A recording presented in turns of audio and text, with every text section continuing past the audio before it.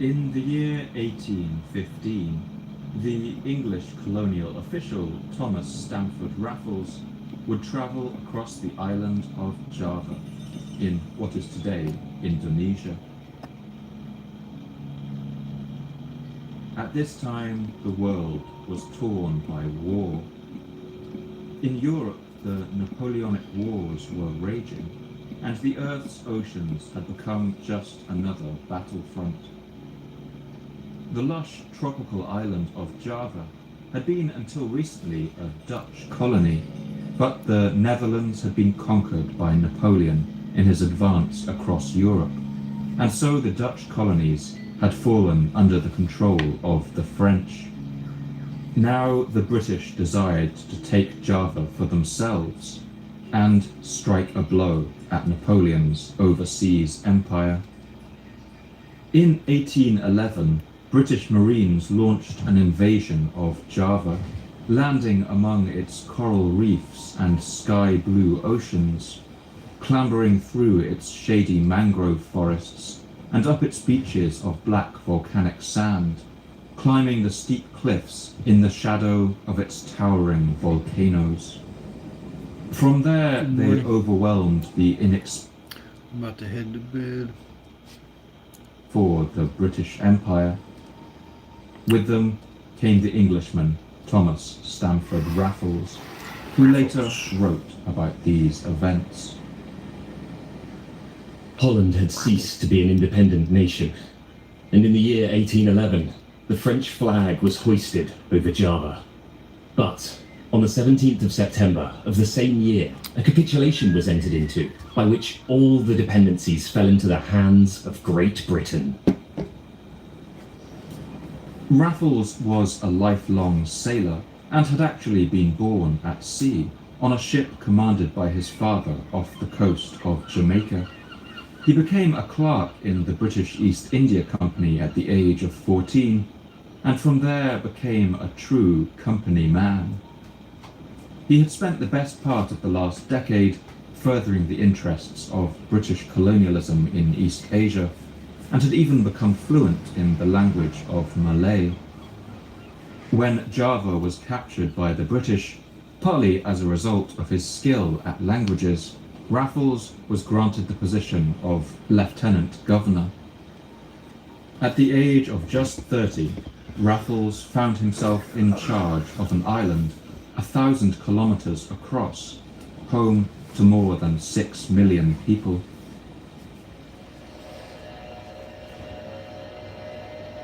Thank you, appreciate you. Raffles was fascinated by Java. He remarked on its dramatic landscape of soaring volcanoes and steamy rainforests, its fertile rice terraces and remarkable culture, as he wrote home to King George III. The gracious permission which I have received affords me an opportunity of interesting your Royal Highness in favour of the amiable and ingenious people whose country they describe. A chain of very high mountains runs along the whole length of Java.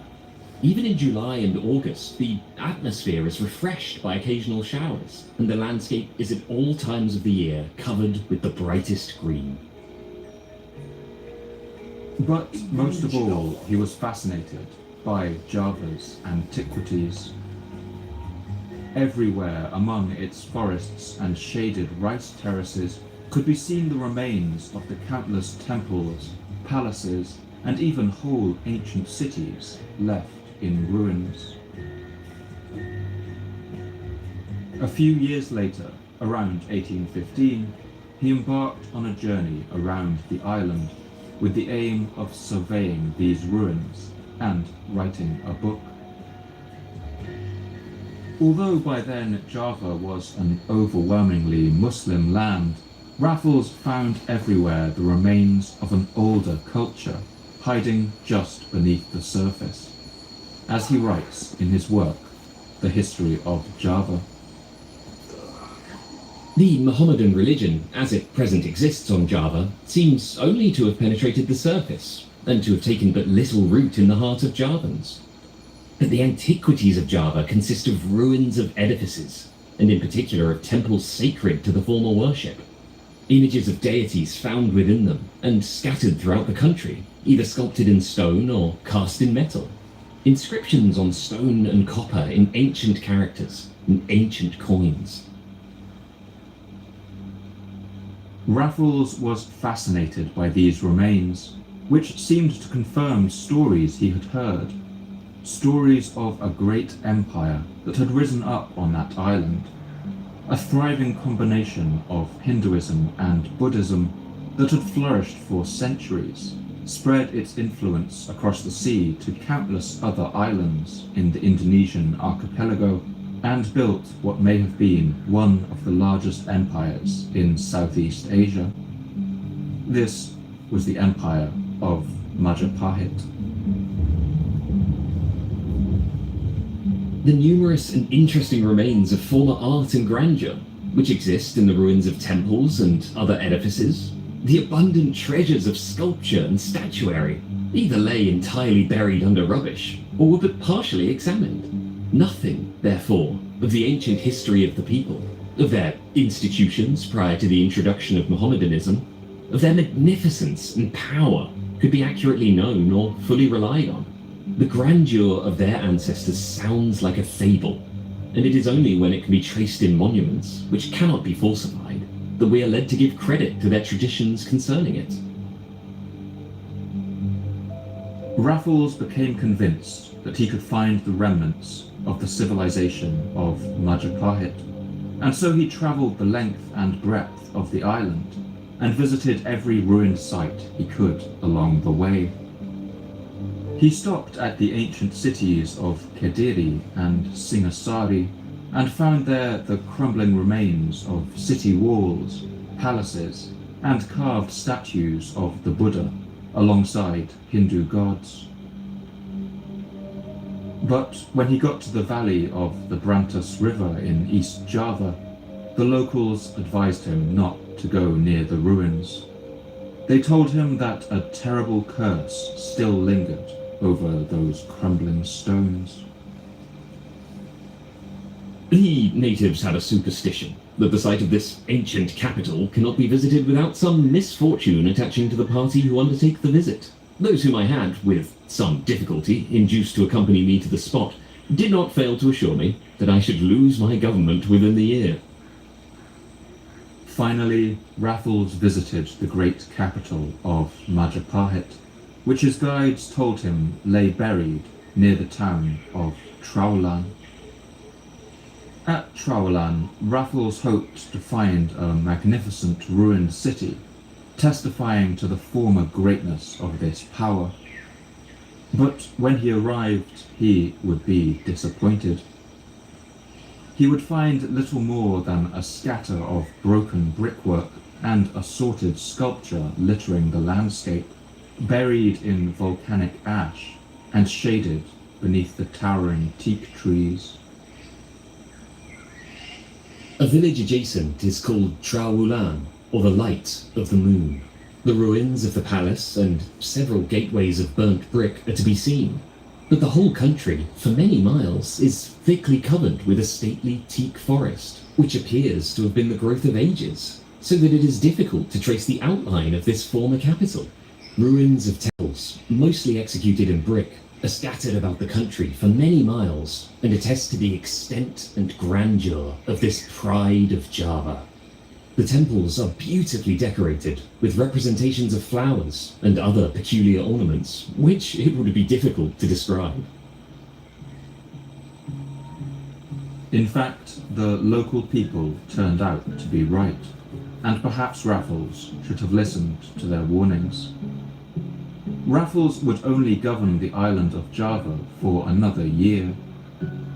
The Napoleonic Wars soon came to an end, and the British returned the colony to the now independent Dutch, relieving Raffles of his post. And he would go on to suffer more misfortune in the years that followed. Just 10 years later, he would have a stroke, likely caused by an underlying condition in the blood vessels of his brain. This stroke would kill him the day before his 45th birthday. As Raffles wandered about those ruins of crumbling red brick at the site of the ancient city of Majapahit, he had no idea that his fate was already sealed by the birth defect lurking in his head. But perhaps that day he thought about life and death as he walked beneath the shade of that teak forest and listened to the calling of koels and myna birds high in the trees. Perhaps he thought about the rise and fall of empires and the changing fortunes of the world. Perhaps he wondered how such a power had risen up on the island of Java and left such a mark on the memories and imaginations of that land's people. Perhaps he asked himself how its people had constructed these temples and palaces, these walls and reservoirs, carved such beautiful and haunting monuments, and then fallen all at once into ruin.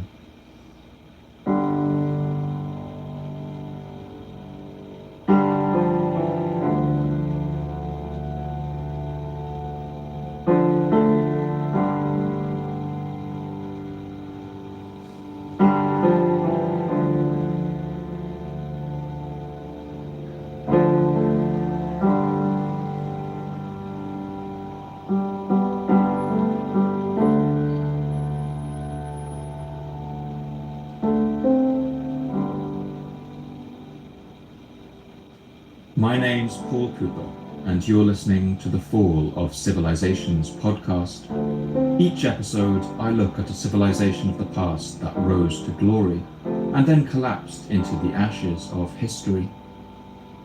I want to ask, what did they have in common? What led to their fall? And what did it feel like to be a person alive at the time who witnessed the end of their world? In this episode, I want to tell the story of the Majapahit Empire of medieval Indonesia. I want to show how this empire of the islands grew up on the volcanic land of Java, and how it beat the odds to survive in a world of medieval superpowers. I want to show how Majapahit expanded its influence and dominion to other lands over the seas, and undertook voyages that have few precedents in history. And I want to show what happened to bring this empire of the islands finally crashing down.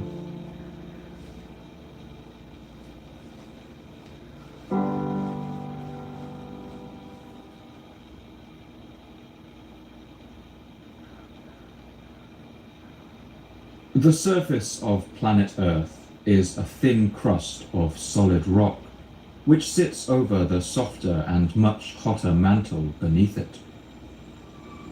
This crust can be as much as 80 kilometers thick in places, and as thin as 10 kilometers in others, and it is divided into 7 major tectonic plates. The largest of these is the Pacific Plate. It is a vast sheet of solid rock, more than 100 million square kilometers in size, that makes up much of the floor of the Pacific Ocean, and which alone accounts for about a fifth of Earth's total surface. The Pacific Plate is made up almost entirely of oceanic crust, which is different to the continental crust that we all live on. Oceanic crust is typically much thinner, but made of denser basalt rock. For this reason, whenever it impacts with other tectonic plates, the Pacific Plate is pushed downwards into the Earth's upper mantle, creating a zone of subduction. And these subduction zones are renowned for their violent volcanic activity. Due to its immense size and density, the Pacific Plate has the most subduction zones of any tectonic plate, and as a result, its borders are the most volcanically active areas on Earth.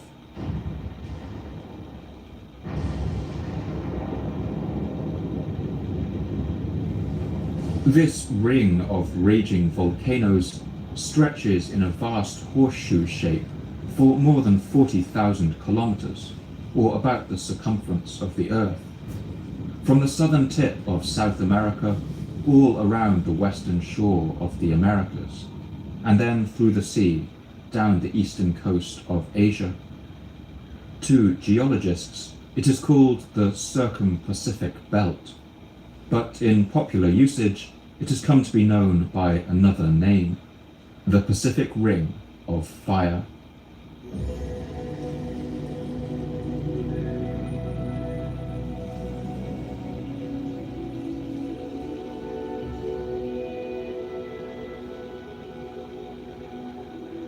The 19th century English geologist George P. Scrope was one of the first to describe this far-ranging phenomenon.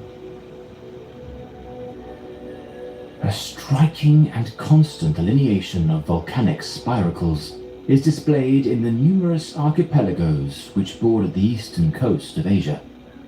Beginning from the peninsula of Kamchatka, Japan, the Luchu, Philippines and Moluccas form a scarcely interrupted linear series of volcanic islands, amongst which many contain vents in habitual activity and bearing marks of recent and extremely violent eruptions. The Pacific Ring of Fire is home to 3/4 of all the world's volcanoes, and 90% of the earthquakes on Earth take place along this line. The Ring of Fire has given us some of the world's most iconic peaks, including the elegant cone of Mount Fuji in Japan, and the violently explosive Mount St. Helens in the United States, as well as the volcanoes of Mount Tambora and Krakatoa, whose 1815 and 1883 eruptions were among the largest in recorded history.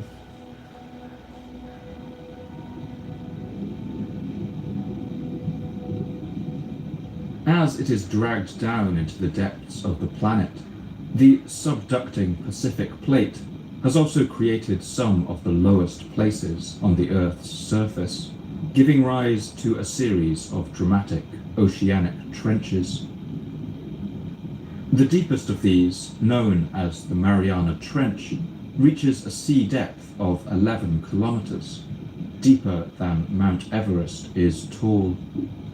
And in the areas where the Ring of Fire passes through open ocean, it has also created a huge number of volcanic islands. As volcanoes erupt under the sea, magma spews out of the planet's mantle and cools on contact with cold seawater into solid rock. Over time, whole islands form around these volcanoes, and on these islands, the lives and deaths and dramas and tragedies of millions of human lives have played out throughout history. Perhaps the region where the Pacific Ring of Fire has had the most effect in sculpting the landscape is in the area of what is today Malaysia and Indonesia. Here, the Ring of Fire has lifted thousands of islands, large and small, from the sea, and this archipelago has come to be known by a name that in Old Javanese meant simply the outer lands. This name is Nusantara.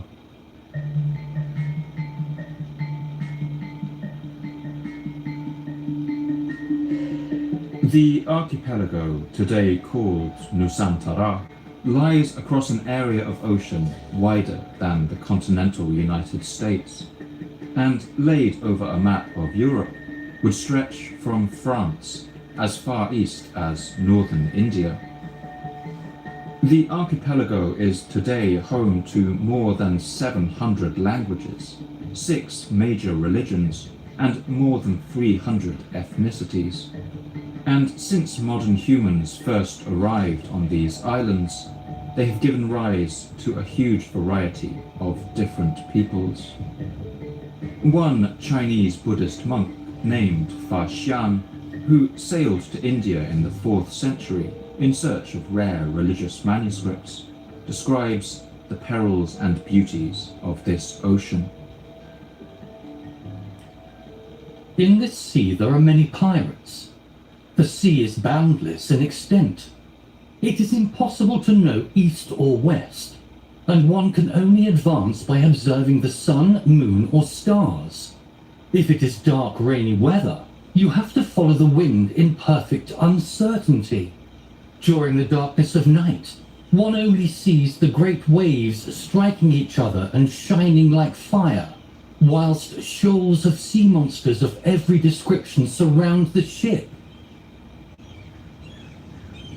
Today, the complex geography of this region can prove confusing to many. As you listen, if you find yourself getting lost in the different names of islands and seas referenced in this episode, it's worth remembering that you're not alone. This is by far the densest region for islands anywhere in the world, and in fact the government of Indonesia itself has struggled to come up with a definitive answer to exactly how many islands there are within its borders. One 2002 study using the satellite imagers Landsat identified more than 18,000 islands, while another 2010 study gave a lower figure, noting that only around 9,000 even have names.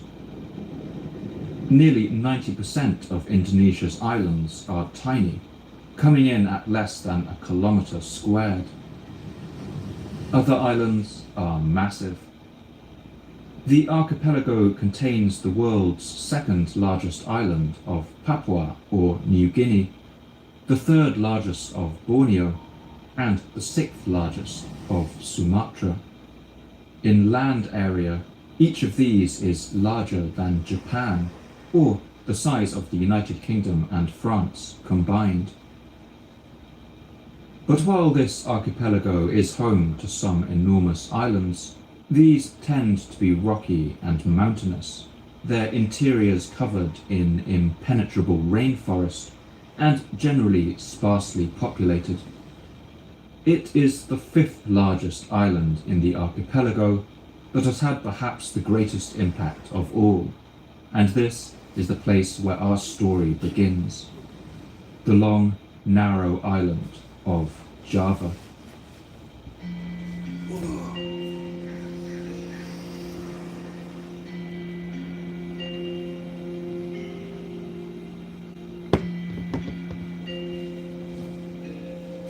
Java is a volcanic island shaped like a cigar, running just south of and roughly parallel to the equator. It's little over 100 kilometers wide north to south, but stretches for more than 1,000 kilometers east to west, and the center of the island is dominated by a rocky spine of conical volcanoes.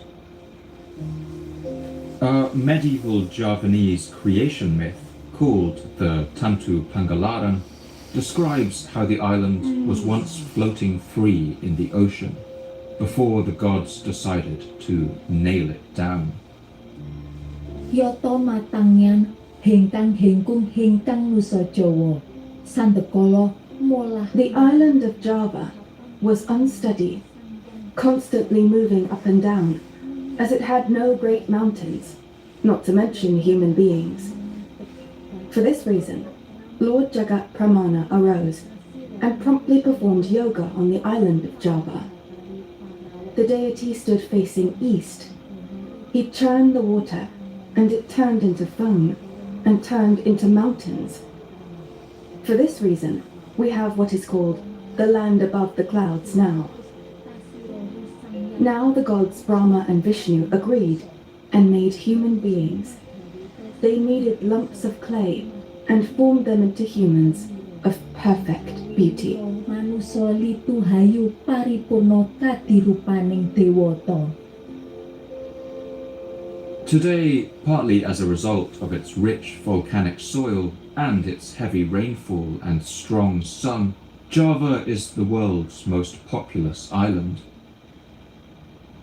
It is home to more than 150 million people, despite its land area being only about the size of England, making it one of the most densely populated places on Earth. More people live on Java than in the whole of Russia, despite it being about 130 times smaller, and its capital of Jakarta recently took the top spot as the world's most populated city. This reputation for abundance goes back to ancient times. The Hindu epic poem, the Ramayana, written around 2,000 years ago, already mentions Java as a place of wealth. The island of Java is decorated with 7 kingdoms, gold and silver islands, rich in gold mines, and a cold mountain that touches the sky with its peak. Even in ancient times, the island had a global reputation. It was prominent enough in the 2nd century that the Greek writer and geographer Claudius Ptolemy included it in his work, Geographia, right at the farthest edge of the known world. He describes an island named Yabadiu, a name which he says means the island of barley, possibly referring to the hardy grain millet, which has been an important foodstuff there for centuries, before the introduction of rice. As a result of its inclusion in Ptolemy's work, the island would also appear in a number of medieval and early modern mappamundi, or maps of the world, although few Europeans could agree on where exactly the island was. In these maps, it usually appears somewhere wedged between Africa and Asia, and always as far away as it was possible to get. But for the people who lived on the island of Java, it was the very center of the world.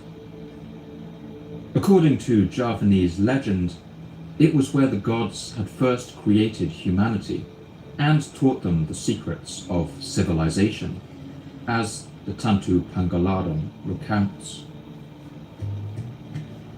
Such were the instructions of Lord Guru to all the gods. They descended to Java. The god Brahma became a blacksmith. The earth served as his anvil, water as his tongs, light as his fire, and wind as his bellows, and the sky as his hammer.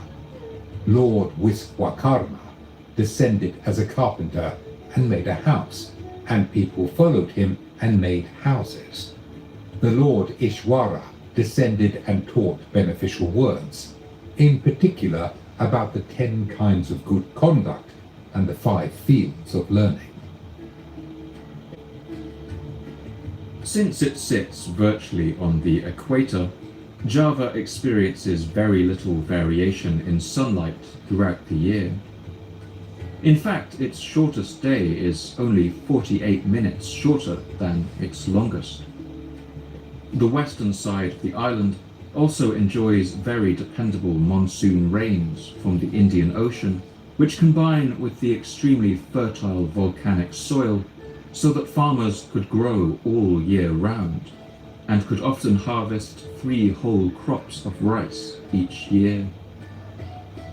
The 14th century Chinese source, the Sungshi, or History of the Sung Dynasty, describes the great abundance of this island. The country is flat and fit for agriculture. Its products are rice, hemp and peas, there being no wheat. Salt is obtained by boiling seawater, and there is an abundance of fish, turtles, poultry, ducks, goats and cattle, which they kill for the purpose of eating. Their fruit are papaya, coconuts, plantains, sugarcane and taro. From about the 5th century on, this vast agricultural potential would give birth to thriving societies, and these would go on to construct elaborate, monumental architecture. For nearly the next 1,000 years, most of these societies would arise in the west of Java. One king of this time, named Purnavarman, left one of the earliest stone inscriptions, carved into a large boulder in the Chiaruten River. The powerful, illustrious, and brave king, the famous Purnavarman of the Taruma Nagara kingdom, whose print of the foot soles are the same as those of God Vishnu.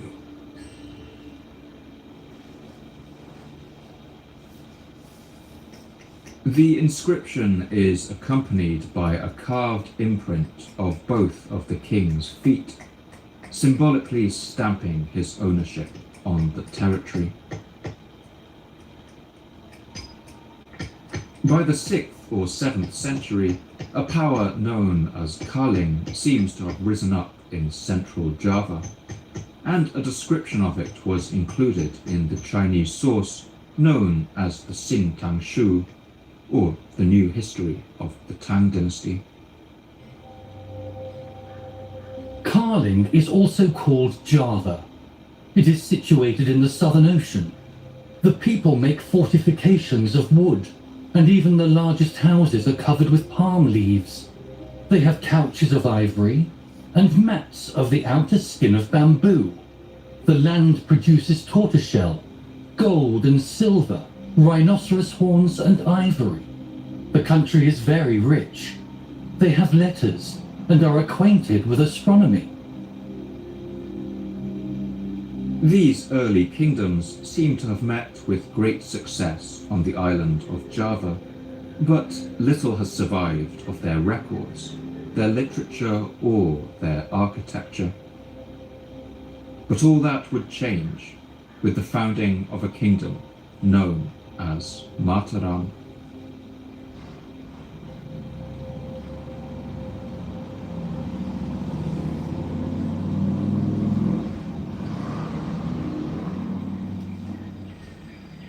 The name Mataram comes from the Sanskrit word matar, meaning mother, and likely meant something like motherland. This kingdom grew up not in the west, but in the highlands of central Java, right in the shadow of the great volcanoes Merbabu and Merapi. The people of Mataram were the first to truly take advantage of this mountainous landscape, and cultivated the steep slopes of this area using concentric terraces of rice fields, fed and drained by intricate systems of canals and stone-lined channels. This kingdom of the mountains was originally Hindu and worshipped primarily the god Shiva, the god of creation and destruction. Living as they did on a land constantly torn apart and remade by the destructive power of the volcanoes, it's no mystery why this god would have held sway in the kingdom of Mataram. But with the rise of a dynasty known as the Shailendras in the 8th century, Mataram began to drift further towards a new religion, Buddhism.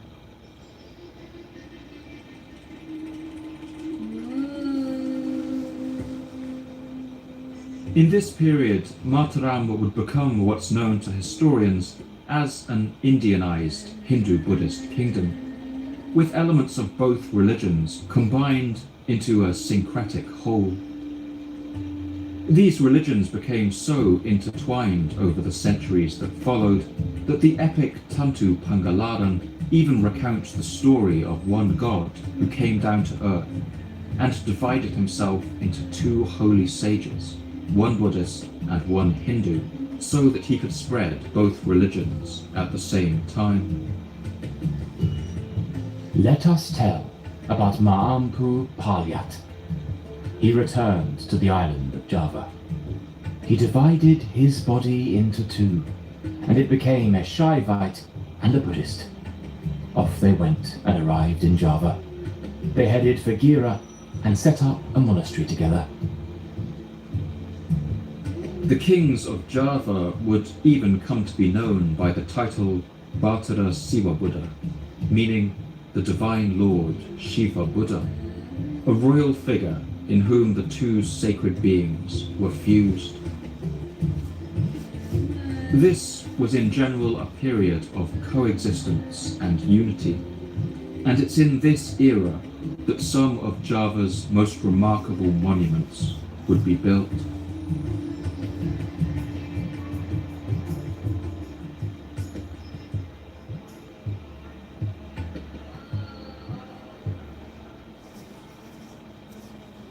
The kings of the mountain kingdom of Mataram were ambitious builders.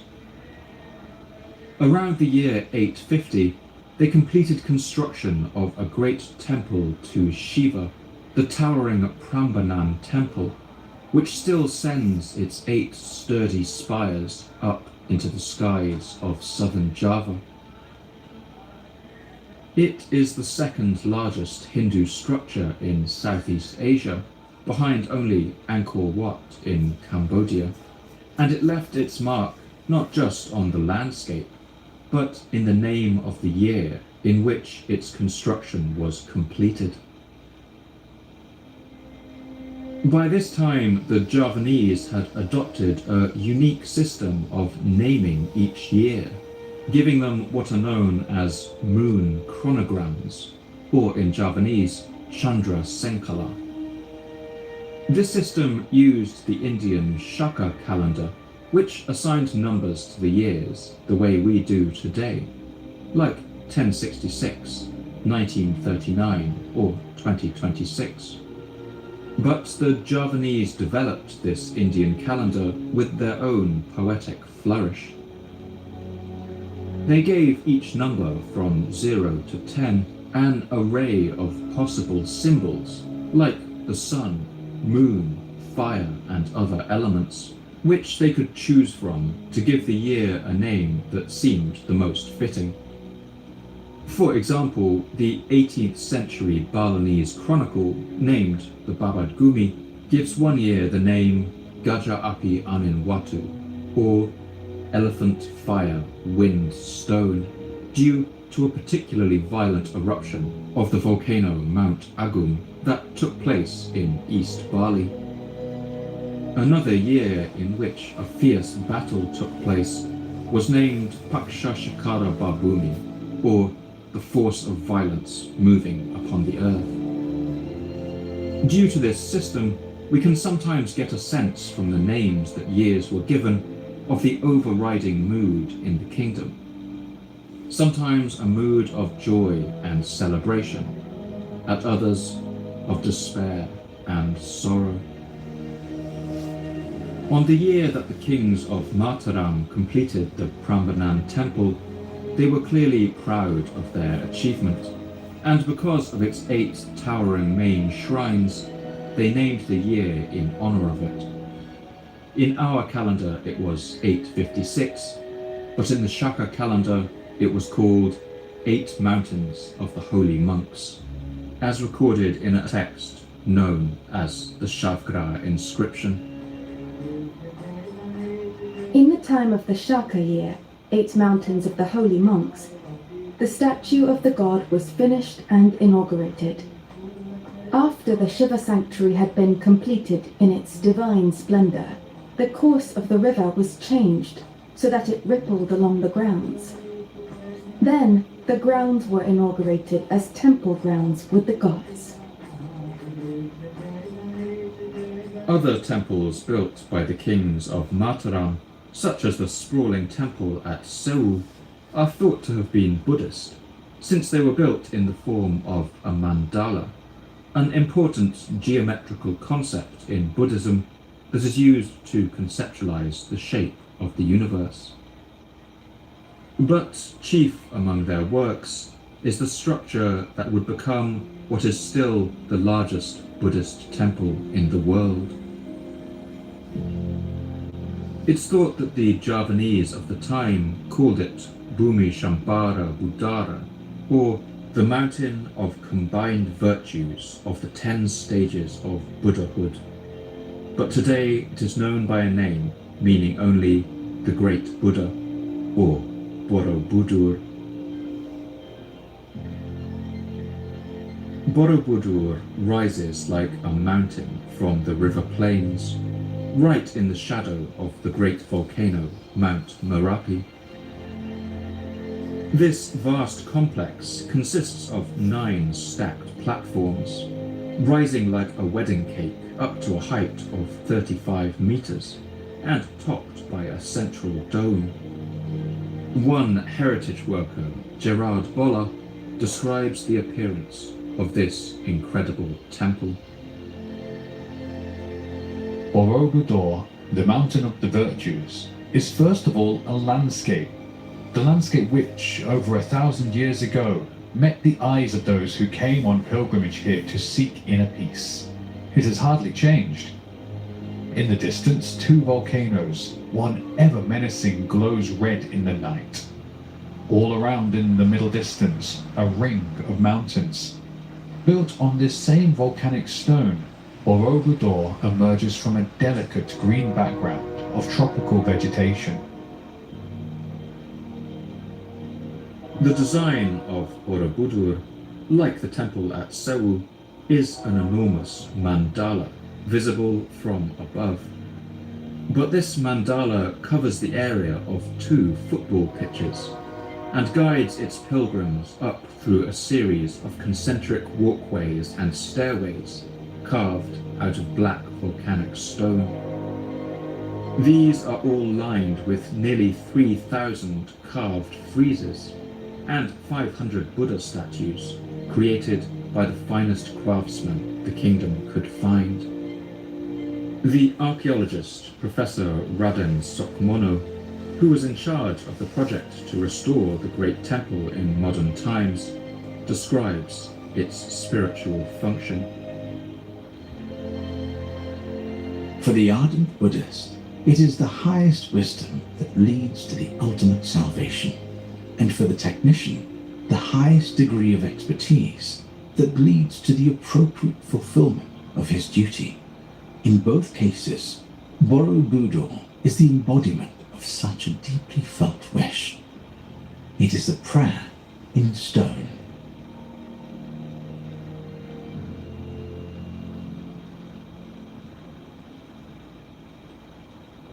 The symbolism of this structure, shaped like a mountain, would likely have been obvious to the early medieval Javanese. The gods had once placed the mountains of Java to secure the island in place and bring stability to the land. Now their king did the same thing, placing his own mountain on the landscape to act as a testament to the lasting stability of his reign. And Borobudur was built to last.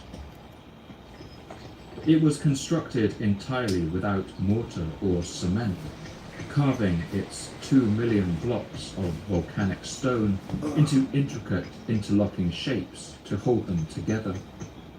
This design has meant that it has largely survived the countless earthquakes that have taken place over the last millennium in one of the world's most seismically active zones. As well as the shifting ground beneath their feet, the builders also had the heavy rainfall of the Javanese monsoon to contend with. For this reason, they equipped the site of Borobudur with more than 100 spouts for drainage, each carved in the shape of a giant or sea dragon, so that when it rained, water would have poured from their mouths. But the most remarkable and haunting feature of this monument is the thousands of reliefs carved all around its galleries.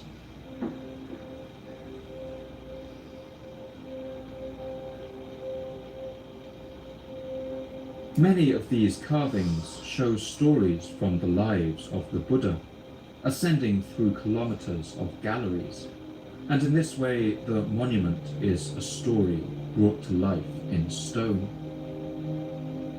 But alongside this religious narrative, others show scenes of simple daily life for all the different levels of Javanese society. In these carvings, we see people carrying woven baskets for winnowing and steaming rice, and stirring milk rice in pots.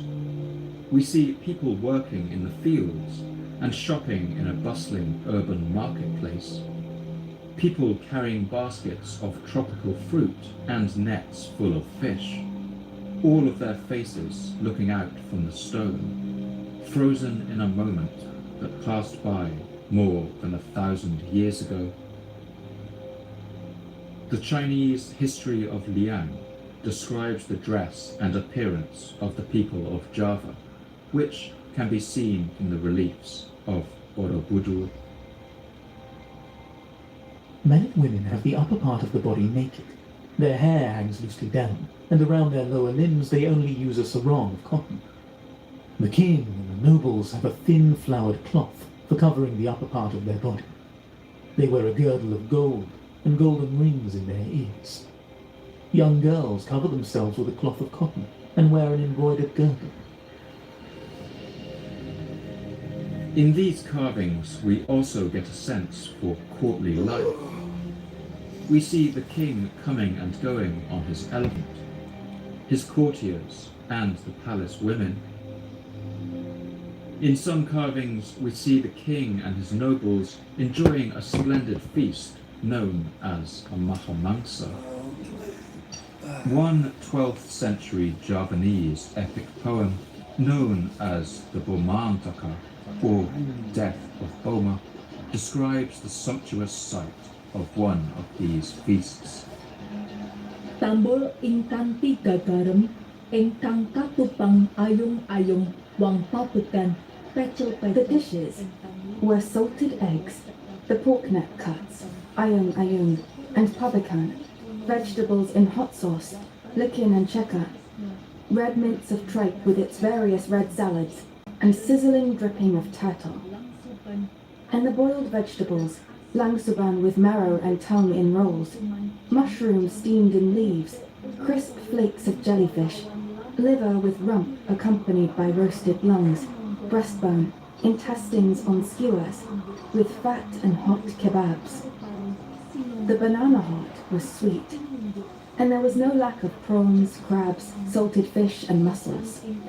Pickled meats, grilled meats, wuku and various skewered meats, doves, pupuk birds, and wild pigeon made them clutch in all directions. manah ingkang anggalap hena ingkang rawan amrek maragi ring aharep.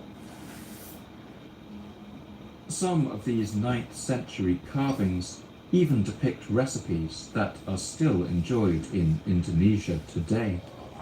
Among them a dish called tumpeng, a tall cone of rice surrounded by side dishes, which is still prepared for special occasions. But one particular feature of these carvings has always captured the imagination of those who visit the ruins. These are the so-called Borobudur ships.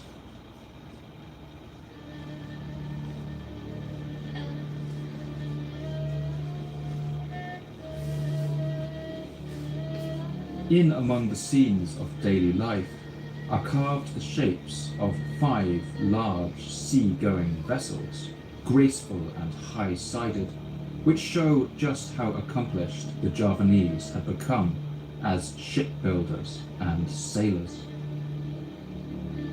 And so it's no surprise that it was around this time that the people of Java began to gain a reputation around the world as traders and pirates. The Javanese of the Mataram period sailed in large ships that were often built from teak. This kind of wood was prized for its strength and its high oil content, which gives it a natural water resistance even without varnishing. and gives it a distinct, rich aroma like fine leather. These ships were built without nails, using only interlocking joints and wooden dowels, and with ingenious arrangements of sails. The 3rd century Chinese writer Wan Chen, in his work Nanju Yi Ru Zhe, or Strange Things of the Southern Lands, describes the sight of these majestic vessels. The people sometimes rig as many as 4 sails, which they carry in a row from bow to stern. The 4 sails do not face directly forward, but are set obliquely, and so arranged that they can all be fixed in the same direction to receive the wind and to spill it. If it is violent, the sailors diminish or augment the surface of the sails according to the conditions. Thus, the ships sail without avoiding strong winds and dashing waves, by the aid of which they can make great speed. To Wan Chen and other Chinese writers, these Javanese ships were so remarkable because China itself would not develop large ocean-going vessels until around the 9th century, or 600 years later. In fact, the Chinese held the ships of these islanders in such reverence that no foreign craft were permitted to sail within range of the main port of Guangdong or Canton, as the 16th century Portuguese diplomat Tomé Pires recounts. They say that the Chinese made this law about not being able to go to Canton for fear of the Javanese and Malays. For it is certain that one of these people's ships would rout 20 Chinese ships. Such is their fear of Malays and Javanese. This fear appears to have been warranted. The inscriptions of the Cham people of Vietnam and the Khmer in Cambodia frequently reference the arrival of fearsome sea-going raiders who are thought to have sailed from islands like Sumatra and Java. One inscription in the Po Nagar Temple in Vietnam describes one such raid in the year 774. Ferocious, pitiless, dark-skinned men born in other countries, whose food was more horrible than corpses, and who were vicious and furious, came in ships, took away the temple statue, and set fire to the temple. The Javanese were in part able to become such successful sailors due to the extremely predictable wind patterns that take place in this part of the world. During the rainy season from December to March, the winds blow in over Java from the Asian mainland in the northwest, picking up moisture over the South China Sea and Pacific Ocean and bringing the monsoon. But during the dry season from April to September, the winds reverse direction and blow from the southeast and the deserts of Australia, bringing dry air and a lower probability of rain. This meant you could travel whichever direction you wanted, so long as you wisely chose your season to sail. As their confidence grew on the waves, we have evidence that the Javanese also undertook some even more ambitious voyages.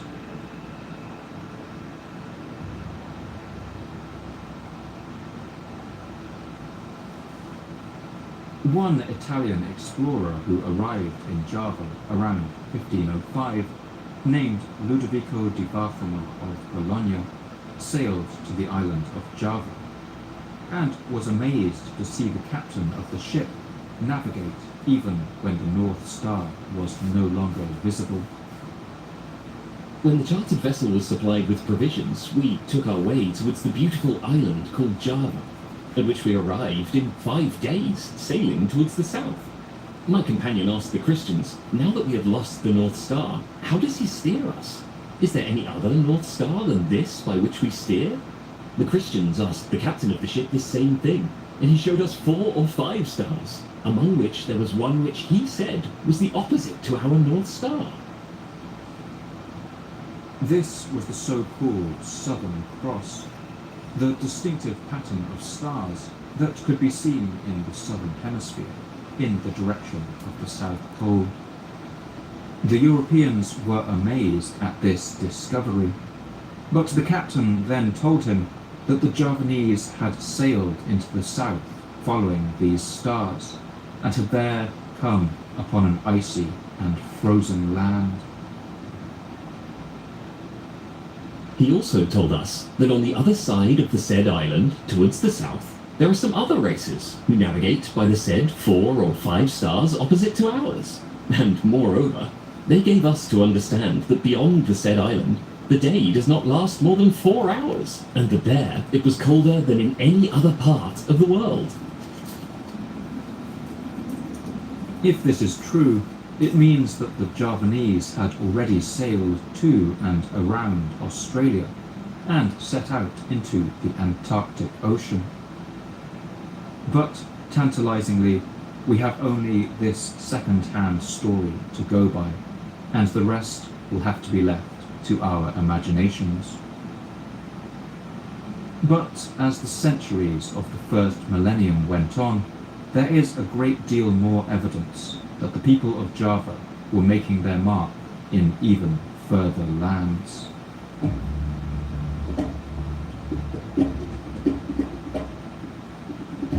7,000 kilometers away on the shores of East Africa, the 10th century Persian writer Buzurg ibn Shariar gives an account of a series of raids undertaken by a people from a faraway land that he calls the Wak-Wak. The Wak-Wak set out with 1,000 ships to launch a determined attack upon the town of Kambala. But they were unable to capture it, for the town was strongly fortified and was surrounded by an arm of the sea, in the midst of which Kambala rose like a fortress. When the people of the African coast eventually came to terms with the attackers, they learned more about why they had come and how far they had travelled. The people of that country demanded why they had come to Kambala rather than to any other place. They replied that it was because the country possessed merchandise of value in the Wak-Wak country and in China, such as ivory, tortoiseshell, panther skins, and ambergris, and also because they wanted to obtain some of the Zenj people, who, being strong men, are able to stand heavy labor. Their voyage, they said, had lasted a year. If the story told by these people be true, this proves that the Wak-Wak Islands are situated opposite to China. The location of these Wak-Wak Islands has long been debated. One clue can be found in the Persian chronicler Ibn Khordadbeh, whose description has made many historians believe that they may have been the islands of Indonesia. East of China are the lands of Wak-Wak, which are so rich in gold that the inhabitants make the chains for their dogs and the collars for their monkeys of this metal.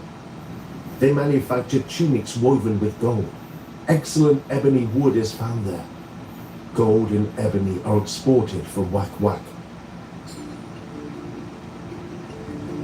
This detail of dogs wearing collars made of gold was also mentioned by early European explorers who visited Java, leading many to conclude that the Wak-Wak really were Javanese. If this story does relate an attack on Eastern Africa by the people of Java, then it shows the extent of their shipbuilding and seafaring prowess, and that they had become a formidable threat for all the peoples who lived around the Indian Ocean. From these raids, they would have brought back gold, ivory, and slaves to Java. But in other places, they didn't simply raid and sail away.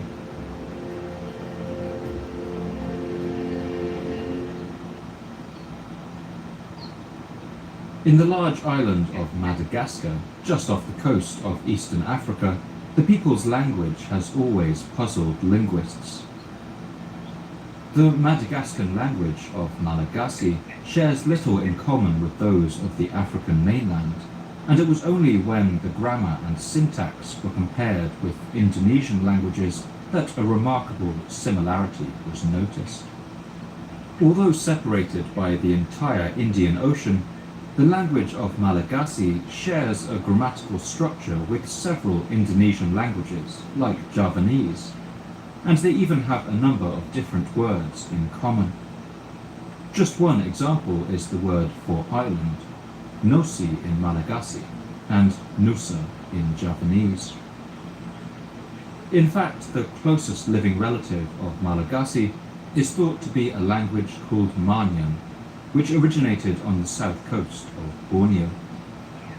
The most modern analysis of mitochondrial DNA in Madagascar has confirmed this connection, and shows that the people there can trace their lineage back to about 30 mothers who arrived on the island from what is now Indonesia. This suggests a single boatload of settlers who had travelled across one of the world's widest oceans to find a new home. They also brought plants and crops with them. Botanists estimate that a full 7% of the plant life on Madagascar today originated in Indonesia. These include bananas, plantains, taro and yams, and all of these were already well established there by the medieval period. In 1602, another Portuguese explorer, Diogo de Couto, described these far-reaching journeys of the Javanese. The Javanese are all men very experienced in the art of navigation, to the point that they claim to be the most ancient of all. It is certain that they formerly navigated to Africa's Cape of Good Hope, and were in communication with the east coast of the island of Madagascar, where there are many brown and Javanese-like natives who say they are descended from them. The Javanese of this period navigated using the stars, but also magnetic compasses and maps written on the bark of the paper mulberry tree. In 1512, only 20 years after Columbus had first reached the Americas, and 12 years after the first Europeans set foot in Brazil, a Portuguese conquistador fighting on the Malay Peninsula captured a sea chart from a Javanese sailor. He was amazed to find that it had already been updated with all the new discoveries that had been made on the other side of the world. As he wrote in one letter to King Manuel I of Portugal, We found a large map of a Javanese pilot containing the Cape of Good Hope, Portugal, and the land of Brazil, the Red Sea and the Sea of Persia, the Clove Islands, the navigation of the Chinese and Japanese, and how the kingdoms border on each other. It seems to me, sir, that this was the best thing I have ever seen, and your Highness will be very pleased to see it. in 2003, a modern team was able to pilot a replica of an old Javanese sailing ship from Indonesia to Madagascar and around the Cape of Good Hope in South Africa, thus proving that this journey was possible with the technology available at the time. But despite its remarkable achievements in architecture and its voyages of discovery, the Shailendra dynasty of Mataram would eventually decline, and all of its grand monuments would decline with it.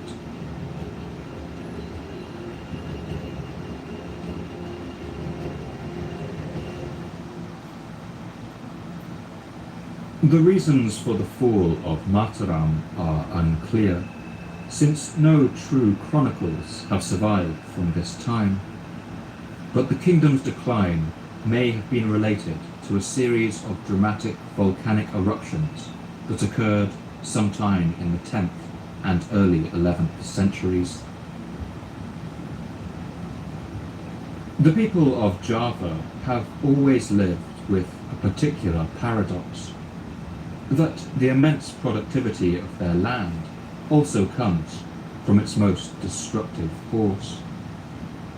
Many landscapes that experience a monsoon season as heavy as Java can suffer from poor soil quality as the seasonal rains wash away topsoil and leach nutrients away. But in much of Java, the hundreds of active volcanoes counteract this effect. Due to the island's particular geology, its volcanoes are especially beneficial for the soil, filling it with minerals like magnesium, potassium and phosphorus that plants thrive on, all blasted out of the depths of the earth itself. Volcanic soil is also uniquely porous and retains moisture exceptionally well, while allowing air circulation for plant roots. But of course, a volcano is a violent phenomenon. When they erupt, they scorch the earth with pyroclastic flows, spew lava, and rain huge boulders down from the sky across a large area. This poses an obvious problem, that the areas of the greatest agricultural productivity on the island were also the most dangerous.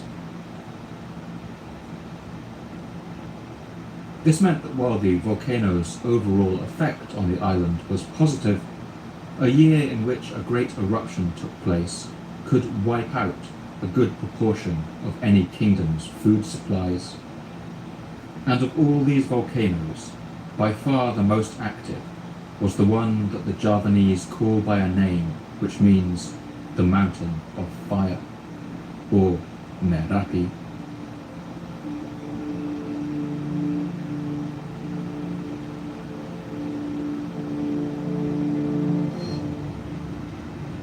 Rising to nearly 3,000 meters, or 10,000 feet, Mount Merapi is the most active volcano in the whole of Indonesia, and is considered one of the most active and dangerous in the world. It has erupted regularly for at least the last 500 years, with small eruptions occurring every 2 to 3 years, and larger ones every 10 to 15. Then, every few hundred years, the mountain explodes in a truly catastrophic fashion. The Javanese chronicle, the Babad Tanah Jawi, records the devastation caused by one eruption of the great Mount Merapi that took place in the 16th century. Then Mount Merapi erupted with fire. It made a terrifying, thundering noise. A rain of ash fell. A volcanic mudflow ran down the Ompak River. Big rocks rose from the flow and landed on the land. When the piles of wood on the Gunung Kidul mountains were set on fire, the mountains became a blaze of fire. The Gom Kiai Bichak was beaten ceaselessly. All tried to save their lives and ran in all directions. Added to this obvious physical destruction, the Javanese also held the volcanoes in great spiritual reverence, and viewed eruptions as signs and portents from the gods. After the deaths of great kings, Javanese chronicles often describe the mountains rumbling in mourning. At the death of His Majesty, the wailing in the palace was as loud as thunder. Mount Merapi rumbled, joining in with the sound of a rainstorm.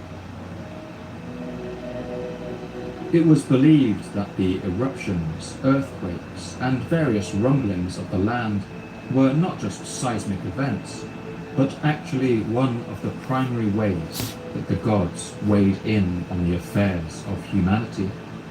For this reason, their timing could have real life or death consequences.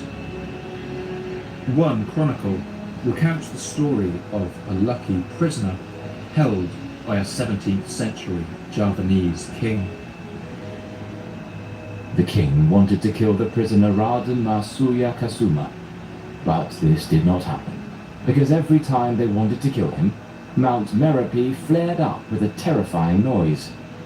In the end, the man was set free and promoted and given the lordship of 1,000 rice fields.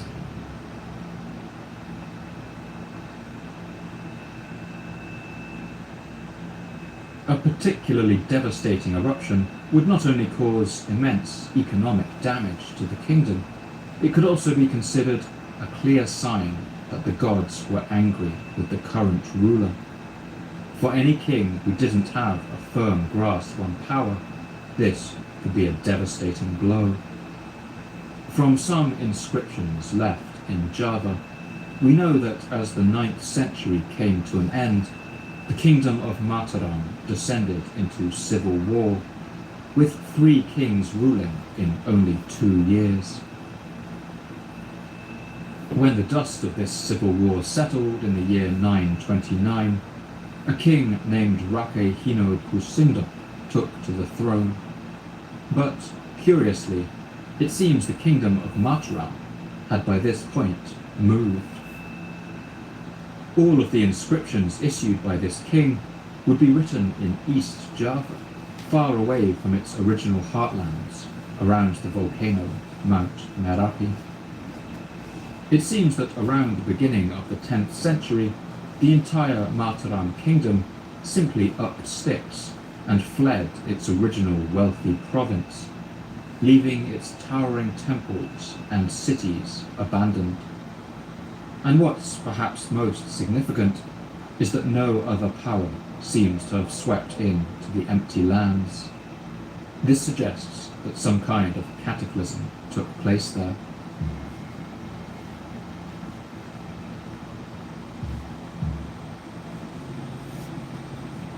Archaeological evidence shows that the early 10th century layer of human occupation at the Great Temple of Borobudur, for instance, is sealed by up to half a meter of volcanic ash, suggesting a major eruption. The peoples of this land were no strangers to erupting volcanoes, so we can imagine that it must have taken one of particular violence, or a series of eruptions taking place in frighteningly quick succession to cause the wholesale abandonment of this kingdom and its re-establishment hundreds of kilometers to the east. One inscription, known as the Puchangan stone, describes a kind of disaster sweeping the land. In the time of the great catastrophe that overwhelmed the island of Java in the Saka year 928, when King Warawari came forth from Waram, the whole of Java seemed transformed into a single raging sea. Many of the foremost men of the realm perished. Chief among the dead was the divine king. Unfortunately, the exact dating of volcanic eruptions is difficult, and it's hard to say whether this was truly the cause of Mataram's downfall. But whether from volcanic causes or not, it's clear that for one reason or another, life had become unlivable for the people of Mataram in central Java. The kingdom eventually reached a level of stability in its new home in East Java, away from the destruction it had faced. But its confidence in itself and in the gods' approval of its rulers had been fatally reduced. Within a century, the remains of Mataram was facing destruction, now at the hands of human enemies.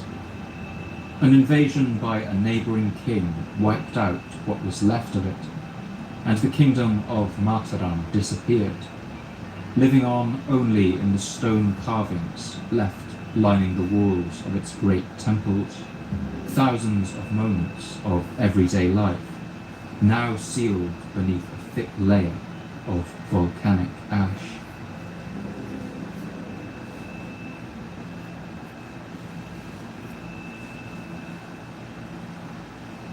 After the fall of Mataram, a number of successor kingdoms would rise up. In the 11th century, much of Java was reunited again under the rule of a king named Airlangga, whose name meant he who leapt over the water. He was born on the small island of Bali and crossed the sea to Java as a young man. The Puchungan stone describes how this king was spared from the destruction that swept the land during the fall of Mataram. At that time, His Majesty was only 16 years old, still too young to have mastered the art of war. Yet because he was the very manifestation of Vishnu, all the gods protected him from being swept away by the great destruction. Airlangga would rule successfully for several decades, but when he died, the land divided again. The kingdom that would truly give birth to Java's golden era was named Singasari. Singasari derived its name from the Sanskrit word Simha, meaning lion, and this lion kingdom was founded by a king named Ken Angrok.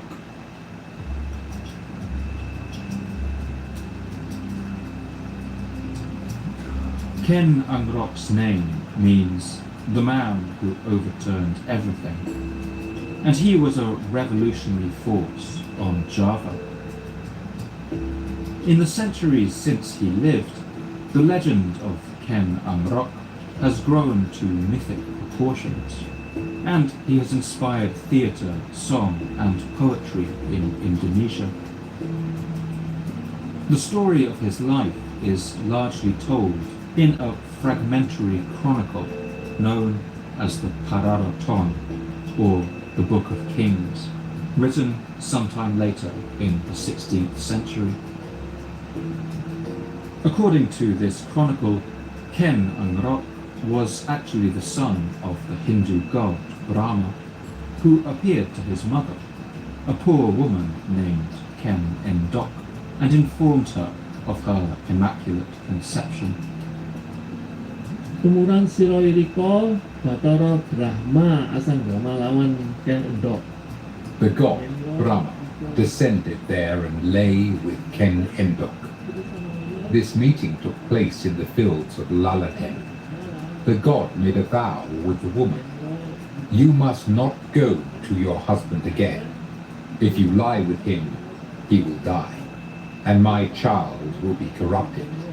That child is named Ken Angrok, and he will one day rule the land of Java. With that, Brahma vanished. Iku tembe kang amutar bumi Moktoh sira Bathara Brahma. The woman held true to her word, and soon Ken Angrok was born. But the family was extremely poor and couldn't provide for the little boy. His parents abandoned him in a grave, but he was found by a common thief named Lembong, who was perhaps plundering the graveyard for valuables. Bukasan hus genep leting rare metu rare lain. When her time was full, she gave birth to a boy. Ken Endok abandoned him in a burial ground for children. Not long after, a thief named Lembong wandered into the same place. There he saw something glowing. Drawn to it, he heard the sound of a child crying. When he came closer, he saw that the light was coming from the child himself. Lembong picked him up, carried him home, and raised him as his own son. Sinambut ing ban, binakto mantuk, dan aku okot dari Lembong.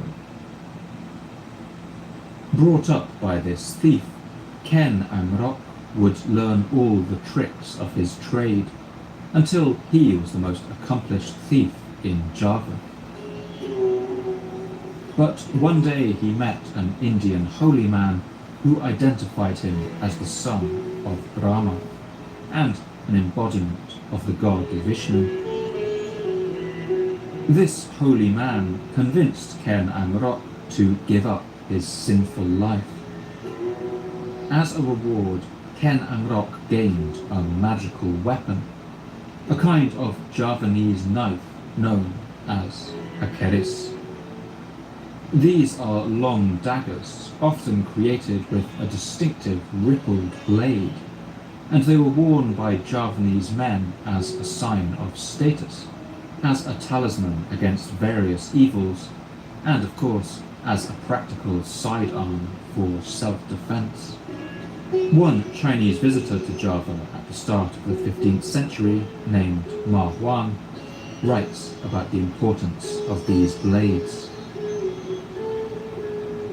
From little boys of 3 years to old men of 100 years, they all have these knives, which are all made of steel, with most intricate patterns drawn in very delicate lines. For the handles they use gold, or rhinoceros horn, or elephant's teeth, engraved with representations of human forms or devil's faces, the craftsmanship being very fine and skillful. With this magical sword by his side, Ken Amrock rose to prominence in Java, and eventually, through the overwhelming force of his various virtues, became its king, as the Pararaton describes. Kemudian sila Ken Amrock inaswaken prapuring gumatal. Not long afterwards, Ken Amrock was acclaimed as king of Pamapel. His realm was called Singasari. His enthronement was witnessed by learned men of both the Shaivite and Buddhist traditions of Kediri. Those who had once shown Ken Amrock kindness in his days of hardship were summoned, granted protection, and generously rewarded for their loyalty. Pinulung peniro inales kawilasane. Not everyone easily accepted the rule of this commoner. In the nearby rival kingdom of Kediri, the king was named Dandang Gendis, and he refused to accept Ken Amrock as his king. Dandang Gendis gathered his armies and marched to fight Ken Amrock, but he was no match for the divine power of the god made man.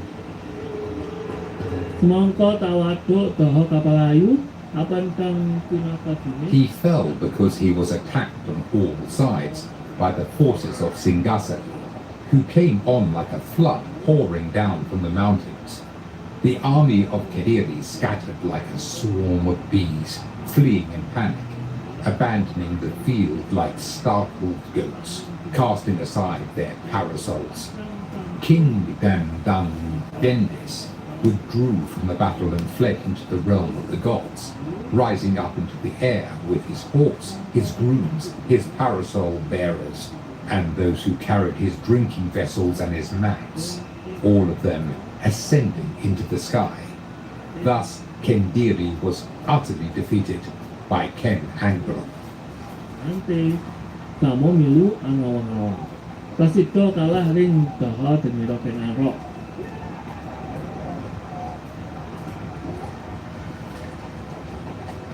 Needless to say, this section of the Pararaton Chronicle is considered to be largely mythical and reflects the propaganda of this king's new regime.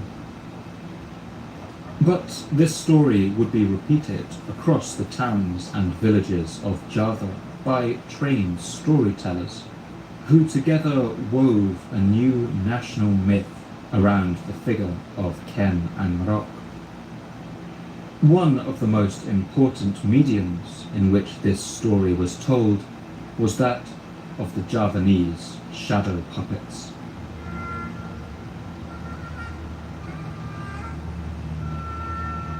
The exact origin of Javanese shadow puppetry is a mystery, but it's clear from a number of oblique references in Javanese literature that it was already a well-established practice by at least the 10th century. This form of shadow theatre is known as wayang.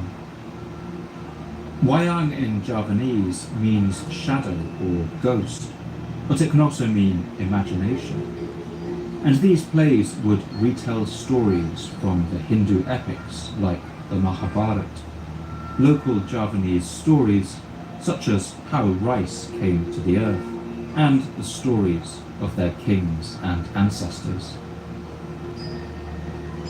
The Chinese visitor to Java at the beginning of the 15th century, Ma Wan, describes witnessing these performances.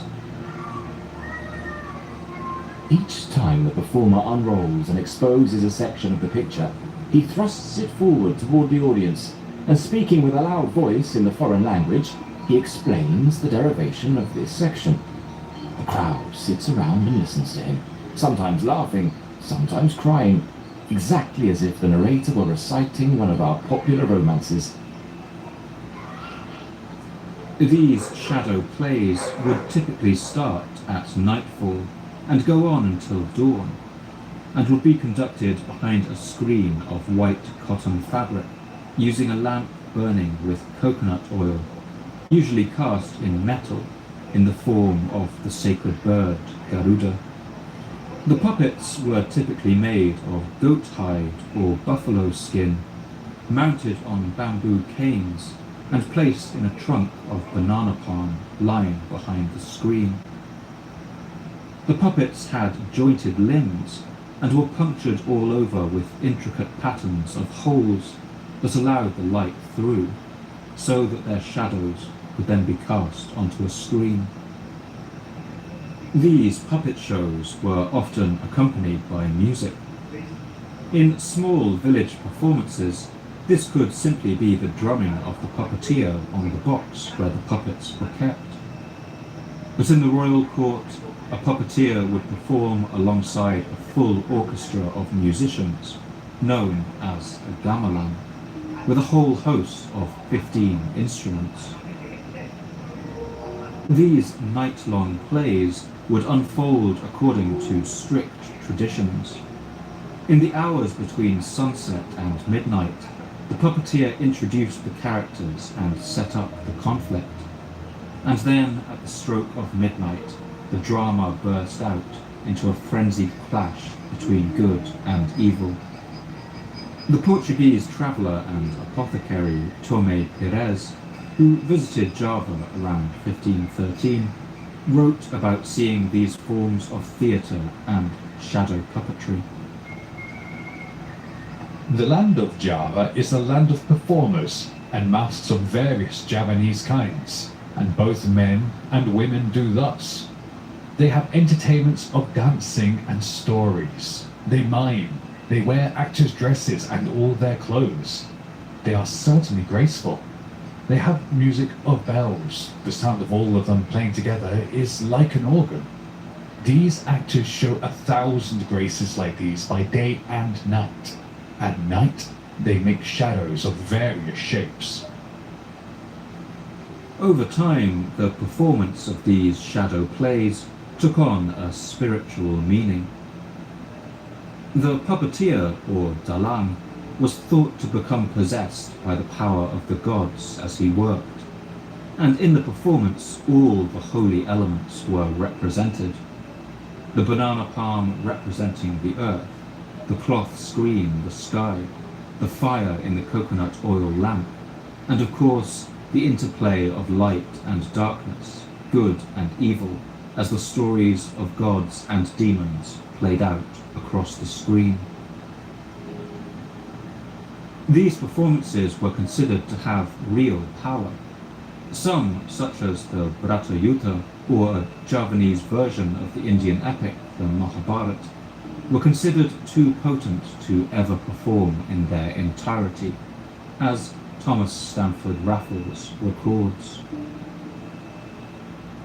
Although the Wayang may represent any portion of the Bratayuda, there is a prevalent superstition that a great war will be the inevitable consequence of performing at one sitting the whole of this poem.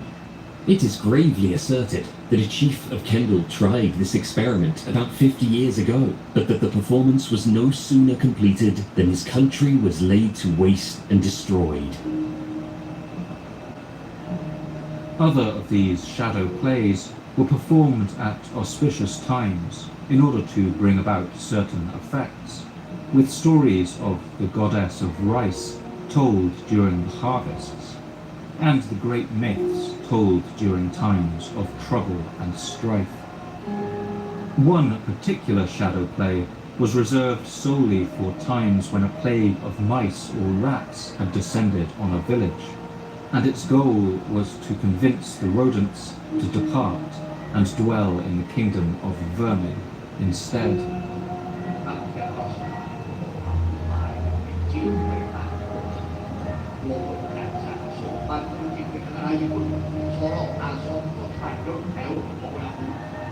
Over the next centuries, the story of Ken Angrok, the first king of Singasari, would be told again and again in these kinds of performances, and would take on more and more fantastical elements. And for that reason, it's impossible to say definitively which parts may have a grain of truth to them. But it's likely that some elements are true. That Ken Angrok was a common man of uncertain birth and lineage. That he had been a thief or brigand of some kind. That he rose to power in the kingdom in a violent upheaval and crushed the nearby kingdom of Kadiri in open battle. But after he comes to the throne, the tone of the chronicle shifts and becomes more grounded in historical reality. Many events recorded during his reign are dated, and so this second half of the chronicle is considered to contain more historically verifiable information.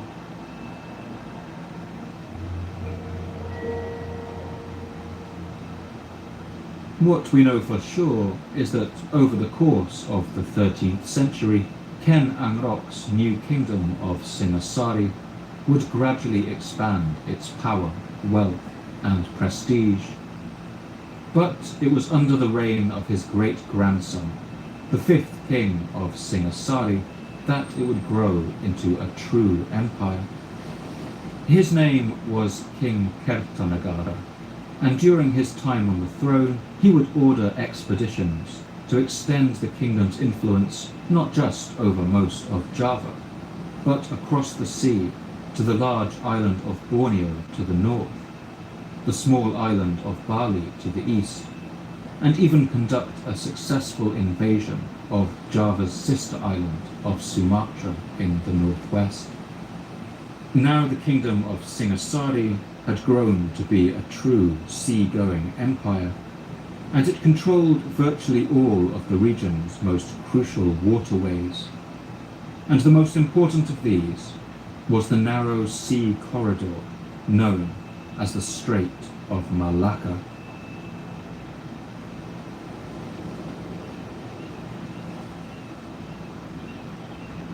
The Malay Peninsula is a long body of land that stretches southeast from the southern edge of the Asian continent, where Thailand meets Malaysia.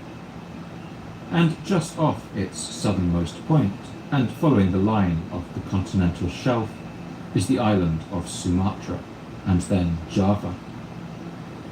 Together, these form a sea wall of more than 3,000 kilometers that stands between the Indian Ocean and the South Pacific and South China Sea. In this massive wall, there are only two narrow gates. The southerly one, known as the Straits of Sunda, and the northern one, the Straits of Malacca. The American sailor and writer Herman Melville, writing in the mid-19th century, describes the site of these straits. Those narrow straits of Sunda stand midway in that vast rampart of islands, like the central gateway opening into some vast walled empire. The inexhaustible wealth of spices and silks and jewels and gold and ivory with which the 1,000 islands of that Oriental Sea are enriched are thus guarded from the all-grasping Western world. For much of history, it has been the wider and deeper Strait of Malacca that has been used most heavily. In fact, today it is the busiest shipping channel in the world, seeing nearly 100,000 ships pass through it each year. Around a quarter of all global trade passes through this narrow waterway, where the massive cities of Singapore and Kuala Lumpur are today located. And in the 13th century, during the time of the Singasari kingdom, this waterway was no less crucial or lucrative. Around the year 1515, the Portuguese diplomat Tomé Pires passed through the Yemeni port of Aden on the Red Sea, and wrote that goods transported thousands of miles from Malacca featured prominently in the city's markets, where merchants would carry them on to Egypt, and from there into Europe.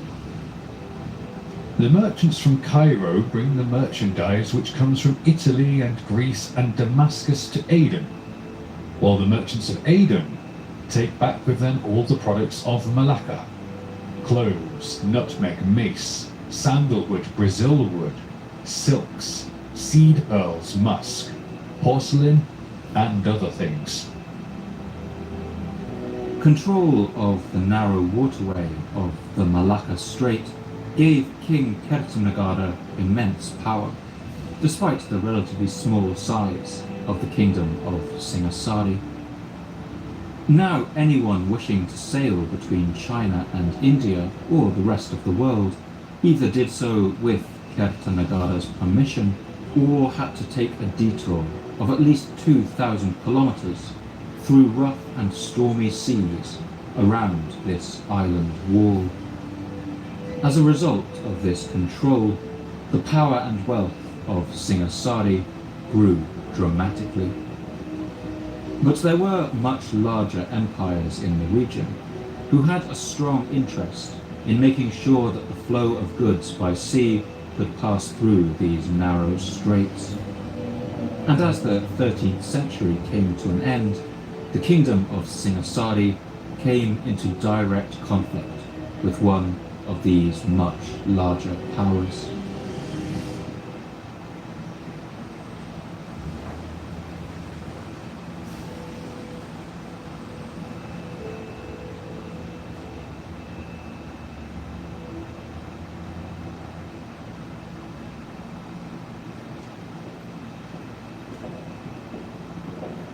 In the year 1289, King Kertanagara of the Javanese kingdom of Singasari received a group of ambassadors at his court. They came finely dressed, haughty and proud, and said that they had come to speak on behalf of the world's most powerful man. That was the Mongol Emperor of China, Kublai Khan.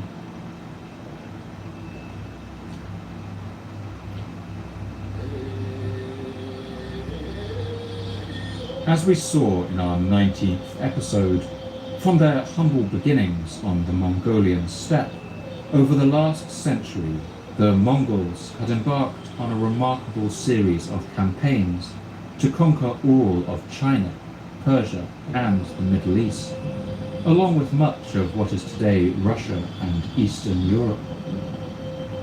Founded by the warlord Chinggis Khan, the Mongol Empire was the largest contiguous land empire in history, and combined the speed and power of Mongol horsemen with the craftsmanship of Persia, and the ingenuity and manpower of China.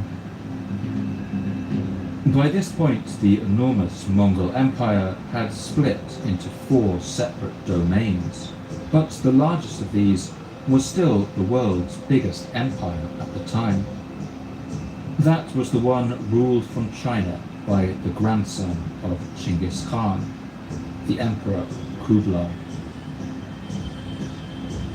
This hybrid Chinese-Mongolian power was known as the Yuan dynasty. But by this time, the empire had begun to struggle.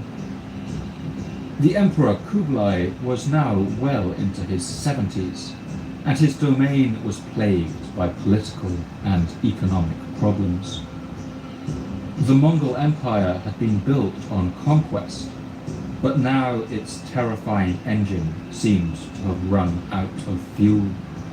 8 years earlier, Kublai's forces had, for the second time, failed to capture a foothold on the islands of Japan. His invasions of Burma and Vietnam had also fizzled out, with the Mongol forces struggling in the tropical heat.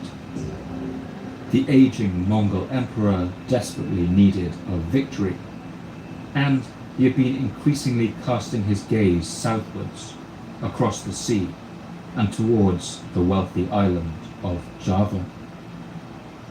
The Chinese chronicle, the Yuan Shi, or History of Yuan, describes this strange and faraway land. The customs and products of this land are not much known, but as a rule, the barbarian countries over the sea produce many rare and valuable things, which fetch a high price in China. The inhabitants are strange, and their nature and speech are not understood by the Chinese. By that time, Java's king Kertanagara had been defying Kublai Khan for nearly a decade. 2 previous ambassadorial visits to his court had been sent home without any tribute for the Mongol Khan, and the defiance of this small island was beginning to make the empire look weak. For this reason, in 1289, Kublai sent a new party of envoys to Java to meet with the king and give him a final ultimatum. They demanded that King Kertanagara swear an oath of fealty to the Mongol emperor, pay him a hefty tribute, and send members of his royal family to the Mongol court in China to act as hostages.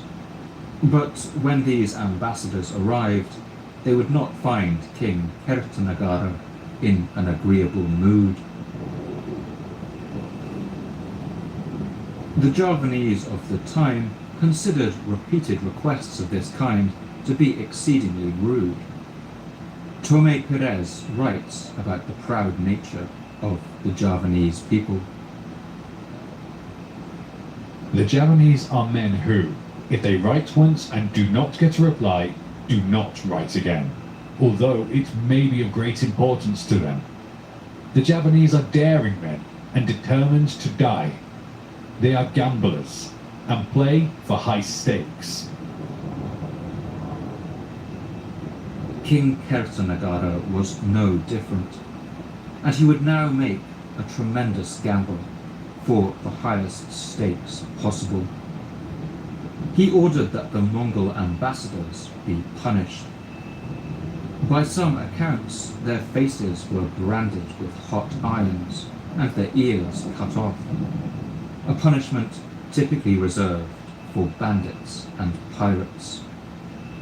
We can only imagine the rage of the Mongol Emperor Kublai Khan upon hearing this news and seeing the mutilated faces of his ambassadors. The history of Yuan describes what happened next.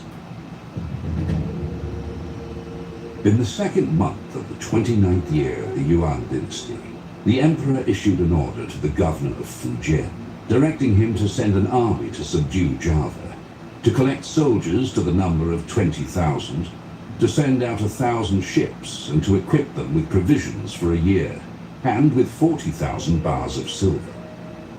The emperor said to them, When you arrive at Java, you must clearly proclaim that they have lately cut the face of the imperial envoy, Mong Chi, and that you have come to punish them.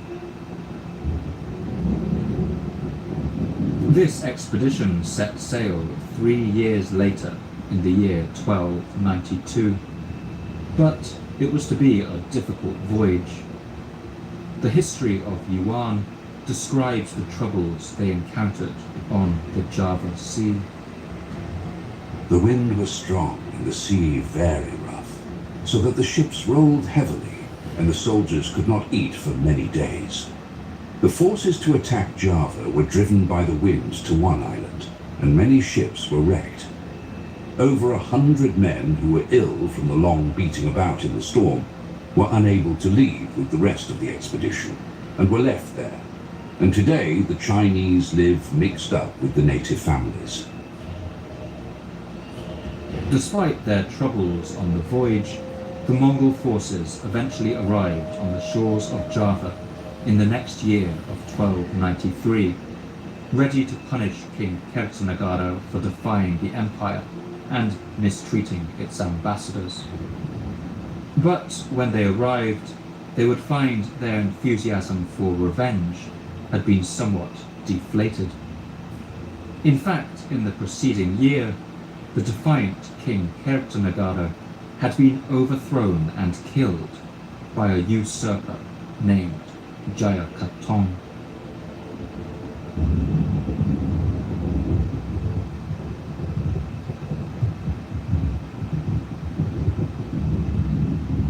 Jayakatong was the ruler of a city called Kediri, which controlled a province covering much of central Java. For a long time, Kediri had actually been the predominant power on the island, but after its king Dandan Gendis had been defeated in battle by the hero Ken Angrok, Kediri had been eclipsed by the rise of Singasari.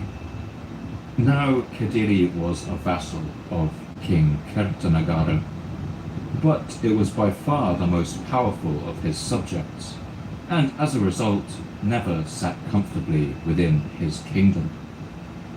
The epic poem, the Deshavarana, describes the new ruler of Kediri, Jayakatong, as cunning and malevolent. Wonten Kamantaraja Prakacito Jayakatwan Nama Puhako. Nakan Bumi Kati. There was a vassal king, a villain known by the name of Jayakatong, who there, in the land of Kediri, desired to replace the king and was outstandingly clever at laying schemes. Nakan Bumi Katriyopi Tumiliha Utusamre Pirapiro. At the time, the majority of King Kertanagara's forces were away from Java, fighting to increase his territory across the sea in Sumatra. And so Jayakatong saw his chance. According to the Pararaton, or Book of Kings, Jayakatong was encouraged to seize the opportunity by one of his allies, who sent him a thinly veiled message. Unining sawalan, pukulan, pate aji matur ing patuko aji, anang ke patuko aji. The secret letter said, "My lord, I respectfully tell you, if His Majesty has any consideration and desire to hunt, now His Majesty has the chance to so hunt. It will be the best and the most opportune moment. There is no danger. There are no tigers, wild buffaloes, nor snakes, or even thorns. There is only one tiger, but it has no teeth." Sambutan pantingipun, muwah ulamipun, ringipun, wonten mancanipun, angin kuku. Urged on by this coded message, King Jayakatong rose in rebellion. His city of Kediri was not far from the capital of Singasari, but it was on the other side of a number of towering volcanic cones, Mounts Kelud, Arjuna and Kawi. To strike at Singasari and depose the king He could either march north through the easier territory of the northern plains, or south through the rugged hill country, riven by gorges and ravines. The cunning Jayakatong considered his options and came up with a plan. In 1292, alarming news reached King Kertanagara's court. Messengers would have burst into his throne room and breathlessly told him that an army had been seen rampaging through the farmland to the north, flying the distinctive white and red banners of Kadiri. They had taken the toothless tiger, King Kertanagara, completely by surprise.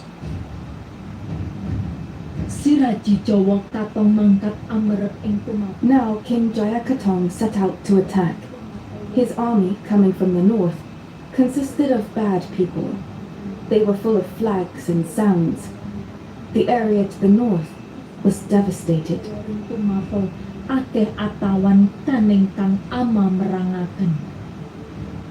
Dismayed at the destruction, the king appointed one of his son-in-laws to lead what forces he had remaining in Java, a man named Raden Vijaya. This young man marched north with the remains of the royal army and met Jayakatong's rampaging forces in battle, as one Javanese inscription carved at a place called Kudadu describes. When King Jayakatong's troops reached the village of Jasun Wungkal, King Kertanagara sent his son-in-law, Raden Vijaya, to fight the enemy. After the battle, the enemy fled while suffering a great loss. Seemingly, they disappeared forever. Raden Vijaya had succeeded in the north and defended his father-in-law's kingdom, which he was set to one day inherit. But now the true strategy of Jayakatong was revealed. While this loud northern force had been burning and sacking their way through the north of the kingdom, a much larger second force had also advanced in the south.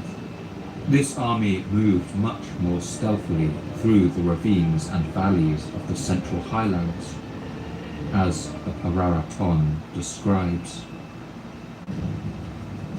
Then, a large army descended from Kediri, coming from the banks of the Aksa River, heading towards Lahore. They were not allowed to carry flags or make any noise. Upon arrival at Sidabawana, they headed straight for Singasari.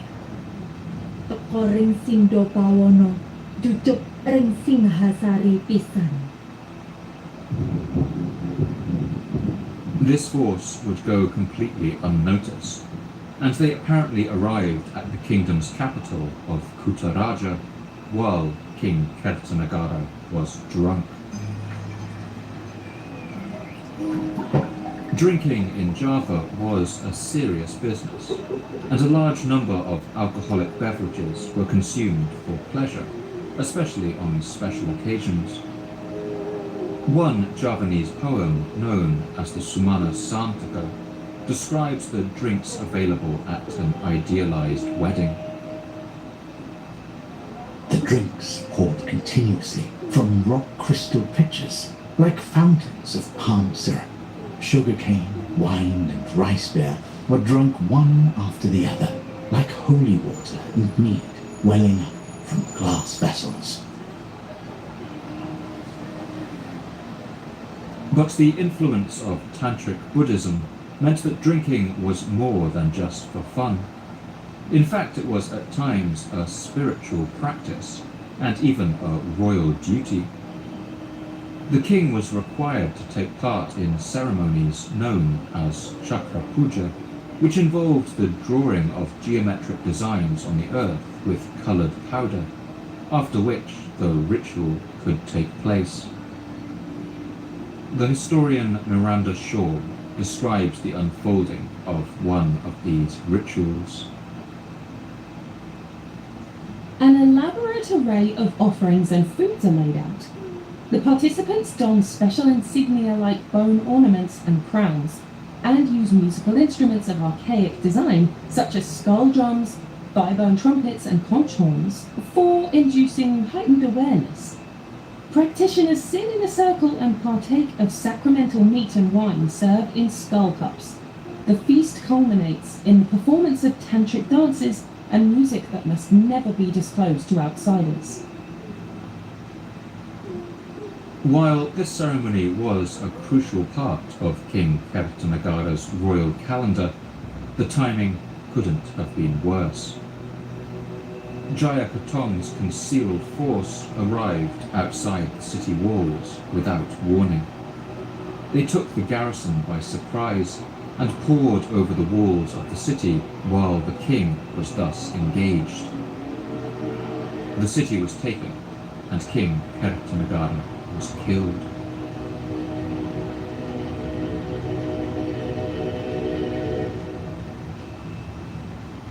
The king's son-in-law, Raden Vijaya, was still celebrating his victory in the north, and he must have been distraught when the news reached him. He had won his battle, but lost the war, and now everything he had stood to inherit had also been taken by the usurper Jayakatong. Raden Vijaya now retreated to the rainforests of the northeast and left the capital and the throne in the hands of the rebel Jayakatong. The city of Kusaraja, the heart of the Singasari kingdom, was looted and depopulated, and many of its people taken back to Kediri. Others simply fled into the safety of the countryside and never returned.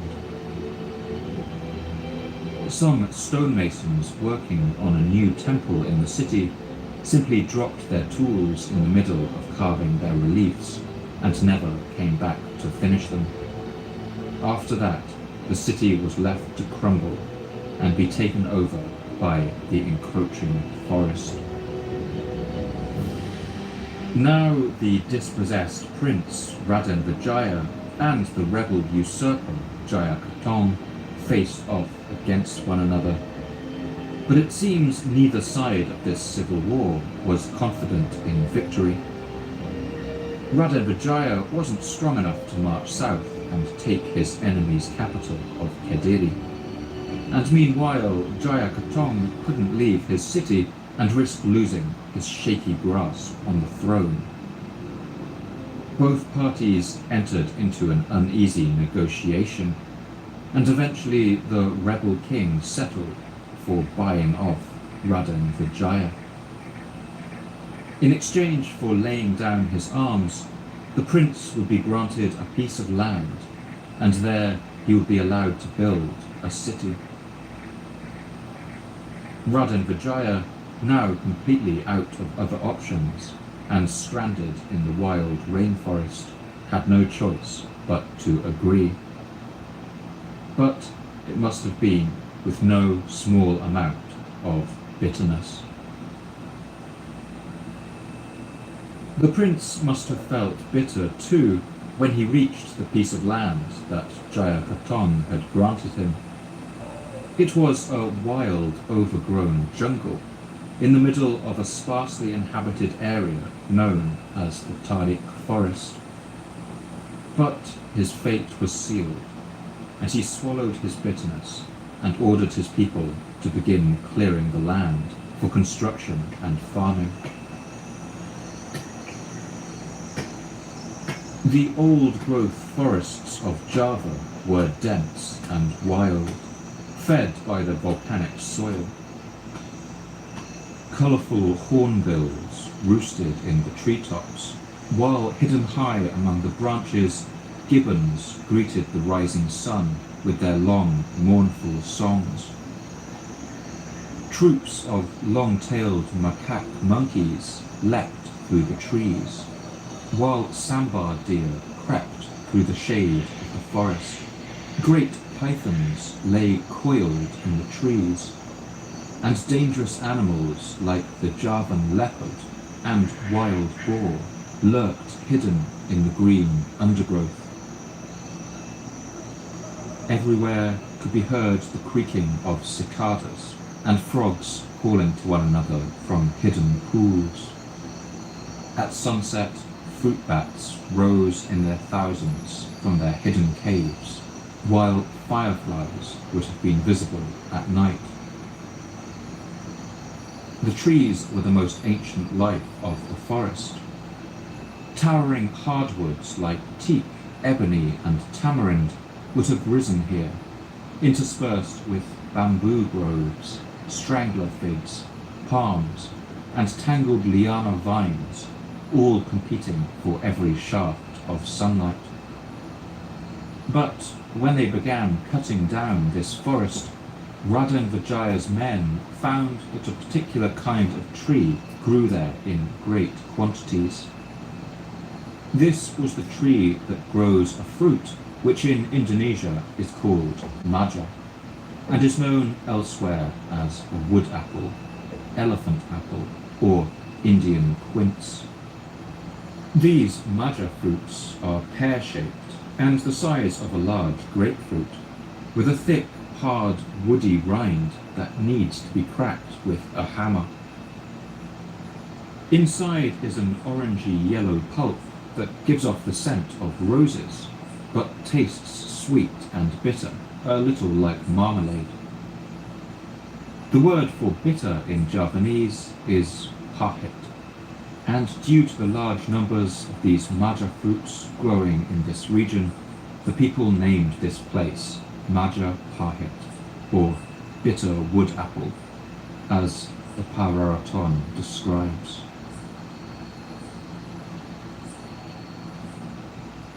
When the Madaris were building the village, a hungry man, lacking supplies while cutting down the forest, ate a maja fruit. He found it bitter and threw away all the maja fruit he had picked. The maja fruit there became known for its bitter taste, and the place was then named Majapahit. Pahit rasanipun, singgih tak ingaran ing Mojopahit. For Raden Vijaya and his people, the name Majapahit was a perfect encapsulation of the bitterness of their situation. They had lost a kingdom and gained a plot of wild jungle in return, and all because of the treachery of Jaya Katong. They all must have shared a single desire, to throw out the rebel king and unite Java once more. Their chance would come in the year 1293, when the sails of the Mongol fleet appeared on the horizon.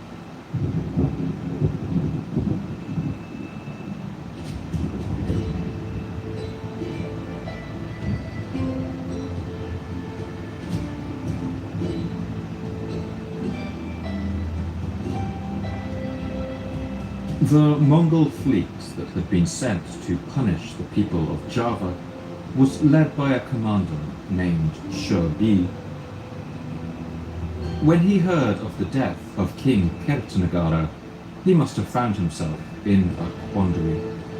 His emperor demanded vengeance, and he and his men had sailed for months to get there. He must have feared leaving empty-handed.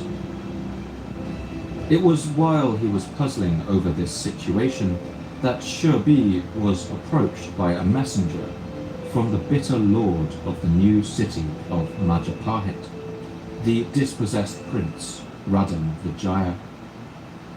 The Chinese history of Yuan describes the deal that the Mongols struck. At that time, Java carried on an old feud with the neighbouring country, and the old king of Java had already been killed. The son-in-law of the former, Raden Vijaya, had attacked Jaya Katong, but could not overcome him. He therefore retired to Majapahit, and when he heard that Shibi and his army had arrived, he sent envoys with an account of his rivers and seaports and a map of the country, offering his submission and asking for assistance. Shibi then advanced with all his forces. For the Mongols, the arrangement was a neat way to solve their problem. They would help Raden Vijaya overthrow the rebel Jaya Katong and place him on the throne as a kind of puppet king, swearing allegiance to the Mongols in China. Then Shirbi could return to Kublai Khan and say that he had brought the defiant little island back under control. But among Raden Vijaya's men, it must have been a controversial proposal.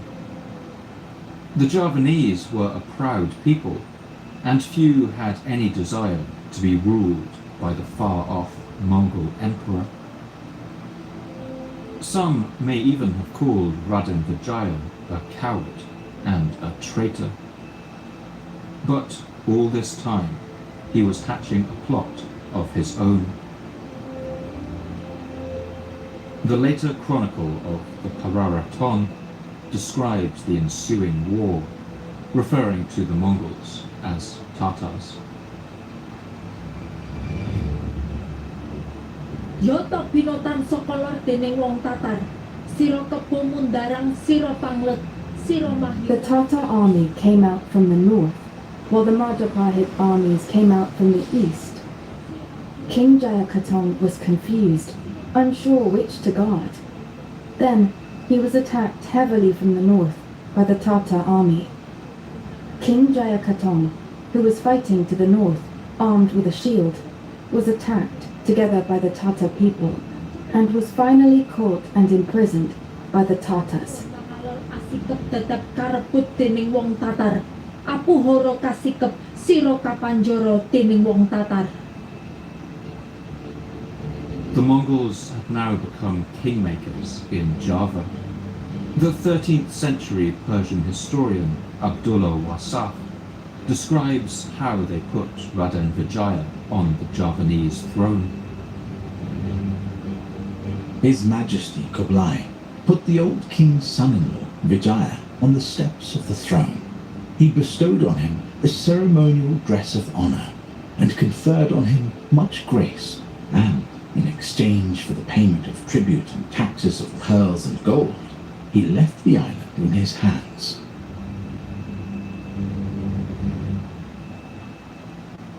The Mongol Emperor Kublai must have been ecstatic when he heard the news. Finally, here was a victory he could show to his people.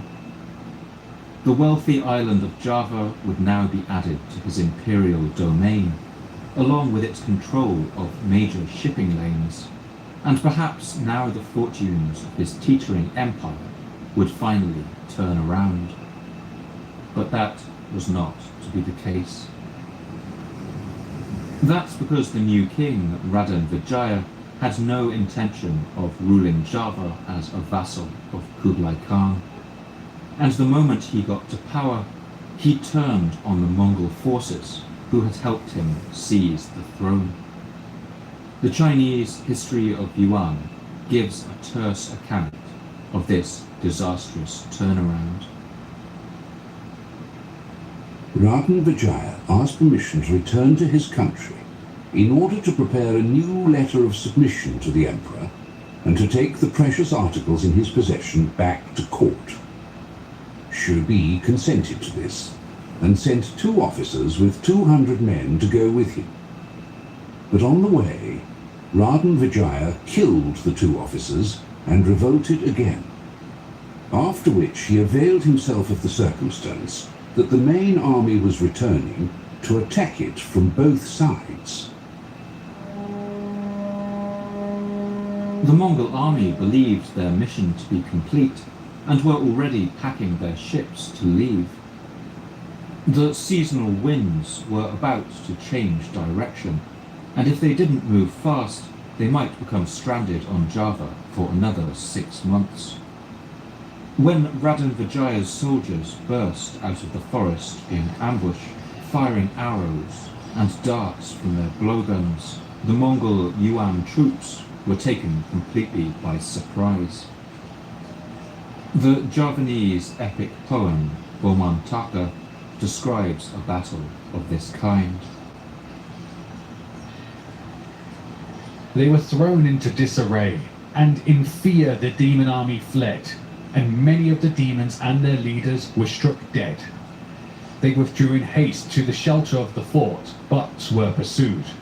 Others, shuddering, sought a way of resisting, but lacked the strength, and, hit by arrows, floundered about, and all of them left in fear and ran away. The whole fort was in uproar, and all shouted in confusion. The fires glowed and blazed up frightfully like an erupting volcano.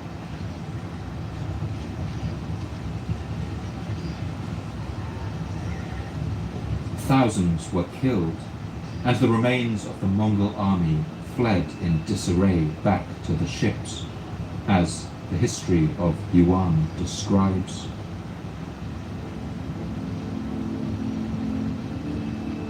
Shi Pi was left behind and was cut off from the rest of the army. He was forced to fight his way back to the ships for a distance of more than 100 miles. At last he embarked again, and reached China on a voyage of 68 days. Of his soldiers, more than 3,000 men had died. When news of this betrayal reached the Emperor Kublai Khan, we can only imagine his rage. He ordered the general Sherbi to receive 17 lashes, and commanded a third of his property to be confiscated as punishment for his failure. He ordered his ministers to begin immediate preparations for a full-scale invasion of Java, with an even larger army of 100,000 men. But these plans would never come to fruition. The disaster in Java would be the last campaign of Kublai Khan's reign, and he died the next year, in February of 1294, at the age of 78. After that, the Mongol Yuan dynasty would enter into a steady and irrevocable decline, and would collapse entirely little more than 70 years later. One great empire was coming to an end, but in its collapse it gave way for the rise of what was now the undisputed major power on the island of Java, and in the archipelago of Nusantara, the new power of Majapahit.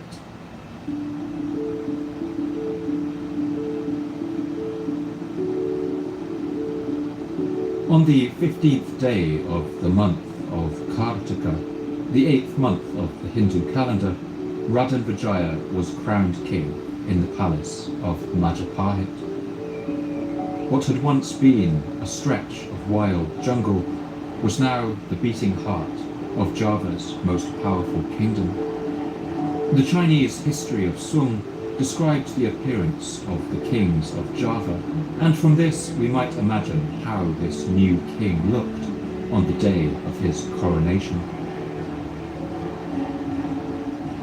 The king has hair in a knot upon the top of his head. He wears golden bells, a silk robe, and shoes of leather. He sits on a square couch, and his functionaries, who see him daily, salute him 3 times on going away. When he goes out, he rides on an elephant or sits in a carriage, and from 500 to 700 soldiers follow him.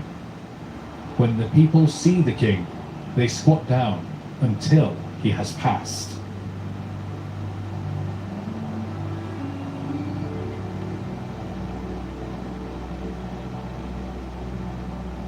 Raden Vijaya would rule as the king of Majapahit for 16 years, but his reign would be a troubled one.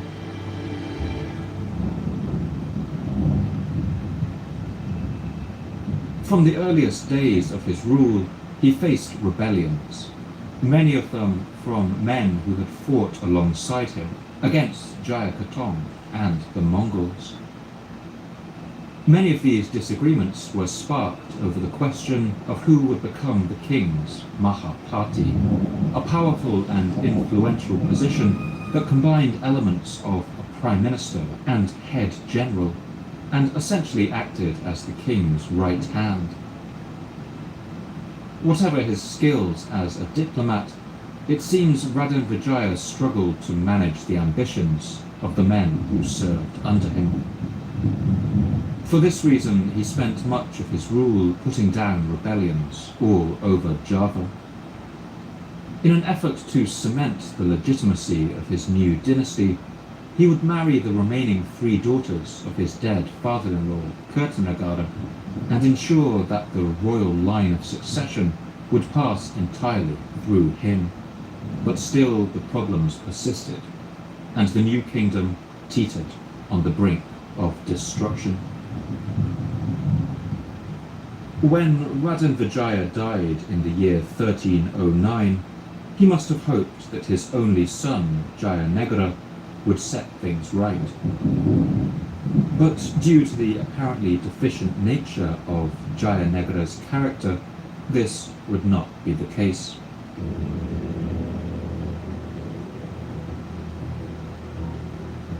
King Jayanegara would rule for nearly 20 years after the death of his father, but he was a widely disliked character, so much so that the author of the chronicle, the Pararaton, would give him the nickname Kala Gamet, meaning weak villain. Meanwhile, the Javanese folk tradition has remembered him by the name Bajang Ratu, or Dwarf King, referencing either his short stature or simply the uninspiring nature of his rule. Jayanegara faced multiple attempts on his life, and widespread rebellions, even worse than his father's, the most serious of which was led by a man named Kuti. This uprising became so dangerous that the king was forced to abandon his capital for a time, and it's during this time of upheaval that a man would walk onto the historical stage who would turn around the fortunes of this new and struggling kingdom. He was a soldier who led the king's bodyguard during the Kuti rebellion and gained a position of trust in the royal court. His name was Gajah Mada.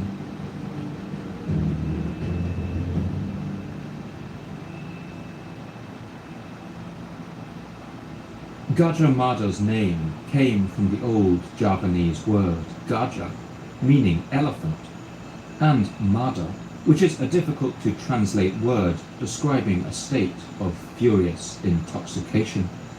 This probably alluded to the period of a few weeks every year when male elephants entered their breeding cycle, called must, and their testosterone levels explode. During this time, a bull elephant seeps liquid from a gland around its ears and becomes extremely aggressive and dangerous. Elephants had long been used for warfare in Java.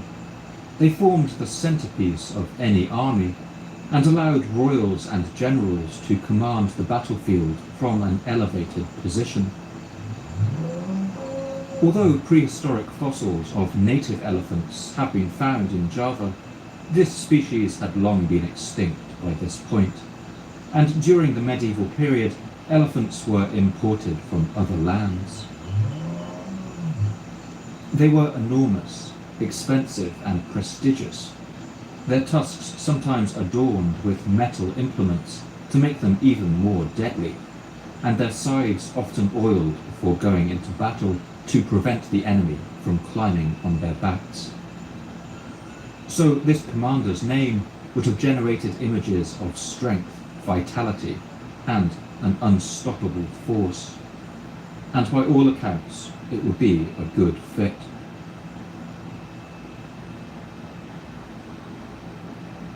Although the elephant general Gajah Mada would eventually rise through the new kingdom of Majapahit to become one of its most influential statesmen, his birth was relatively unexceptional.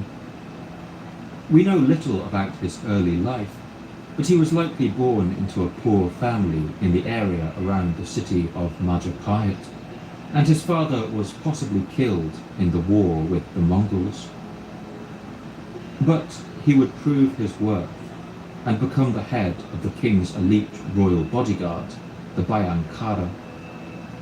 After successfully protecting the king through the Kuti rebellion, Gajah Mada would be rewarded with the governorship of a small province. Finally, he would be named Mahapati, or the right hand of the king. The epic poem, the Deshavarnana, describes this warrior statesman in the following terms. Gajah Majapahit ring ti tawil wadipo. Mantri Wirawicaksaning Mayanatawa. Gajah Mada is the excellent Pati of Majapahit, an officer valiant, discerning in tactics, with a firm foundation in loyalty and devotion to the king, eloquent and skilled in speech, polite and patient, constantly exerting himself, unremitting. He watches over the king's position as supreme ruler of the world. Rojo Dyaksa Rumaksa Risriti Narendran Chakrawartin Jagat. King Jayanegara was clearly a man ill-suited to rule, but with Gajah Mada's help, he was able to keep hold of his kingdom by his fingernails. And it's in the last decade of his reign that a visitor from a far-off land arrived on the shores of Java. He was a traveller from the northern Italian region of Friulia, then a territory of the Holy Roman Empire, and his name was Odoric of Pordenone.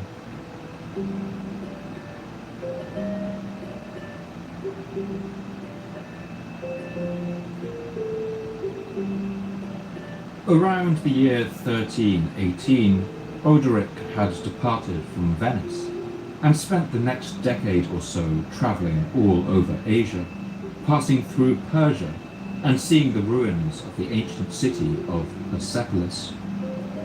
He then sailed through the Strait of Hormuz to India, and from there through the Straits of Malacca to Borneo, Sumatra and Java. When he returned home, he dictated the memoirs of his travels in a work entitled The Relatio de Mirabilibus Orientalium Tartarorum, or The Account of the Marvels of the Eastern Tartars.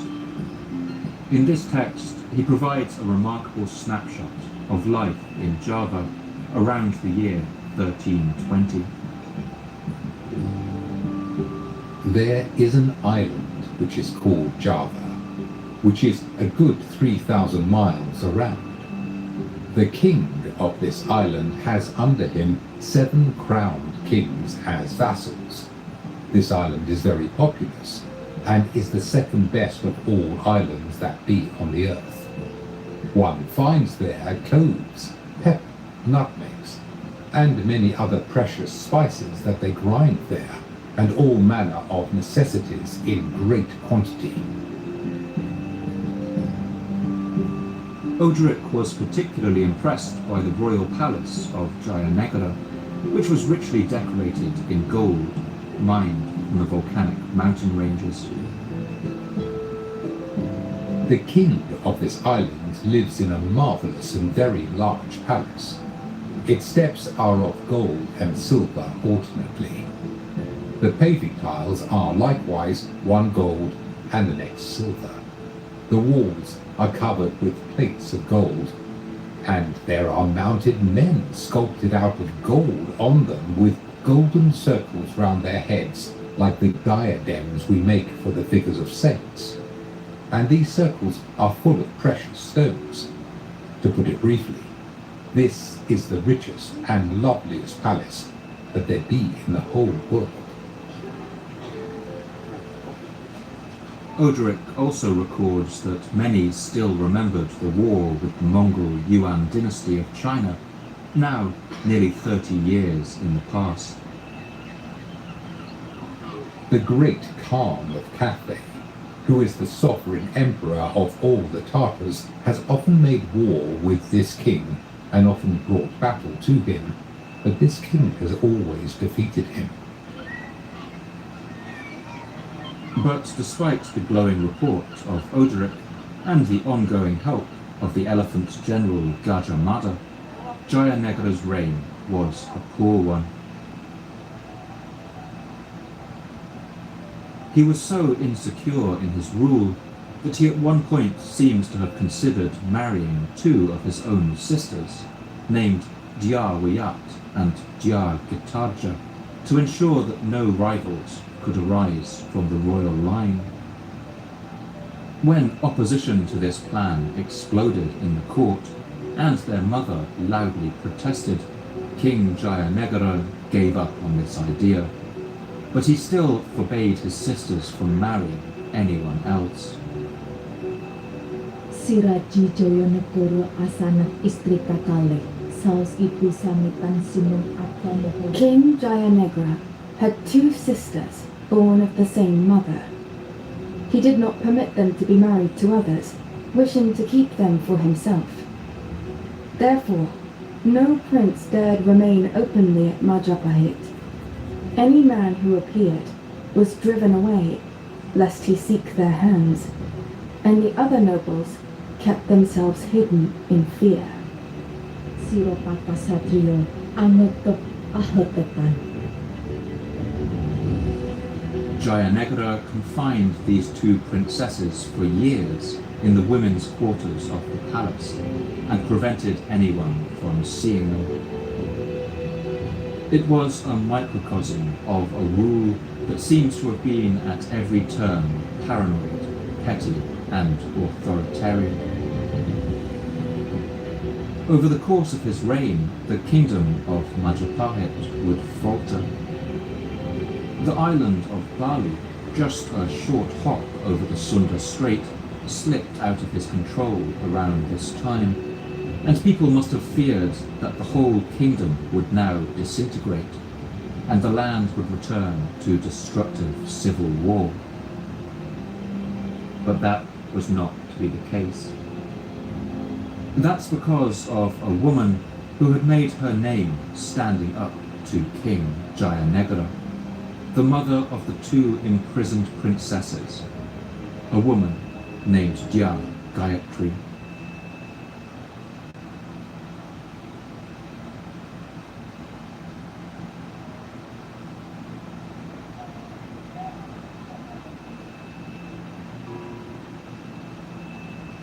Diyar was a title that in old Javanese was given to princes and princesses of the royal line, and Diyar Gayatri had been the youngest daughter of King Kertanagara, the last king of Singasari. She had also been the most senior wife of the founder of Majapahit, Raden Vijaya, and all her life she had been a quiet force behind the lives of these great men. As a girl, she had watched her father brand the face of the Mongol envoys, and then saw her home of Singasari destroyed by the rebellion of Jayakatong. She had fled through the rice fields to safety, while her home burned behind her. As a young woman, she had watched the war with the Mongols unfold, then seen her husband found the kingdom of Majapahit, which now stood as his lasting legacy. By now she was a widow in her 50s, and had retired to become a Buddhist nun in a forest monastery on the slope of a nearby mountain. But she was still known by the title Raja Patni, a word which means wife of kings, and which gave her the prestige of a royal matriarch. The bumbling King Jayanegra was her late husband's son by another, less senior wife, and we can only imagine how Diyar Gayatri felt now, watching from her monastery as he veered the empire from crisis to crisis, and kept her two daughters under lock and key. She must have feared that the legacy that she and Raden Vijaya had built was about to be destroyed. But she refused to let that happen. To help her free her daughters, reclaim the kingdom, and put it back on course, this royal matriarch would enlist the help of the man who had recently been rising in prominence in the kingdom of Majapahit, the raging elephant who had become indispensable to the feckless king, the soldier and statesman who went by the name Gajah Mada. In the year 1328, it seems they took their chance.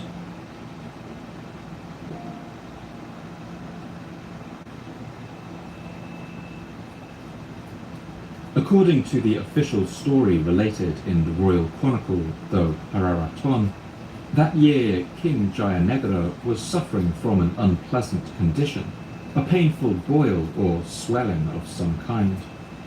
And when he summoned his doctor, a man named Tanka, he apparently forgot that he had previously insulted or taken advantage of this man's wife. Enraged at this, the doctor Tanka took his revenge, as the Pararaton records.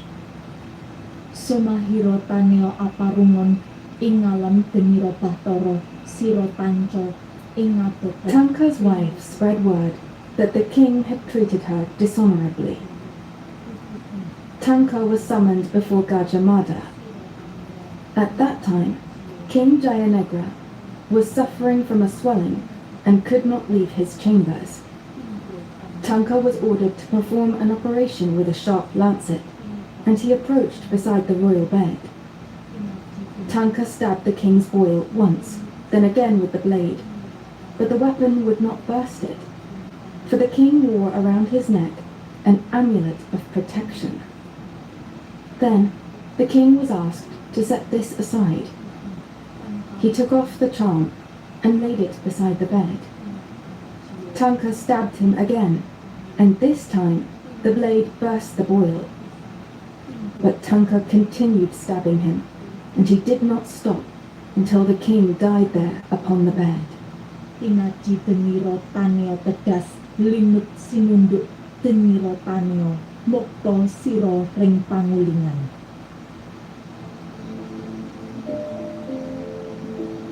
The doctor turned assassin, Tanka, was swiftly killed by Gajah Mada, which meant, perhaps conveniently, that his side of the story could never be told.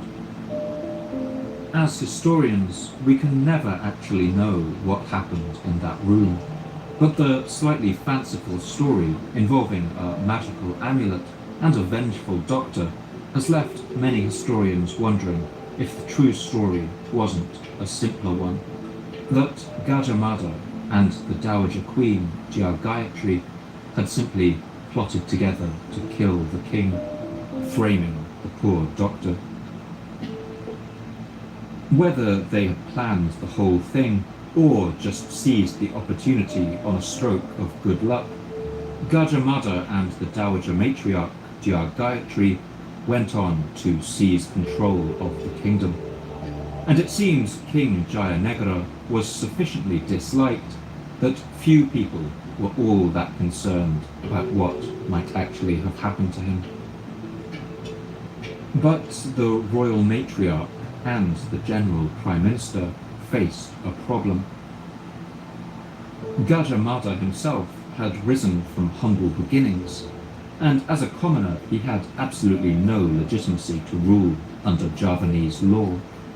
And while Jia Gayatri was officially the next in line to the throne, she had already taken a vow to become a Buddhist nun, a position that prevented her from holding any positions of earthly power.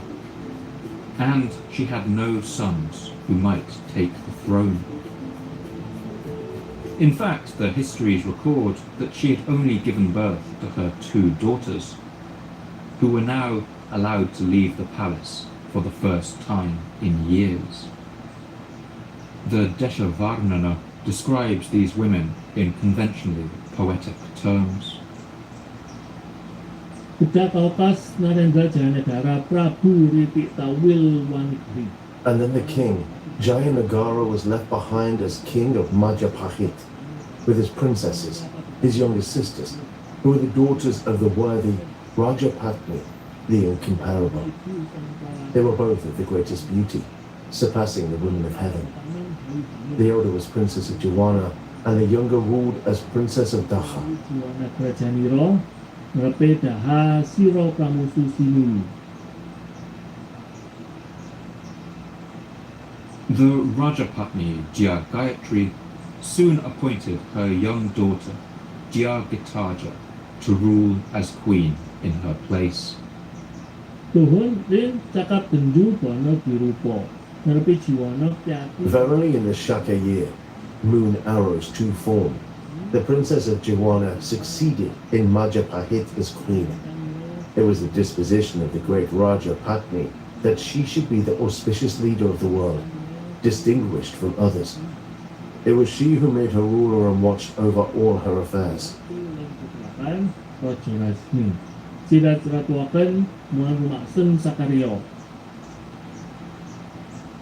The princess soon took to the throne, and with her mother watching over her, she would be a far more capable ruler than her feckless brother. She would take a royal name that meant the exalted goddess of the three worlds, who the glory of Vishnu radiates, Tribhuvana Vijaya Tungadevi.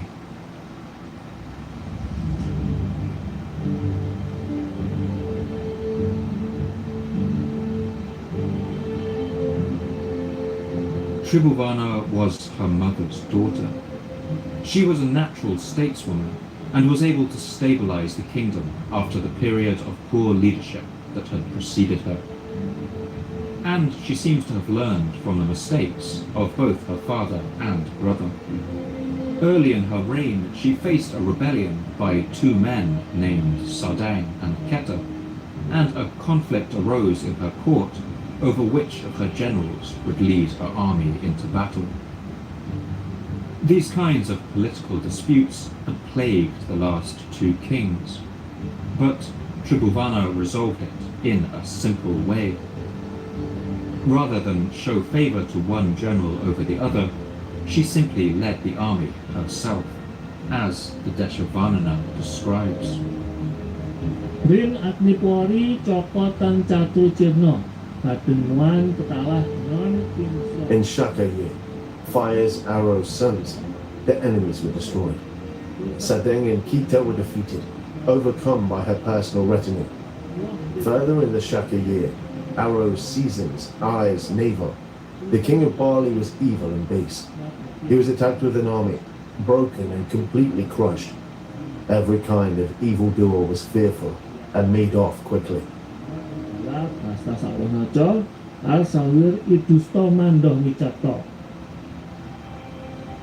Tribhuvana's early successes on the battlefield gave her a taste for conquest. And over her rule, this queen of Java would embark on a massive expansion of Majapahit to spread its influence all over the archipelago. To embark on this mission, she appointed as her Mahapati, or Prime Minister, the general who had done more than perhaps anyone else to keep the young kingdom together, and who had worked with her mother to depose the previous king. This was the rampaging elephant himself, Gajah Mada.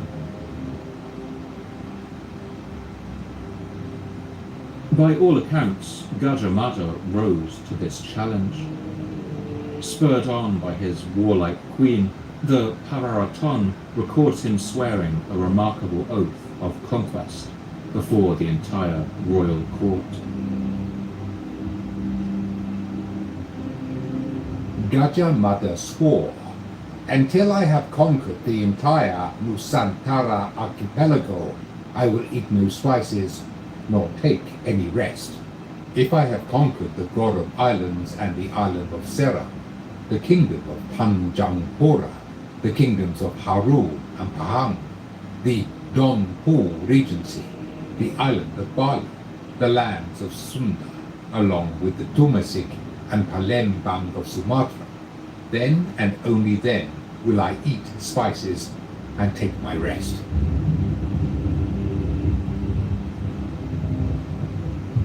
Over the next 3 decades, Gajah Mada would lead the armies of Majapahit across the seas and would bring ever more lands under the influence and control of the empire. The Italian traveller Ludovico di Varthema describes the weapons of the Javanese that he saw when he visited sometime later, around 1505. They carry bows, and the greater part darts of cane. Some also use blowpipes, with which they throw poisoned darts, and they throw them with the mouth, and however little they draw blood, the wounded person dies. The 12th century Javanese poem, the Oman Taka, describes an idealized army marching to battle, and gives a sense for what it would have been like to see the forces of Gajah Mada landing on the shores of each island in turn and preparing for war. Their weapons were spears and lances, and there were also thousands of bows. Then came the riding elephants, and their weapons were spears, lances, javelins, and clubs. Many heroes were mounted on horses, skilled riders in horseback combat.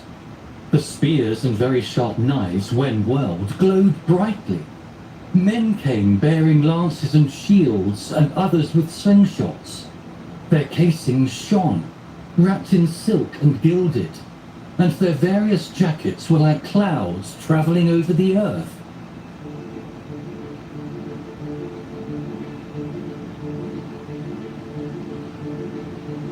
The Majapahit forces of Queen Tribhuwana Vijayatungadevi crossed the sea to the east and reconquered the small island of Bali in 1343. After that, they went northwest and absorbed most of the coastal regions of the larger island of Sumatra into her growing empire. Other kingdoms were incorporated peacefully into the empire as tributary subjects, such as the large island of Sulawesi, whose name means Iron Island, on account of the high-quality iron produced and exported around the region. The later poem, the Deshavarnana, lists at length all of the island territories that were either conquered by Majapahit or agreed to pay it tribute without a fight. The islands and lesser islands in the first place coming under the territory of the Malay Islands are Jambi and Palembang, Karakan, Tiba, and Dharmasraya follow. Camas, Kawas, Manang Kabla, Sayak, Rekan, Kampa and Pane, Kampe, Haru and Mandahilin, Tumihan, Palak and Barat, Luas and Samudra, as well as Lemuri, Batan, Lampung and Baus. Those are the main ones among the Malay Islands. All these countries are subject and obedient. The great queen Tribhuwana Vijayatungadevi would rule for 22 years, and her reign saw the rise of Majapahit to a true thalassocracy, or an empire of the sea. But she must have known that her reign couldn't last forever.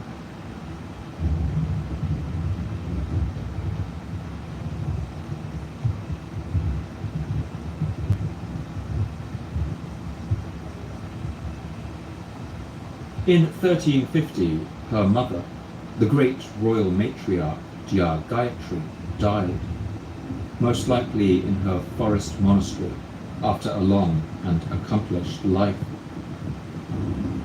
Her daughter Tribhuwana had been ruling ostensibly on behalf of her mother, and it seems that once the old woman died, her situation would also become untenable. But luckily, by this time she had had a son, who was now the first in the royal line, and he had just come of age at 16 years old. His name was Hayam Wuruk.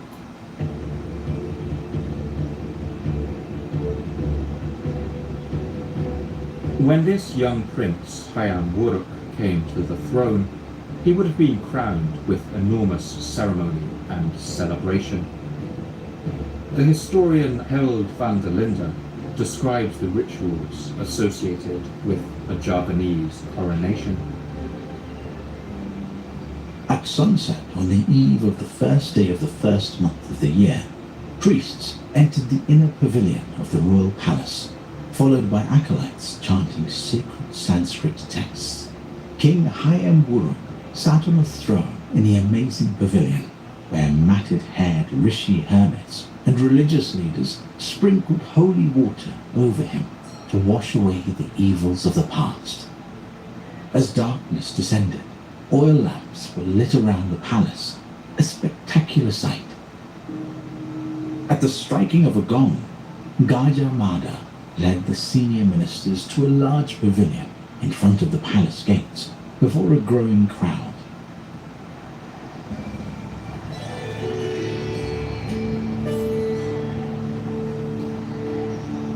Hayam Wuruk was a multi-talented king. He was apparently an accomplished singer and dancer, and a lover of shadow puppet plays. The poet of the Deshavarnana described the auspicious omens that took place upon the birth of this prince, as the island's great volcanoes rumbled their approval. At his birth in the Shaka year, season's arrow suns, the prince was already destined to be king. The signs of his miraculous and extraordinary nature were that the earth quaked and rumbled. There was a rain of ash. Thunder and lightning zigzagged through the sky. Mount Kampud erupted, and the wretched evildoers around it were annihilated and died without a gasp. Such is the nature of his reign, that the whole of the land of Java has been humbled and bows down in submission. Like her mother before her, Tribhuwana did not completely vanish from political life when she stepped away from her throne. Throughout the rest of her life, she would act as a counselor and advisor for her son, and together they would usher in what is widely regarded as the golden age of the empire of Majapahit. When Hayam Wuruk came to the throne, he inherited a capital city of no little magnificence. Over the preceding decades, it had been the site of constant construction, and now bloomed with palaces and temples, complete with pillared audience halls and pavilions. In this era, all roads led to Majapahit, and its status as a crossroads of Java wasn't just a metaphor. The epic poem Deshavarnana describes the royal palace. Let us describe the layout of the awe-inspiring royal palace. Its wall is of red brick. It goes right around and is thick and high. On the western side, the palace mouth faces onto the great square in the midst of deep encircling with Bodhi trees in rows and neatly shaped, all thick with festoons. On the north is the ceremonial gate, splendid and extraordinary, its doors of iron adorned with countless designs. To the south of this is the crossroads, otherworldly in its elements. From these crossroads, great highways snaked off into the country in all directions. It was part of the usual ceremony of kingship that the king of Majapahit would routinely make journeys around the whole of Java, meeting his citizens and seeing the sights of the land, visiting villages, holy shrines, and reminding vassal kingdoms about who was in charge.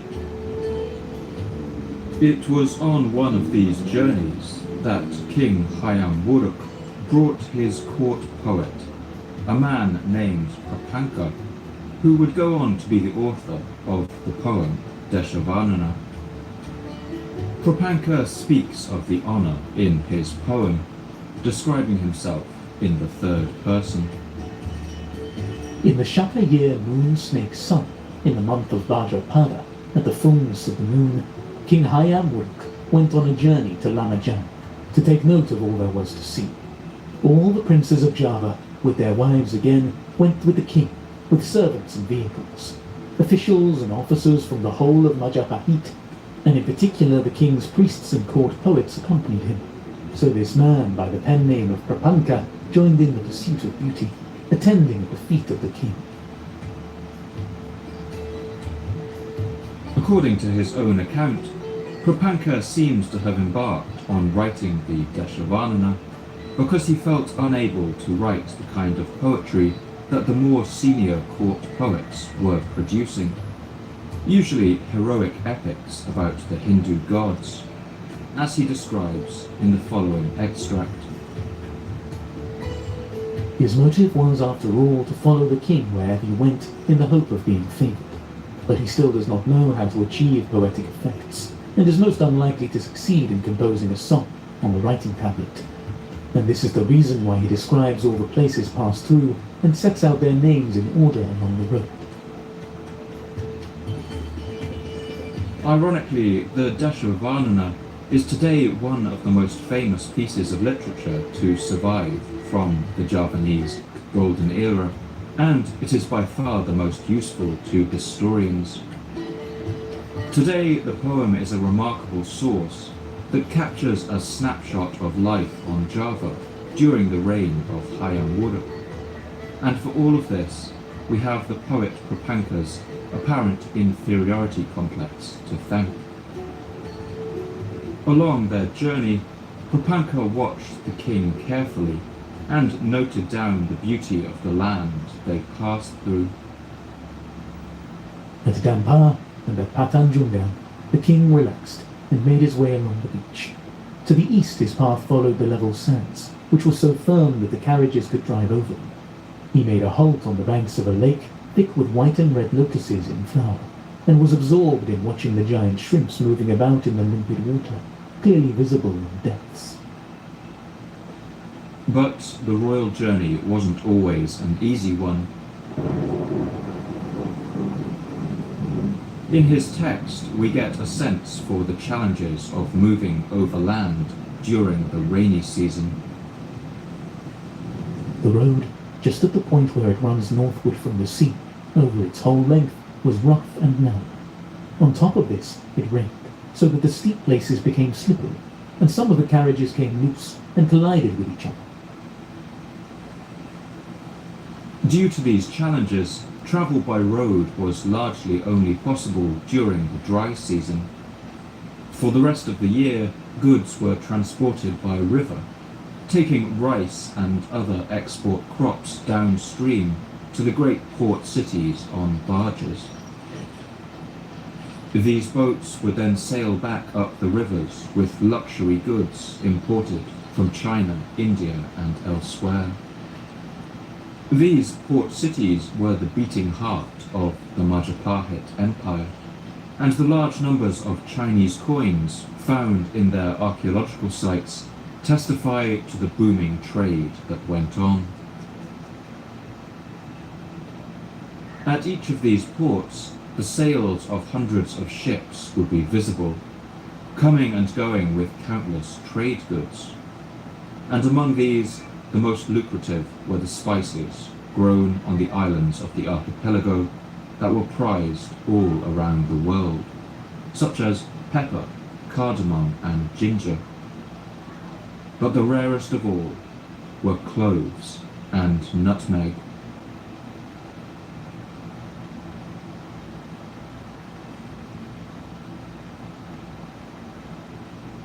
Cloves and nutmeg were brought to Majapahit on large ships that sailed from a small group of islands, which are called the Islands of Maluku, and would come to be known as the Spice Islands. While cloves were grown all over these islands, nutmeg was extremely limited in cultivation, occurring only on 10 islands in the tiny archipelago of Banda.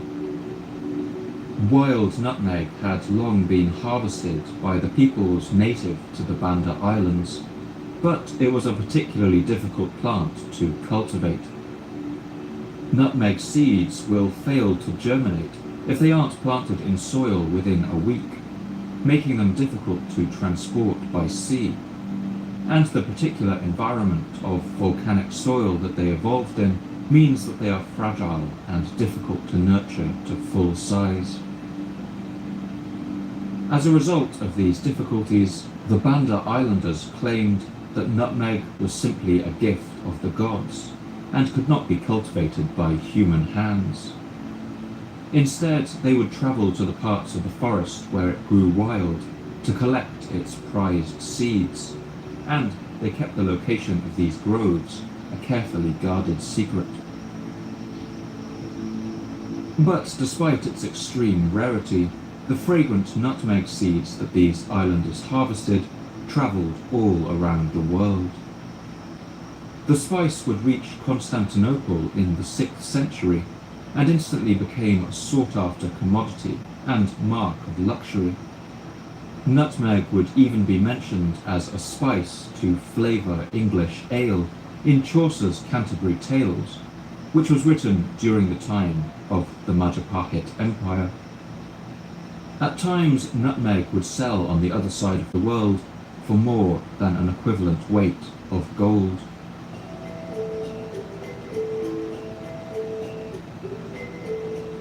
As a result of this global trade, the rulers of the Banda Islands would come to be known around the region as the Orang Kaya, or rich men, and the entirety of this trade passed through the major ports of Majapahit. To transport these goods across the seas and oceans, the sailors of Majapahit voyaged in large vessels known as jongs. These were the descendants of the Borobudur ships that had sailed to Madagascar and Eastern Africa in the preceding centuries, and by this time some of these ships had reportedly grown to phenomenal proportions. Reports on the true size of these vessels vary, but some sources record jongs that reached a size of 80 meters long. They were built with layered hulls that made them exceptionally strong, and were able to transport 1,000 soldiers and more than 1,000 tons of cargo.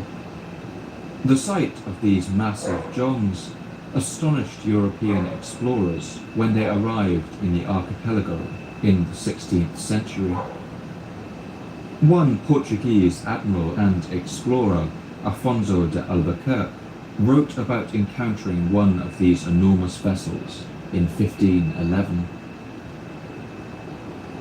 The whole fleet went back along the coast in the same order as they had first come, and when they were in the latitude of the Powder Island, they sighted 2 very large junks and gave chase to them.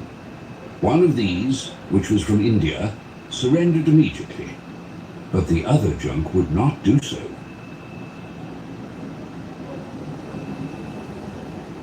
The Portuguese gave chase to the massive Javanese ship and made several attempts to board it, but these were all unsuccessful.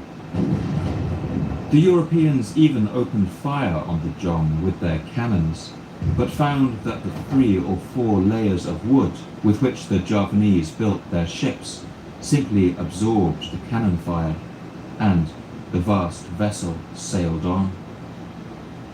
In a letter written sometime later, one of the Portuguese captains, Fernão Pires de Andrada, describes the massive Javanese ship.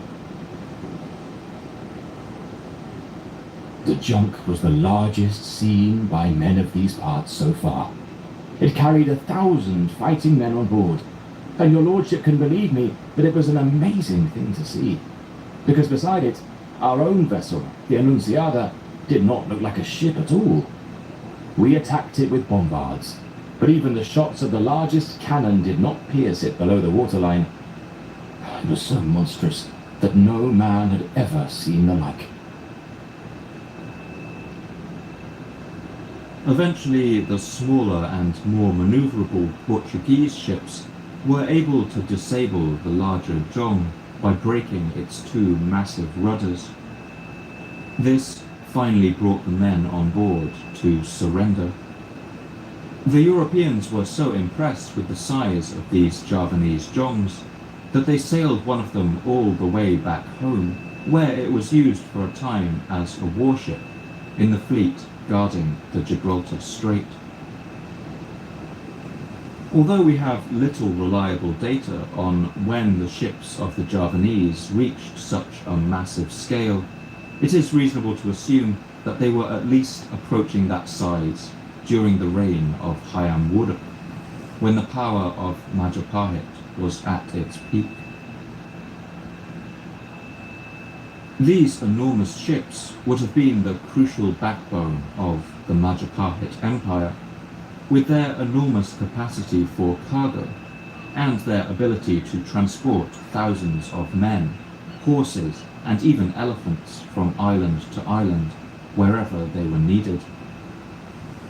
And of course, they would have made a powerful statement about the power and prestige of the Empire of Majapahit. By now, the Majapahit sphere of influence stretched over the sea for thousands of kilometers, and they had monopolized the lucrative spice routes from the Molucca Islands so that their wealth would have swelled to previously unimagined heights. Over this period, Majapahit began to take on the form of what has been called a Mandala Empire.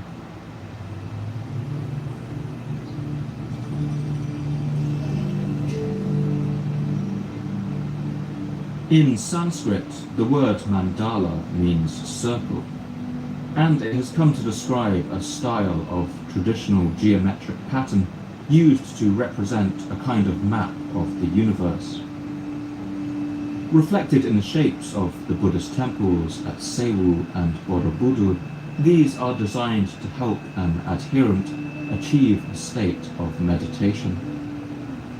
Although the forms of these mandalas differ, many show the sacred mountain Meru at the center of the world, sometimes surrounded by the world ocean.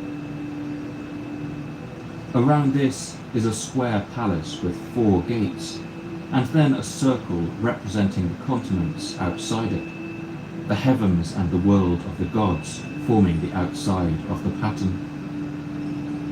The mandala presents the vision of a world ordered in a strict hierarchy, radiating out from the center, and so it's no surprise it has long been used as a way of visualizing royal power. As early as the 4th century BC, the Indian writer Kautilya, in his work the Arthashastra, described what he called the Raja Mandala, or Mandala of Kings, in which a powerful ruler will bring other less powerful ones under his control. This idea has become popular among modern historians, seeking to understand how Southeast Asian states of this time were organized, and there's some evidence that this is also how the Javanese of the time would have thought of their world. The epic poem, the Deshavarnana, describes the structure of the Majapahit Empire like the solar system, with power radiating out from the center like the rays of the sun. The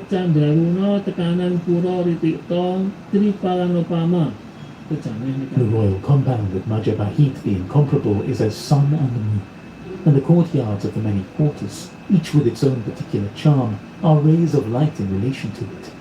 Like the stars and planets are the various remaining cities, Daha the foremost, and the other islands and all the surrounding countries which seek refuge and in numbers come into the presence.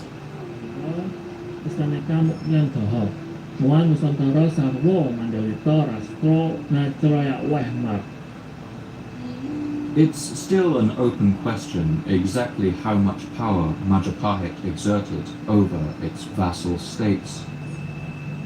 Some empires, like the Roman Empire, ruled with direct control.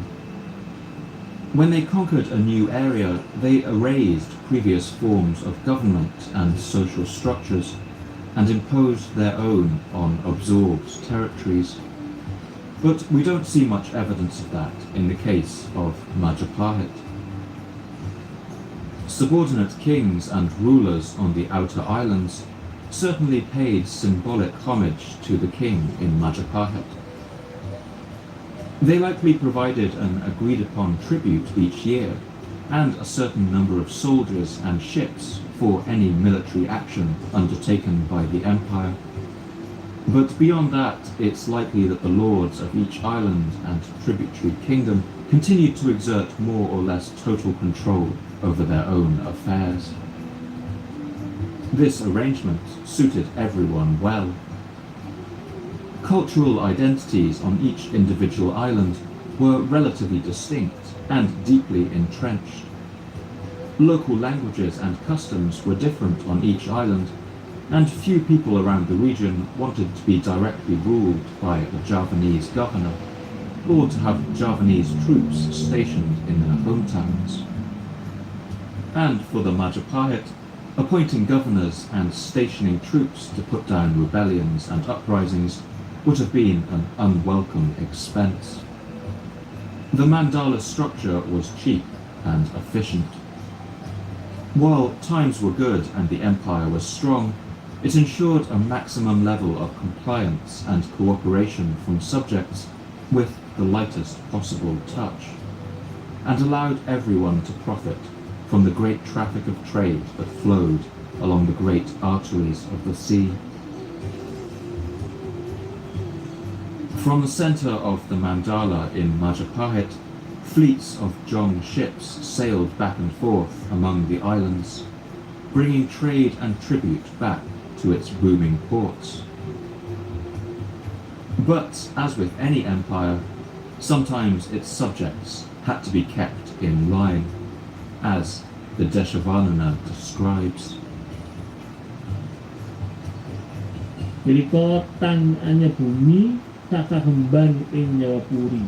Mata yang sejenak. The other countries, all that were under the care of Java, obeyed the king's commands, and each was true in what it did.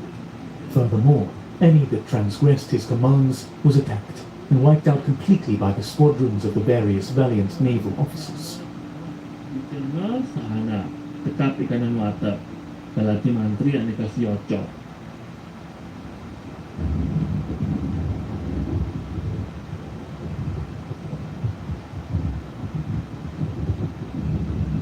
One such example occurred in the year 1375, when one of the subject kings of the empire seemed to get ideas above his station.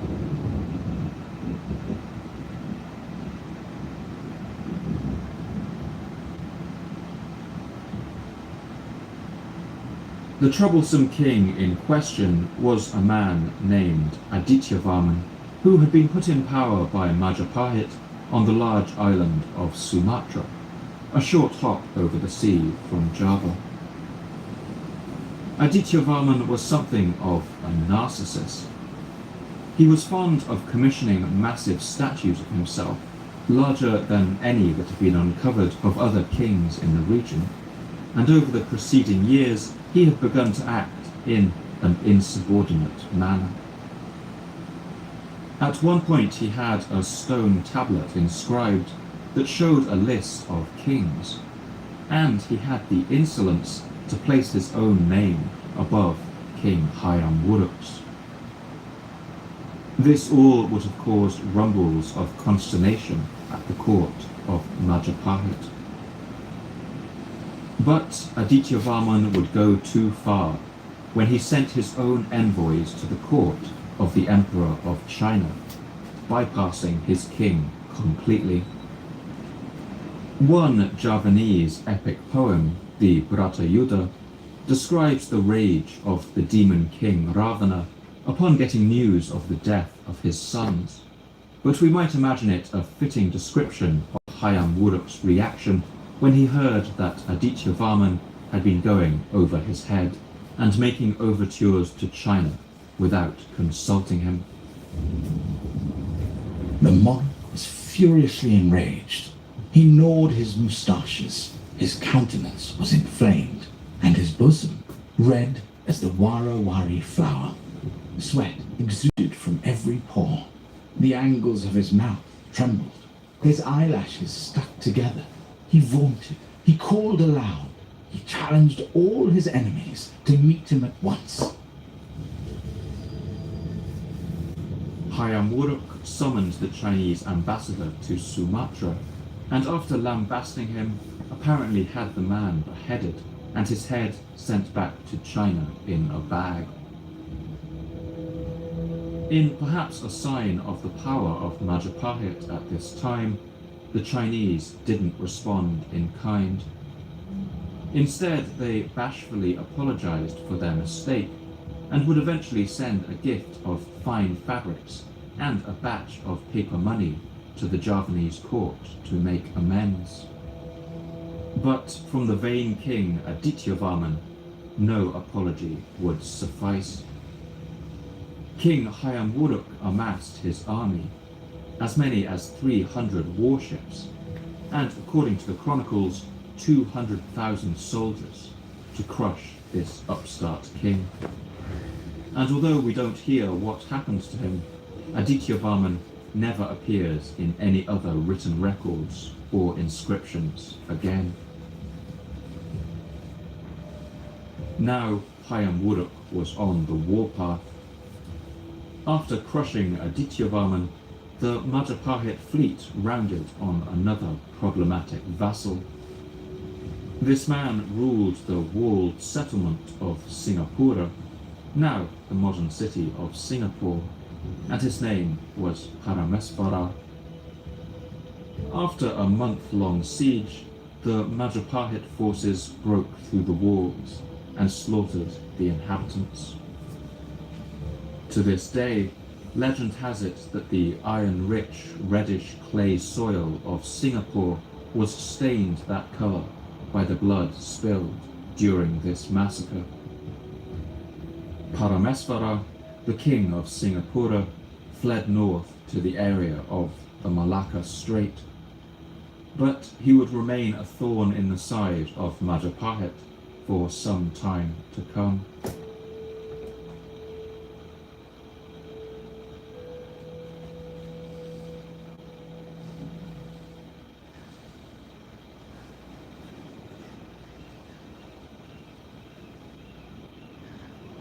The Adityavarman incident shows that the empire of Majapahit was held together by trade and diplomacy, and the promise of mutual peace and prosperity. But it was also very much backed by the threat of force. Over this period, the royal capital would flourish. But this golden age of Majapahit could not last forever, and its end would come about after the death of its last great king, Hayam Wuruk.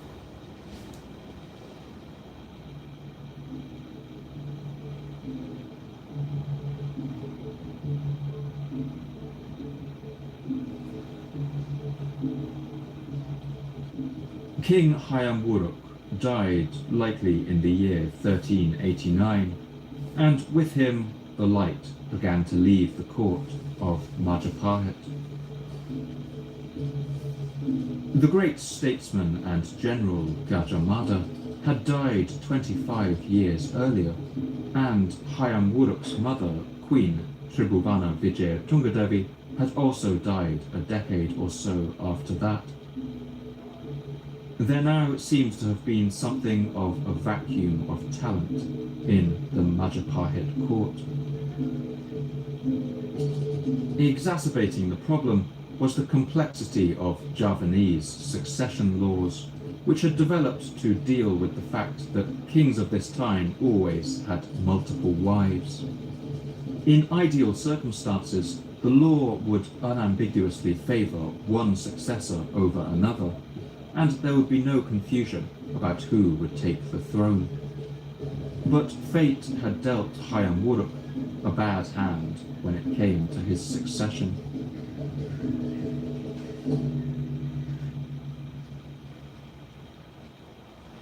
He had failed to have a son by his principal wife, and so his closest legal heir was therefore a woman named Kusumavardhani, his daughter by a lower-ranking wife. She had married a man named Vikramavardhana, and so it seemed likely that he would become king, despite having only married into the royal family. The Dashavarnana describes this couple in glowing terms. They have as daughter Princess Kusuma Wardhani, a blameless young princess who's paid homage in the royal compound of Kabalam and is of the utmost charm. Prince Vikramavardhana will be her proper match, as everyone says they will be like a god and goddess when they marry later, bringing happiness to people's hearts. But Hayam Wuruk did also have a son by a secondary, less senior wife. In the histories, he is known only by the title Rei Virabhumi, or the lord of a place called Virabhumi.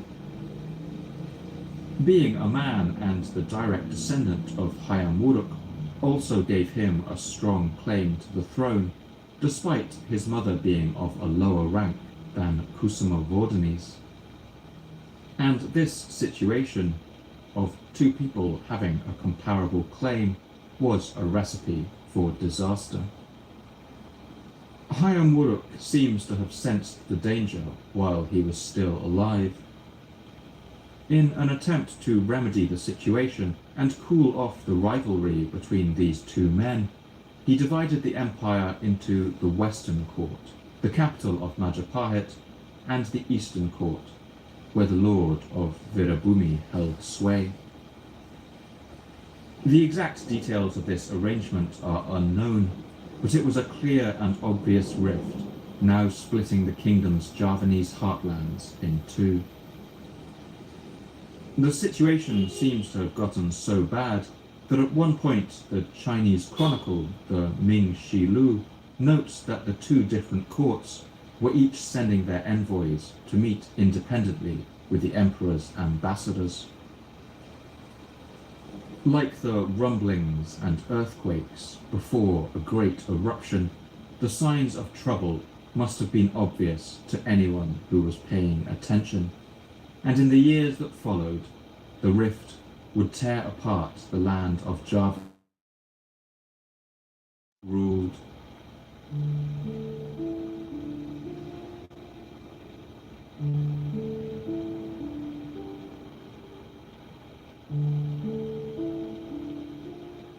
The name for the conflict that follows is found in the Chronicle of the Pararaton.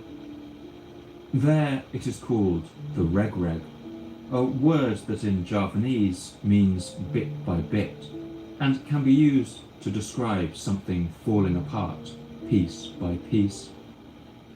As we will see, this was a fitting name, as the conflict would bring about the steady coming apart of the Mandala Empire of Majapahit that had held together over the last century. The Pararaton describes the conflict that unfolded. Brayang Wikeso ampun purikan lawan Braw. They came to blows. There was division, and men died in the division. After 3 years, there then arose again the Regreg War. Both sides prepared themselves. All the lords asked themselves, "Whom shall I follow?" Then the fighting began. Sopo kang sun ilonanan dadi kang yudo. The Regreg War would rage for 2 years, and over this time neither side could gain the upper hand. The Pararaton describes the back and forth nature of the fighting. First, the Western Palace was defeated. Their lords were hard pressed. In distress, they wished to flee. Then they said, "Do not flee yet. Let us fight them." Then the Eastern Palace was defeated. The strength of the Mandala Empire system was in how light a hold it exerted on its vassals. It was a cheap and efficient way to run an imperial system, but this strength in times of stability became a weakness when times got hard. For the kings who swore allegiance to Majapahit, it was all too easy when the empire was distracted to simply turn away and quietly stop paying its fees or sending it troops. With the power of Majapahit's fleet and army now focused entirely on the war between its western and eastern courts, many of its formerly most loyal subjects simply slipped out of its grasp. One of these subjects was in the region of Malayu, which during the Reg-Reg War drifted under the sovereignty of the powerful kingdom of Ayutthaya in what is now Thailand.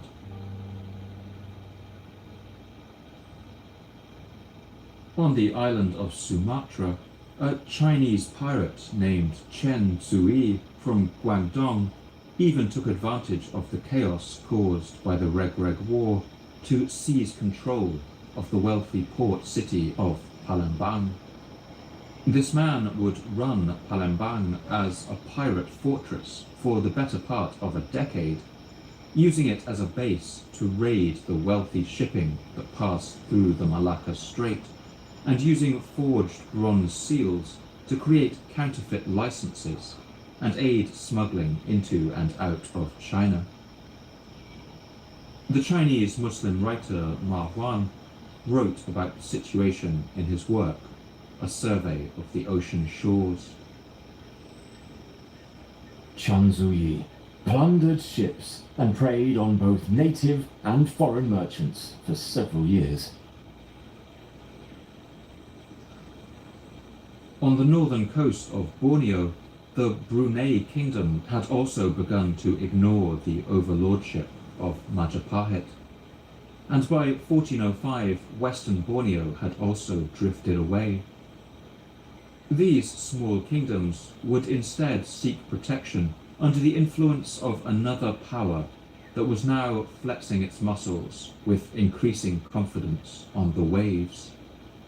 That was the rising Ming dynasty of China.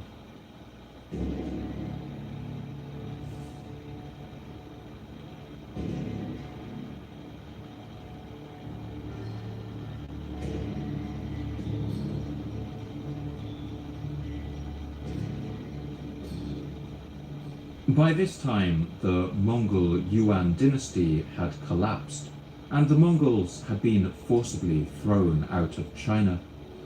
Now a new dynasty, known as the Ming, had taken its place. The Ming ruled over a devastated land that had suffered immensely over the years of Mongol conquest and misrule by the Yuan emperors, exacerbated by the ravages of the Black Death.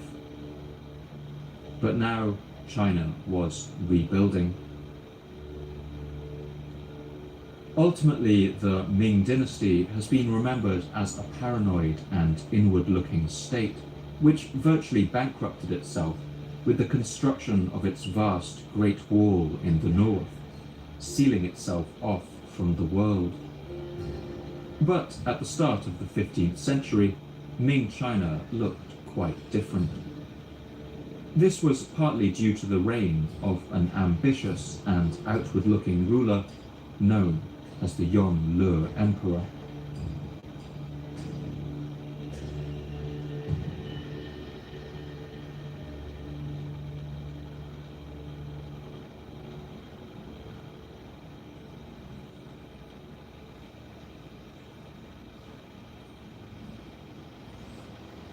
The Yongle Emperor was a patron of learning and sponsored the writing of a great encyclopedia made up of 23,000 written scrolls in an attempt to record all the world's knowledge. He was fascinated by everything and especially the world outside of China, as he recorded in his work Ming Taizong Bao Shun, or The Valuable Teachings of Emperor Yongle. Whenever I can find the time, I read history books and the classics so as to avoid idle living. I constantly remind myself that the world is so vast and state affairs so important that I cannot succumb to laziness and complacency for even a moment. Once one has succumbed to laziness and complacency, everything will become stagnant.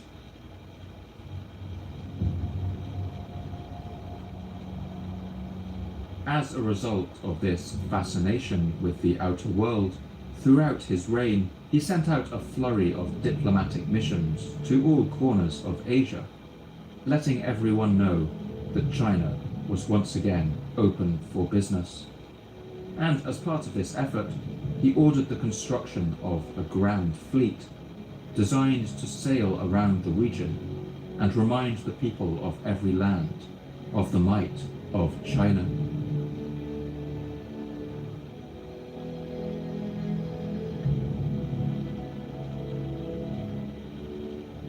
To build his fleet, the Yongle Emperor ordered the construction of a vast shipyard at a place called Longjiang, or Dragon River.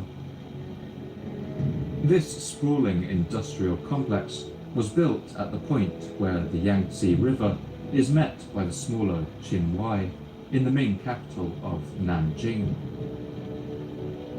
And it would be the largest shipyard anywhere in the world. On its 7 long, large docks, at least 100 ships could be built at any one time. To help in his mammoth effort, the Yongle Emperor invited more than 20,000 craftsmen to work here on his ships, and timbers of elm, cedar and camphor were brought in enormous quantities to the city of Nanjing, transported from inland ports down the rivers on flat-bottomed barges. The noise of the shipwrights shouting and calling, the thump of the massive beams being lifted into place, the beating of chisels and hammers on nails, all of this would have sounded over the rooftops of Nanjing in the early years of the 15th century. For China, it was the sound of industry and progress. But for the power of Majapahit, far across the sea in the south, it might as well have been the sound of nails being driven into its coffin.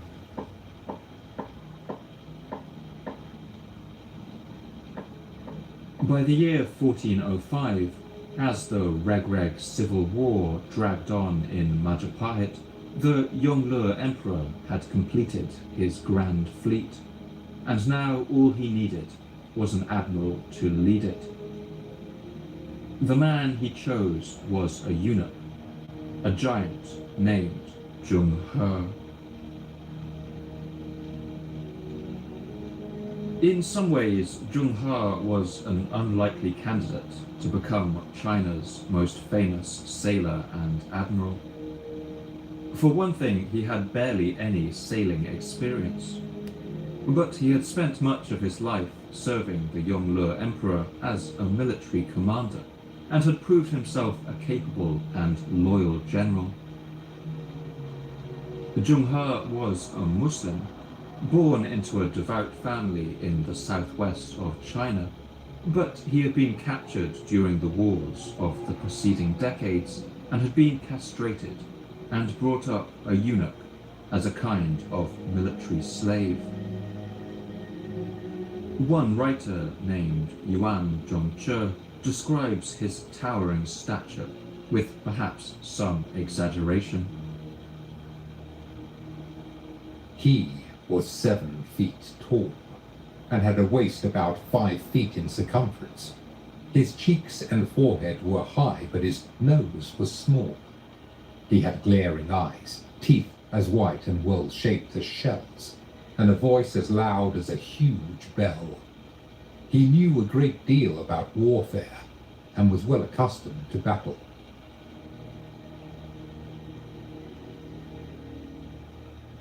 On the 11th of July 1405, under the command of Admiral Zheng He, this vast fleet set sail.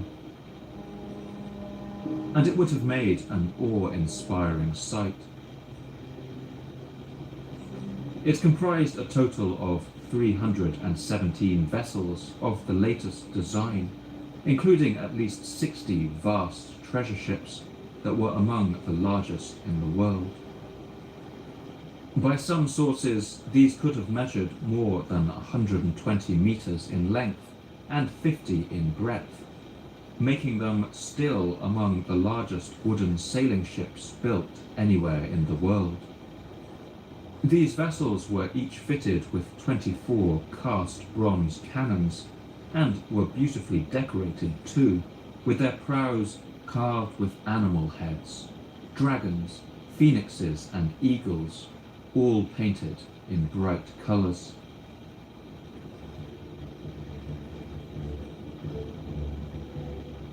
Like the ancient Greeks, Egyptians, Phoenicians and Romans, the Chinese painted eyes on the fronts of their vessels, so that the ships seemed to take on a life of their own, and see their way through mists and stormy seas.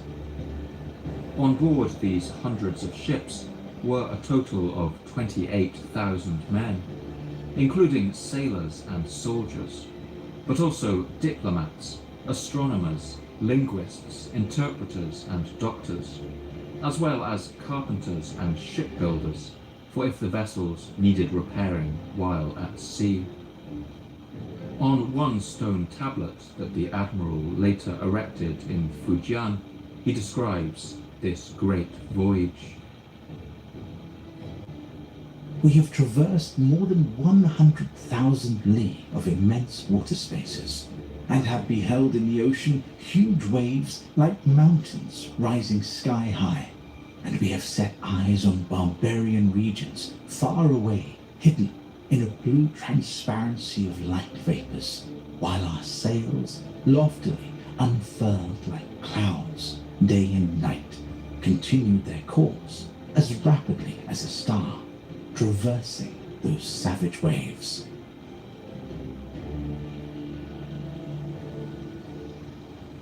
Although outfitted with cannons, the treasure ships were not primarily warships. They were in fact vast cargo vessels, their holds filled to the brim with Chinese silks, cotton, tea, wine, oil, iron and candles, along with other luxuries, all intended for trade with the strange lands they would encounter along the way. From these lands they brought back spices, gemstones, and even in the year 1414 a live giraffe, which had been brought to Bengal by some African delegates from Malindi. Impressed at the sight of the treasure fleet, these men had gifted one of these animals to the Chinese, who brought it home to no little amazement. The Yongle Emperor was no stranger to receiving exotic animals as gifts, and there was even a part of his palace devoted to keeping and caring for them. Elephants and rhinoceroses from Champa, bears from Siam, parrots and peacocks from Java, and ostriches from Aden. But of all these, it was the giraffe that he asked his court artists to paint.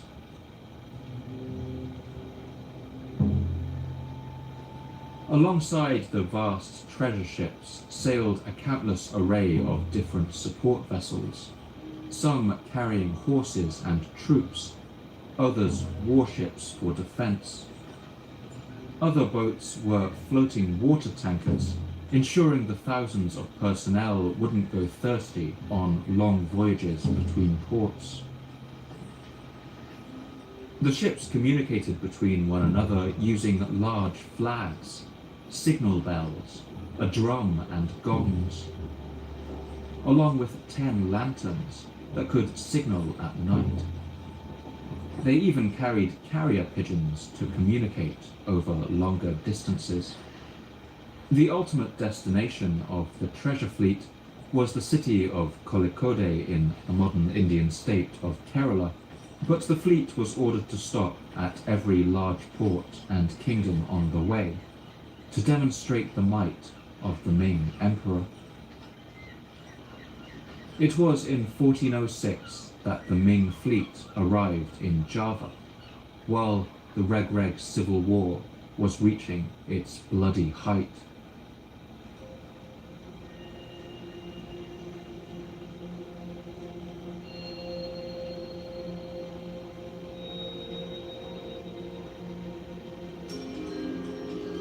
When the Chinese treasure fleet arrived in Java, they might have expected to encounter the scenes of wealth and prosperity that had been recorded by previous visitors, but they would find instead a troubled land, devastated by civil war. The treasure ships anchored off the coast, and a group of Chinese soldiers and merchants came ashore in western Java, hoping to trade. But the Western king, Vikramavardhana, the husband of Hayam Wuruk's daughter, believed that his rival in the east had brought the Chinese to intervene in the civil war. While the Chinese visitors were trading in the marketplace, King Vikramavardhana's soldiers swept down on them from all sides. The cries of the Javanese warriors and the screams of the dying would have joined the pops and bangs of cannons that would have sounded all around the marketplace. The acrid smell of gunpowder and blood would have lingered on the air. When the smoke cleared, 170 Chinese merchants and sailors were dead, and the rest had fled back to their ships. Admiral Zheng He had enough soldiers with him that he could have invaded Java in response, and perhaps like the Mongols more than 100 years earlier, he could have decisively tipped the balance in this civil war. But he was a pragmatic man, and he decided to tread a more considered path. He treated his wounded on board the ships and sent envoys back to the Yongle Emperor, asking him what to do. In the time of Hayam Wuruk, 30 years earlier, China had steered clear of conflict with the powerful Majapahit Empire, sending money and goods in order to avoid a war. But now Majapahit was weakened and divided. This time it was King Vikramavardhana who would send a grovelling apology to the Chinese court, and the Ming Shilu, or Records of the Ming Dynasty, records what the emperor said in reply. There is no doubt as to your guilt. You acted on the basis of greed and anger, and you have acted against heaven. Is there anything more serious than this? Just as I was about to raise an army to punish you, I have seen that you are capable of repenting your mistakes, and I have thus leniently stopped the dispatch of troops. But what of the 170 people who died innocently? You must immediately pay 60,000 liang of gold as compensation for their lives, and to atone for your crime.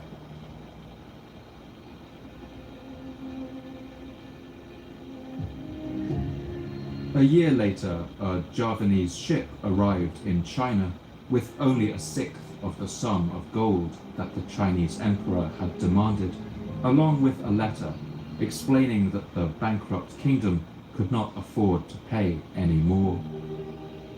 The Chinese emperor responded magnanimously. What I want from those people who live far away is that they acknowledge their guilt, but I do not want to enrich myself with their gold. The point had been made, and the humiliation of Majapahit was total. Everyone in the region took notice.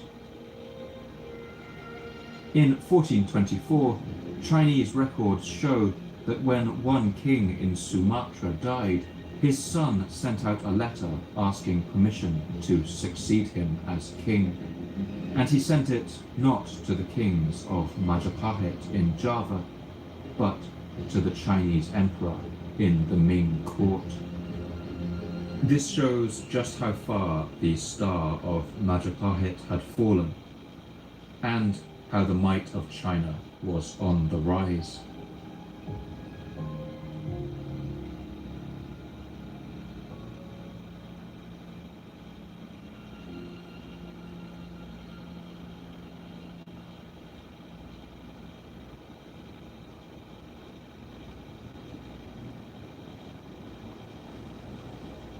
Although Admiral Zheng He had declined to fight on this occasion, the treasure fleet was more than capable of doing battle on the seas, and alongside their main diplomatic and mercantile mission, its admiral had been given some less peaceful tasks to complete on their voyage. Chief among these was a mission to destroy the pirate fortress that still held out at the Sumatran port of Palembang, which had risen up due to the weakness of the Majapahit Empire.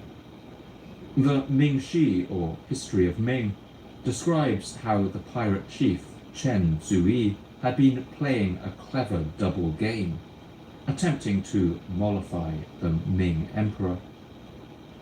In the 4th year of the Yonglei reign, the pirate chieftain of the old port, Chen Zhuyi, sent his son to the Ming court. However, although he sent tributes to the court, he was plundering the seas and thus obstructing the comings and goings of the tribute's envoys. On its way home through the Straits of Malacca, the enormous treasure fleet took its chance. They sailed along the mangrove-crusted coast of Sumatra towards Palembang, which the Chinese called the Old Port. We can only imagine the sight that greeted the pirates of Palembang as the hundreds of colourful ships bore down on them on the horizon. When they arrived at the port city, they demanded the surrender of the pirate chief Chen Zui. According to the Ming Shi Lu, or records of the Ming dynasty, the pirate chief attempted to use deception to gain the upper hand. When he arrived at the old port of Palembang, he came across Zhu Yi and others, and sent people to bring them to negotiate their pacification. Zhu Yi and the others feigned surrender, but secretly plotted to attack the imperial army. Zheng He and the others found out about this, and, marshalling the troops, prepared their defenses. The ensuing battle would be the first test of the power of the Yongle Emperor's fleet. The Ming ships would have rammed into the pirate vessels, hurled gunpowder bombs from catapults, and fired special kinds of fireworks filled with scraps of paper, designed to spread fire and terror, and ignite enemy sails. They would have also sent volleys of flaming arrows flying towards the pirate ships. The result was a resounding victory for the Ming treasure fleet.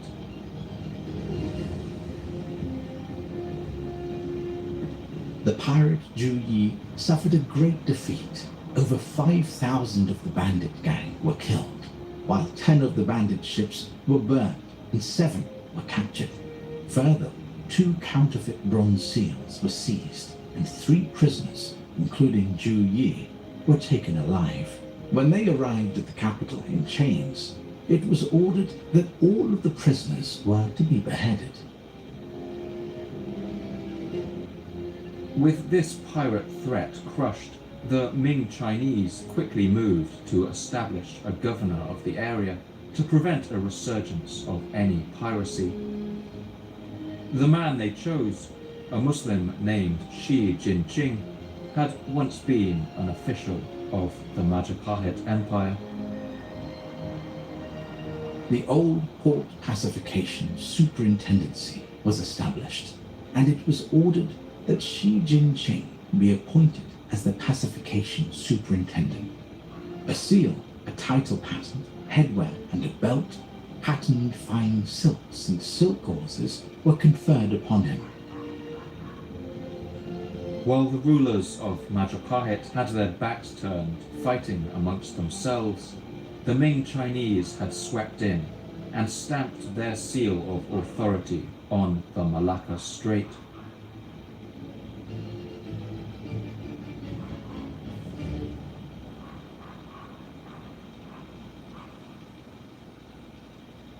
To strengthen this grip over the narrow and crucial waterway, the Chinese would also bring under their wing the young city of Malacca, which had recently been growing in wealth and importance. Malacca was a hub for another tide of change that was now sweeping through the archipelago. That was the steady spread of the religion of Islam.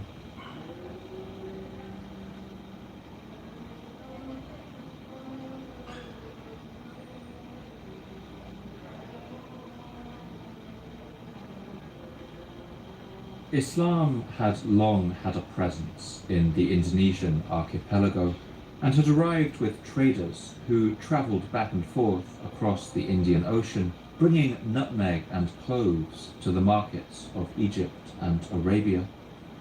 But now this young religion began to make advances in all directions. The European traveller Marco Polo remarked on the change already underway on the island of Sumatra when he passed through the town of Perlak in 1292. The people of Perlak used to be idolaters, but owing to contact with Saracen merchants, who continually resort here in their ships, they have all been converted to the law of Muhammad.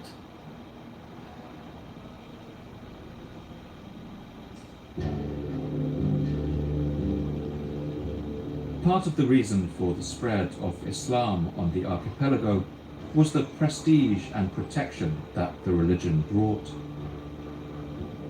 One example of this in action is the king Parameswara, the ruler of Singapura, who had been besieged by Majapahit under the reign of Hayam Wuruk and had fled north to the coast of the Malacca Strait.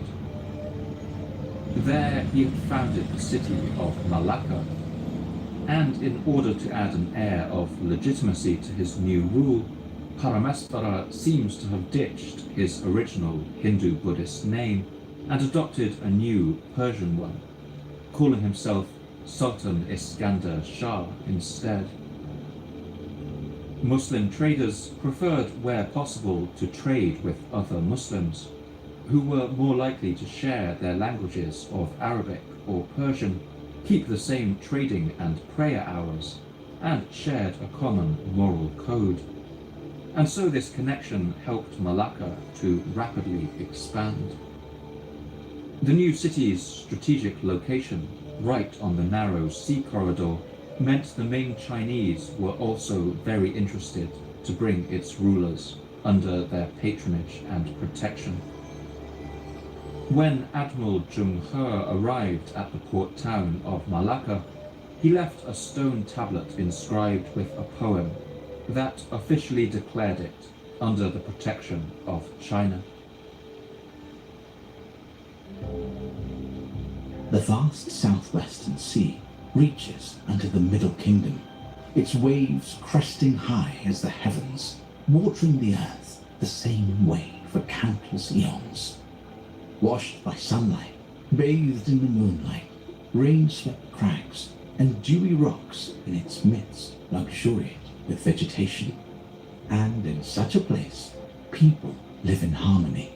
Its righteous king, paying his respects to imperial power, wishes his country to be treated as one of our imperial domains, and to follow the Chinese way. So, here writ large on everlasting stone, we do proclaim your loyalty. Posterity will smile upon your deed as time passes, and your sons and grandsons will have limitless good fortune. In this, the Chinese were right. The port town of Malacca would grow under Ming protection to become the largest and most important in the whole region. When Zheng He returned a few years later, he would build a fort at Malacca to protect it, and in return the people of the city would ensure that this crucial waterway would be controlled by China and China alone. Wealth and trade that would have once flowed through the ports of Java now passed through the new trading hub of Malacca instead. From this hub of commerce, the influence of Islam would spread all across the islands. For the kings of Java, who ruled according to legitimacy derived from their connection to the Buddha and the god Shiva, each new convert reduced their overall power. Subsequent voyages by Zheng He's treasure fleets would sail as far west as the Strait of Hormuz, the city of Mecca, and Mogadishu and Mombasa on the East African coast. But eventually, the Ming would turn away from ocean-going exploration.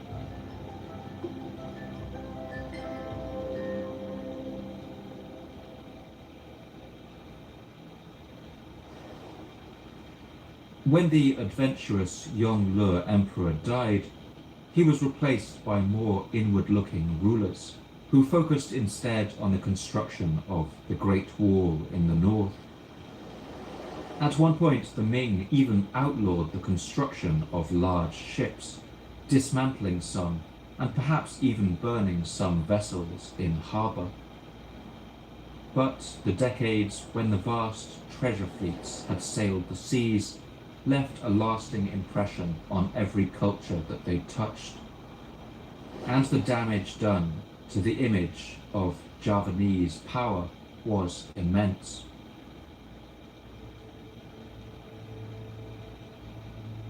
Eventually, the Reg civil war would come to an end in Java, and the Western king Vikramavardhana, Hayam Wuruk's son-in-law, would be victorious. Despite his humiliating and bankrupting experience of angering the Chinese emperor, he managed to close in on his enemies in the Eastern Court, and in the final bloody confrontation, the Western forces broke through the walls of the Eastern Palace. The Lord of Virabhumi fled in the night and escaped by boat. He was hunted down and beheaded, and his severed head was brought back to the capital of Majapahit. The civil war was over, and the kingdom was united once more. But the conflict had exacted a terrible cost. In only 2 years of fighting, the manpower of Majapahit had been severely depleted. Its treasury was on the verge of bankruptcy, and its influence had been drastically curtailed right at the point when powerful rivals were rising in the north, and the religion of Islam was spreading from port to port. The center of the mandala of power had now shifted irrevocably away from Java, and the age of Majapahit's empire of the islands would slowly but surely come to an end.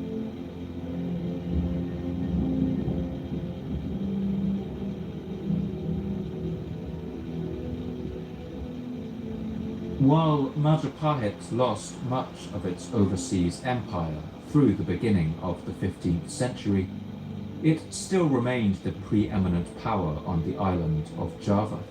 But steadily, its loss of regional status began to erode its power even in its heartlands.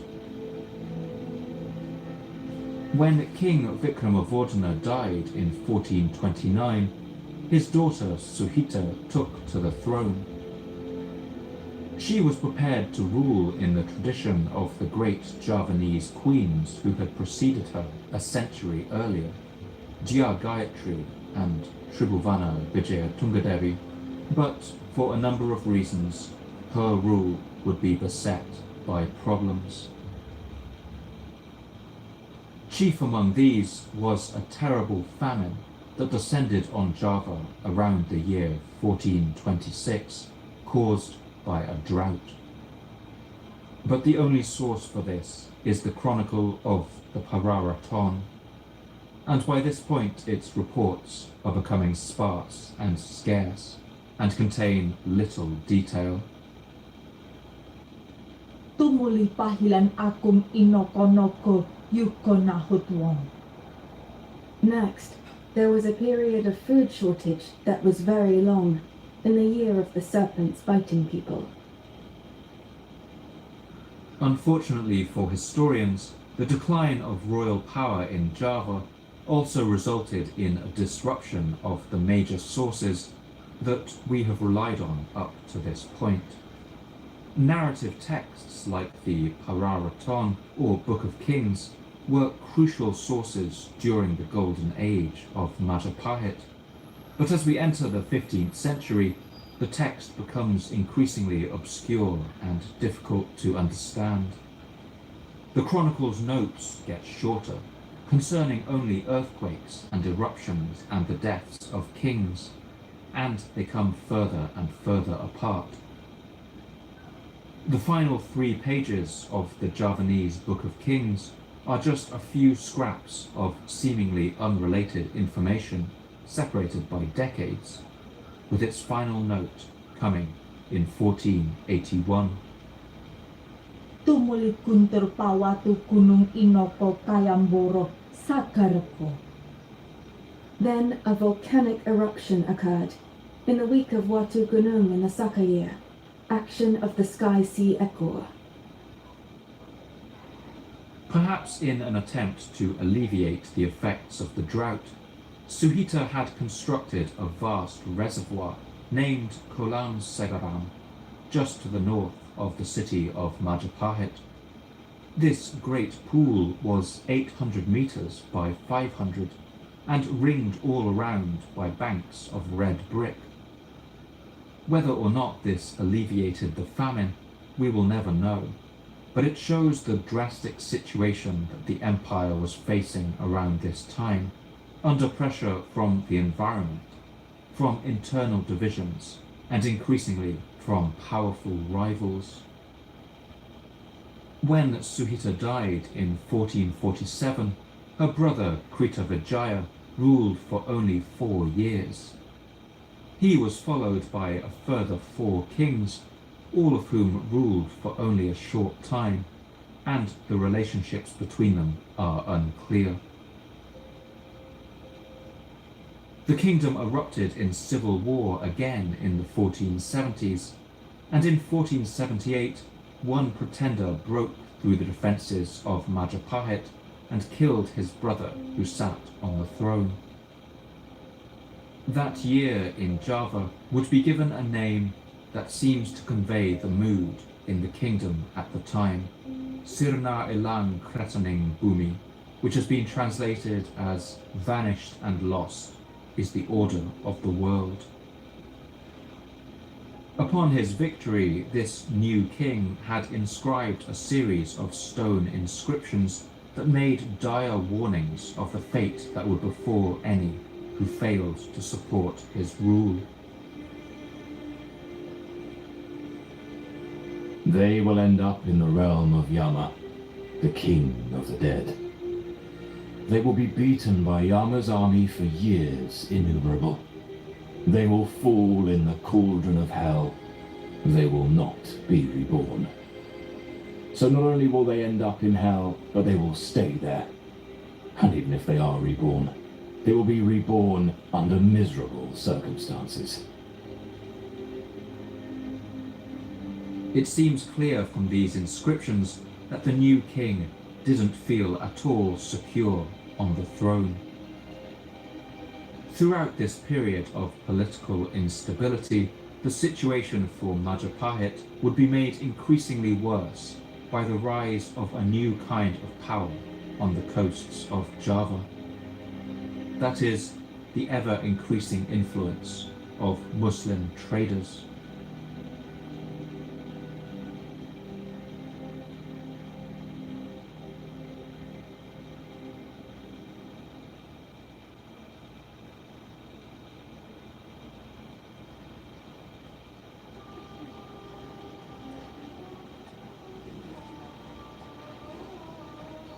With the powerful rival of Malacca now exerting its influence, Muslim merchants had become wealthier and more influential in Java than ever before.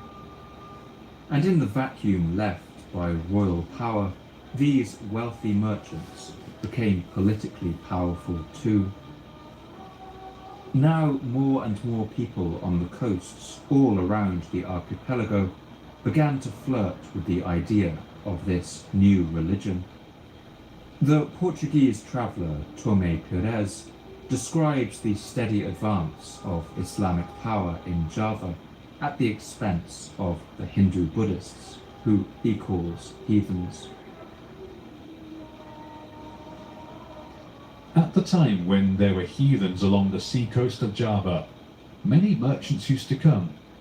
Parsis, Arabs, Gujaratis, Bengalis, Malays, and other nationalities, there being many Moors among them. They began to trade in the country and to grow rich. They succeeded in way of making mosques, and mullahs came from outside. In some places, the heathen Javanese lords themselves turned Mohammedan, and these merchant Moors took possession of these places.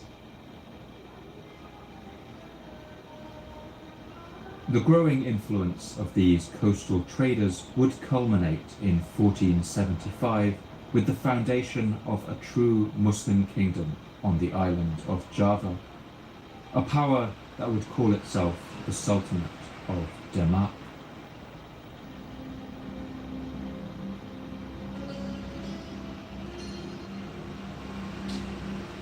A port town looking north into the Java Sea, Demak had been founded in the late 15th century, possibly by Chinese merchants, and its people had built a grand mosque there, combining elements of Muslim and Javanese architecture. The ruler of Demak was a man named Raden Pata, who was a vassal swearing allegiance to Majapahit. But he soon declared independence and claimed the title of Sultan. As Majapahit declined, the Sultanate of Demak would expand. It conquered the coastal region of Tuban by 1527 and was spreading inland as far as Malang by 1546. For the dwindling power of Majapahit, this was the final death knell.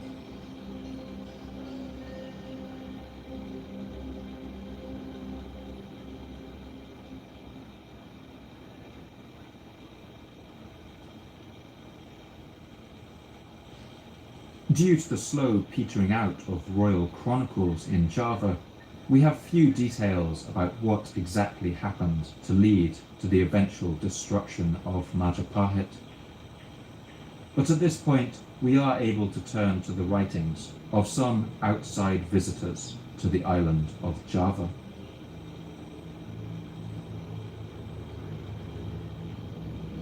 Around 1513, about 100 years after the end of the Reg-Reg War, the Portuguese traveller Tomé Pires visited Java. He wrote in glowing terms about the beauty of the landscape and the abundance of the island, but he found the power of Majapahit already a shadow of its former glory, as he recounts in his memoirs. They say that the island of Java used to rule as far as the Spice Islands on the eastern side and over a great part of the west. and that it had almost all the island of Sumatra under its dominion, and all the islands known to the Javanese, and that it had all this for a long time past, until about 100 years ago, when its power began to diminish, and it came to its present state. Pires also alludes to some degree of political instability in Java. According to his account, the power of its kings had diminished, so that they were now little more than a figurehead, with the Mahapati, or Prime Minister, appearing to wield greater power. Because the Javanese have lost a great part of their lands, the kings do not command, nor are they taken into account, but only the viceroy and chief captain. This man is known and honored like the real king. All the lords of Java obey him. Him they honor. This governor commands in everything. He holds the king of Java in his hands. He orders him to be given food. The king has no voice in anything, nor is he of any importance. Alongside this weakening of royal authority came the fragmentation of the kingdom. Local lords became steadily more powerful, with some even breaking away, and now the Muslim sultanates began to taste blood in the water.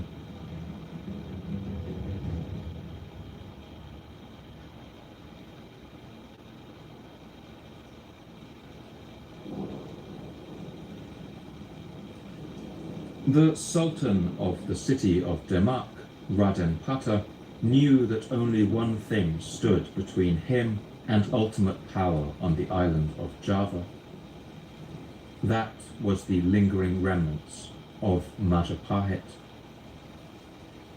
After only a few years, he gathered his forces and marched on the now isolated city.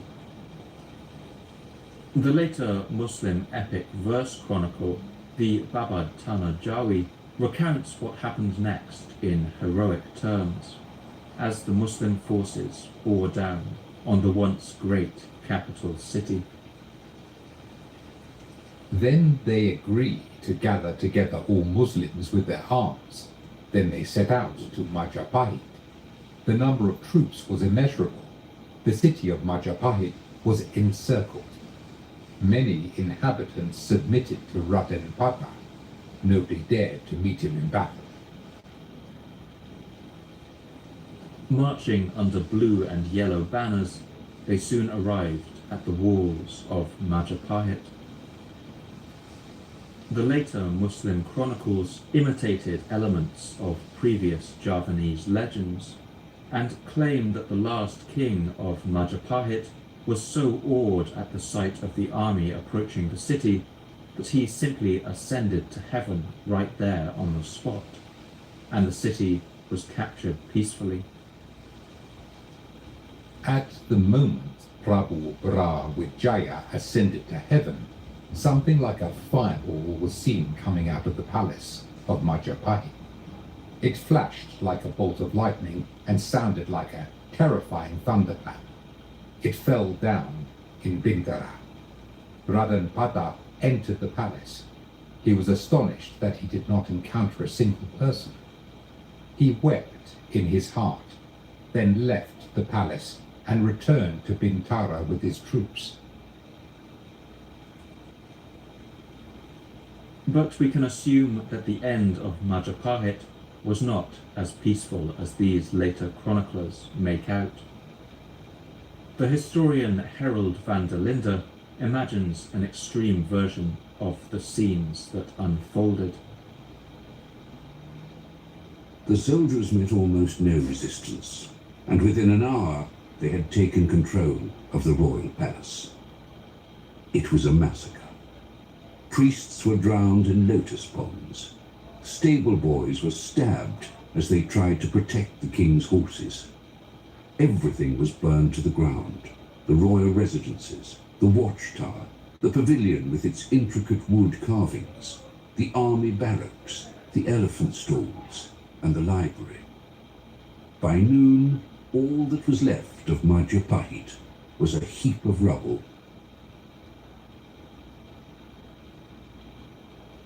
However, there is little evidence of widespread burning at the site of the city, and no heaps of bodies or mass graves have ever been found. But what's clear is that at this point, human habitation at the city of Majapahit largely came to an end.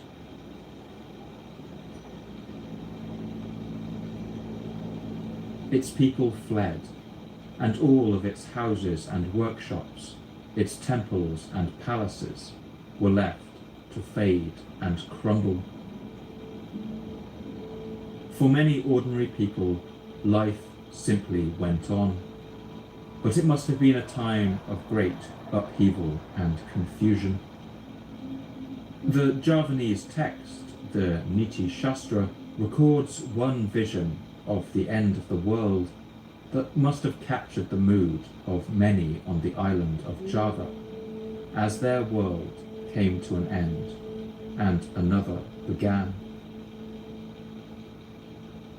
The signs of the approaching end of this world will be all kinds of depravity among mankind. That is to say, the wise will turn foolish. The holy men will become worldly. Children will abandon their parents. Princes will lose their empires. The little will become great and commit depredations. In short, everything will be in confusion.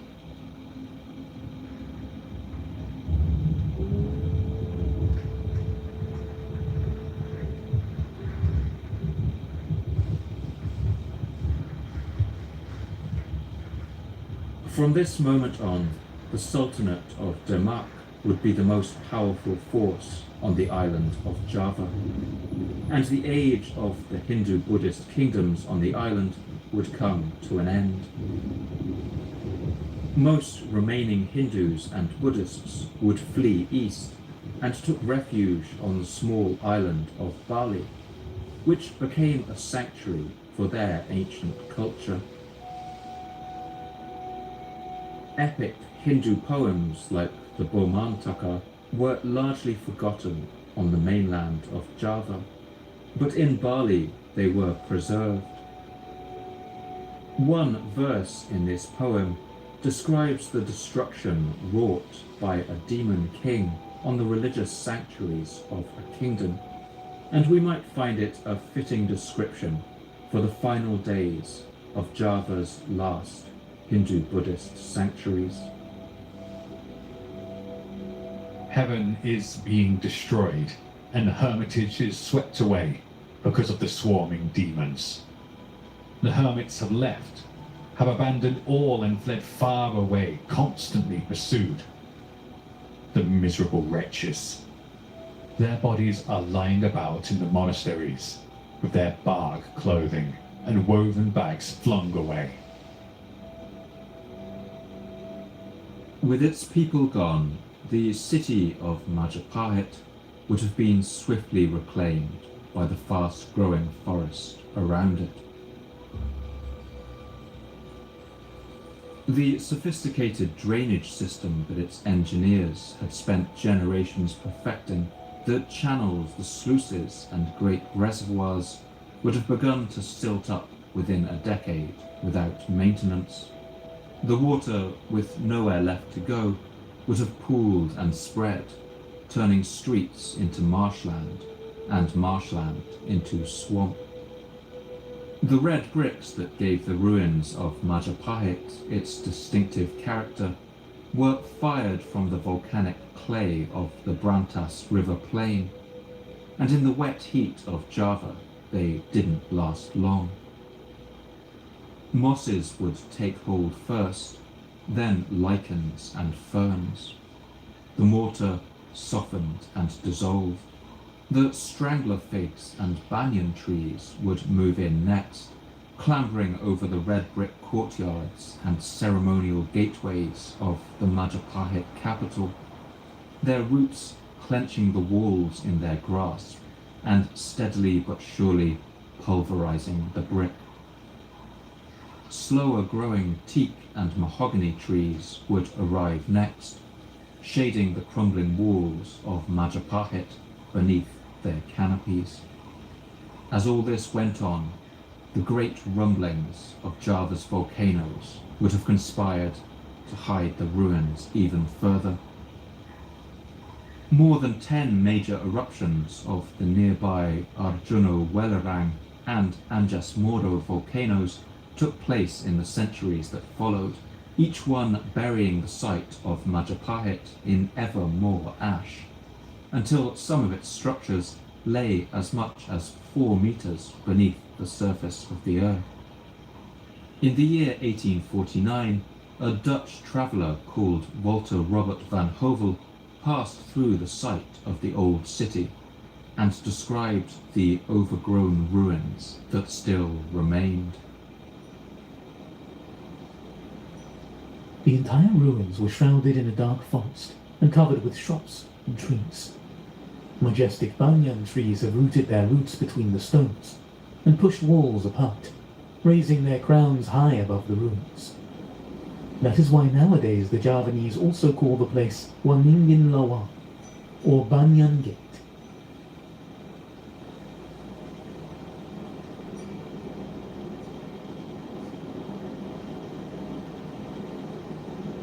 The Muslim sultanates that destroyed Majapahit would not remain the most powerful force in Java for long. The next century would see the arrival of other sea-borne powers that would soon form their own thalassocracies, or empires of the sea. These were the powers of European colonialism.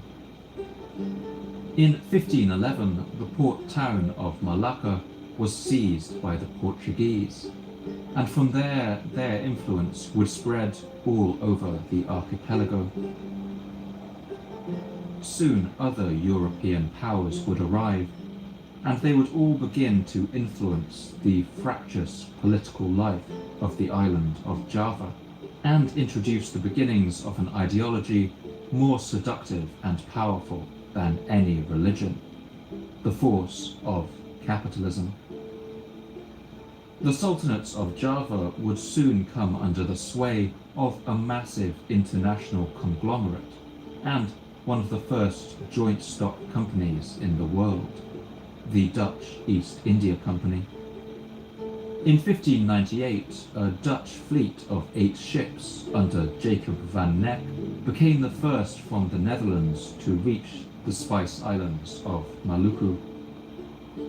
In doing so, they bypassed the Javanese merchants who had long dominated the trade. When these Dutch ships returned to Europe in the year 1599, laden with cloves, nutmeg and mace, the expedition yielded an enormous profit of around 400%.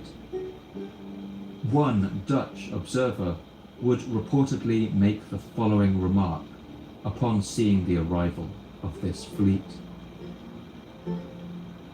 As long as Holland has been Holland, there have never arrived ships as richly laden as these.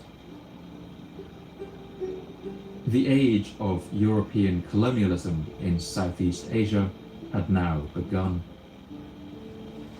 Between 1602 and 1796, the Dutch East India Company dispatched almost 1 million Europeans to Asia aboard nearly 5,000 ships, dwarfing the traffic of its nearest rival, the British East India Company, returning with more than 2.5 million tons of Asian goods and enslaved people. Throughout this colonial period, which would ultimately see Java become a European colony, the legacy of the ancient Javanese kingdoms was largely ignored or intentionally obscured. The Dutch in particular had no desire to see the people of their new colonies rally around the memory of any ancient kingdoms, and mostly declined to investigate the ruins that could be found dotted around Java. The erasure was so extensive that in his History of the Indian Archipelago, published in 1820, the British writer John Crawford was able to write the following. The theory of a great monarchy and of an antecedent state of high civilization and improvement has been forged by the national vanity of the Javanese, unsupported by a shadow of proof, and contradicted by unquestionable internal evidence. But some memory of Majapahit's glory lived on in the minds of Java's people, in their songs, their poetry, their shadow puppet plays, and in the manuscripts they kept in their libraries.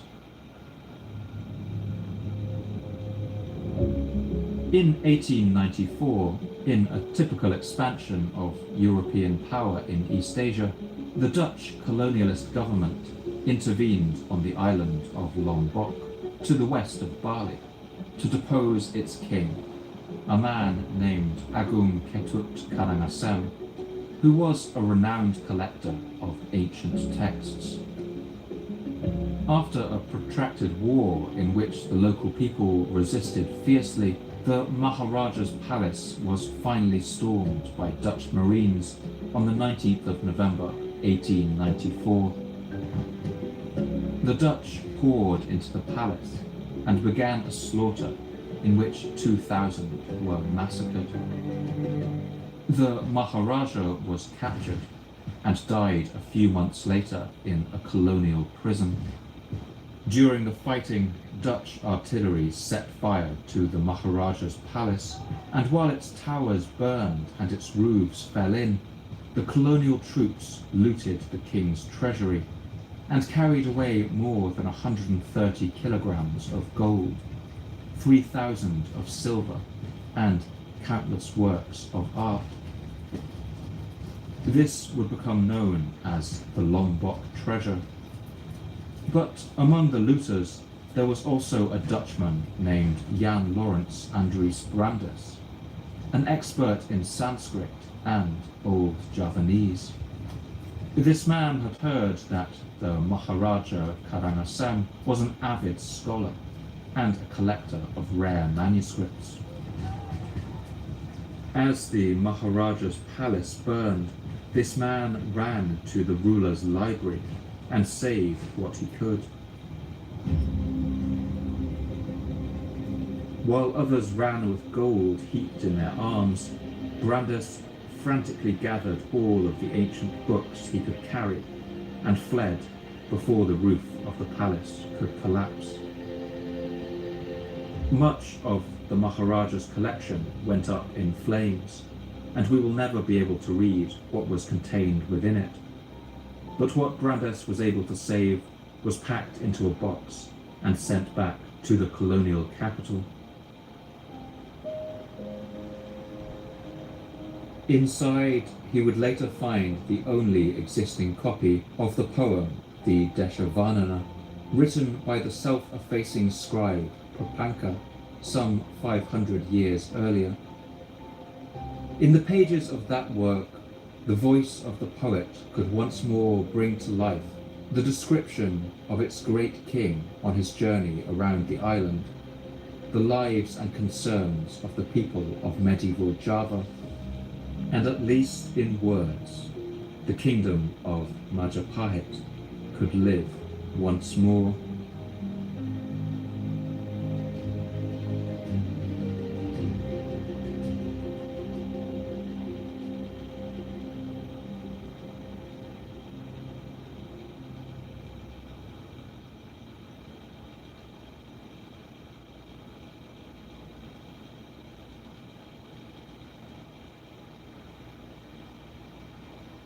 I'd like to end this episode with an extract from an old Javanese poem called the Shiva Ratri Kalpa, or the Night Ritual of Shiva, written during the years of the decline of the Majapahit kingdom.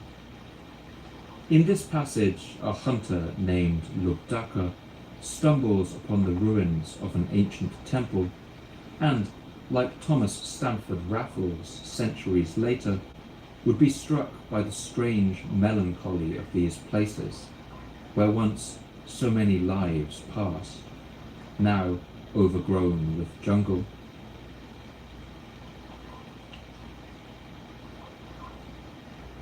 As you listen, imagine how it would feel to watch the palaces and temples of the kingdom of Majapahit crumbling into the earth, as its people left and its reservoirs ran dry. Imagine wandering beneath the shade of that teak forest and watching the roots of banyans and silk cotton trees slowly bind their way over the ruins, as the layers of ash fell from the sky season after season and covered the works of man. Imagine turning away and setting off into the forest as the sun finally set on Java's golden age.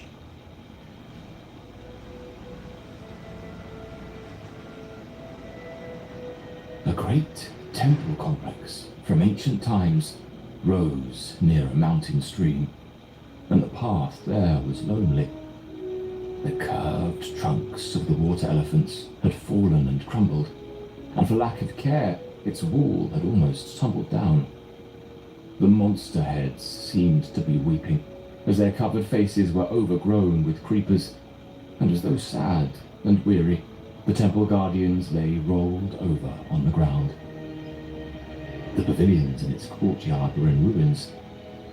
Some of the buildings were now only wreckage, while others were rotting away.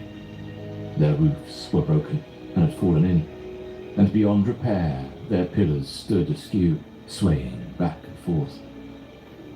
Heartrending was the spectacle of the reliefs. Young maidens in stone stood gazing skywards, full of sorrow, because now no wandering poets ever came to visit them. The tower temple soared on high, and its pinnacles served as a gathering place for weeds. The sides were cracked, overgrown by a shady fig tree which spread luxuriantly. All the statues were cracked by a fearsome tangle of vines, and only the main deity within was immovably in place, standing firm in the center of its pedestal. Pandan trees hung down over the rocks with an air of sadness, quite wrapped in the mist. How they longed to be visited by the thunder, which would bring with it the rushing of the rain. As if in sorrow, they let their petals droop, petals on which someone had jotted down some words in a moment of inspiration. For is this not an admirable place for a wandering poet to weave his verses?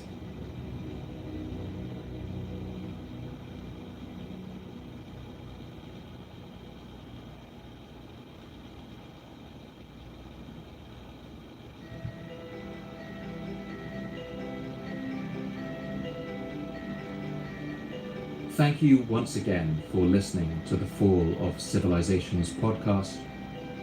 I'd like to thank my voice actors for this episode: Henry Stenhouse, Michael Hadjiantonis, Alexandra Boulton, Simon Jackson, Catherine James, Tom Marshall-Lee, Chris Harvey, Jack Jacobs, Nick Denton, Amrit Sandhu, Paul Cassell, Tim Stevenson, and Amin Taher. Readings in Old and Middle Javanese were performed by Ferry Senjai and Kada Aditya. I'd also like to thank my historical advisor for this episode, Dr. Alex West.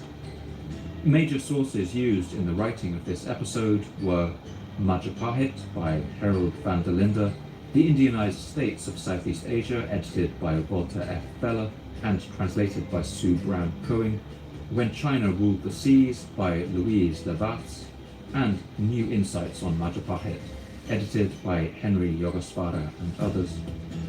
A full public list of sources will be available on Patreon, linked in the description below.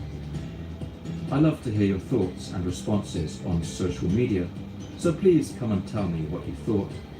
You can follow me on Blue Sky at paulmmcooper.com and on Instagram at paulmmcooper. And if you'd like updates about the podcast, announcements about new episodes, as well as images, maps and reading suggestions, you can follow the podcast on Blue Sky at fallofcivilizations.com. This podcast can only keep going with the support of our generous subscribers on Patreon. You keep me running, you help me cover my costs, and let me dedicate more time to researching, writing, recording and editing to get the episodes out to you faster and bring as much life and detail to them as possible. As a thank you, all subscribers are able to listen and watch video episodes completely ad-free. If you enjoyed this episode, please consider heading to patreon.com/fallofcivilizations_podcast, or just Google Fall of Civilizations Patreon. That's Patreon. For now, all the best, and thanks for listening.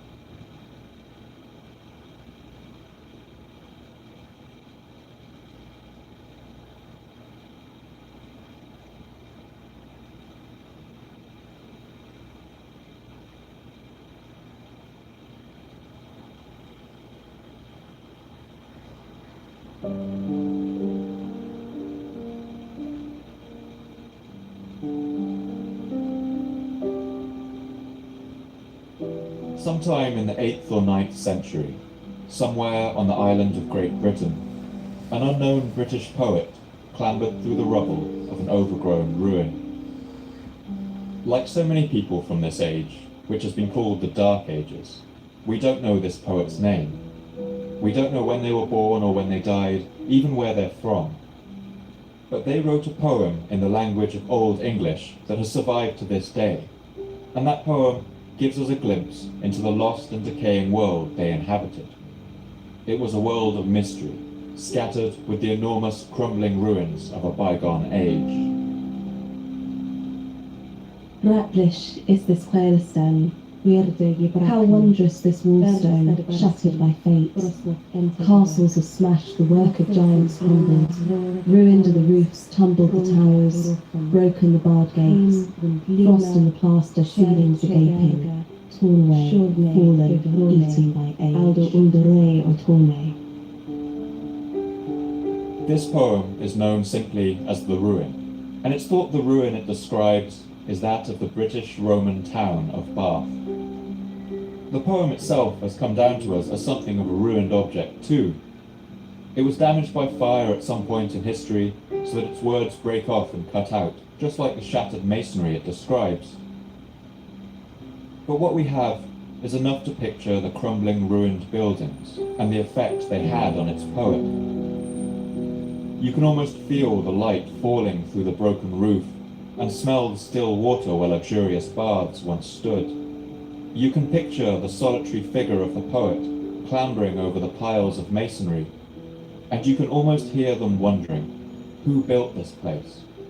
How did they construct the vaults of these cavernous halls? And why, after everything they built, did they leave it all behind?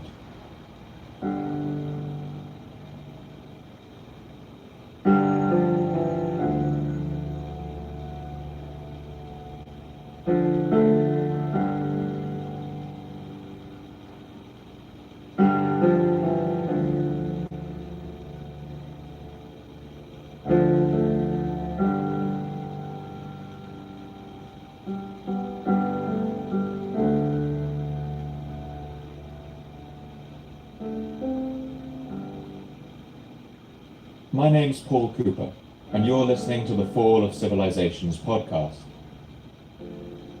Each episode, I look at a civilization of the past that rose to glory, and then collapsed into the ashes of history.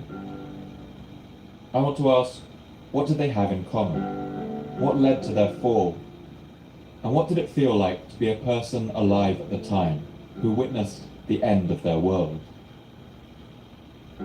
In this episode of Fall of Civilizations, I want to look not at the collapse of a whole empire, but at just one part of it, the island of Great Britain as it was under the rule of the Roman Empire. I want to show how a great civilization was built almost overnight and endured the test of centuries against overwhelming odds. I want to explore its fatal flaws and describe what happened after its final dramatic collapse.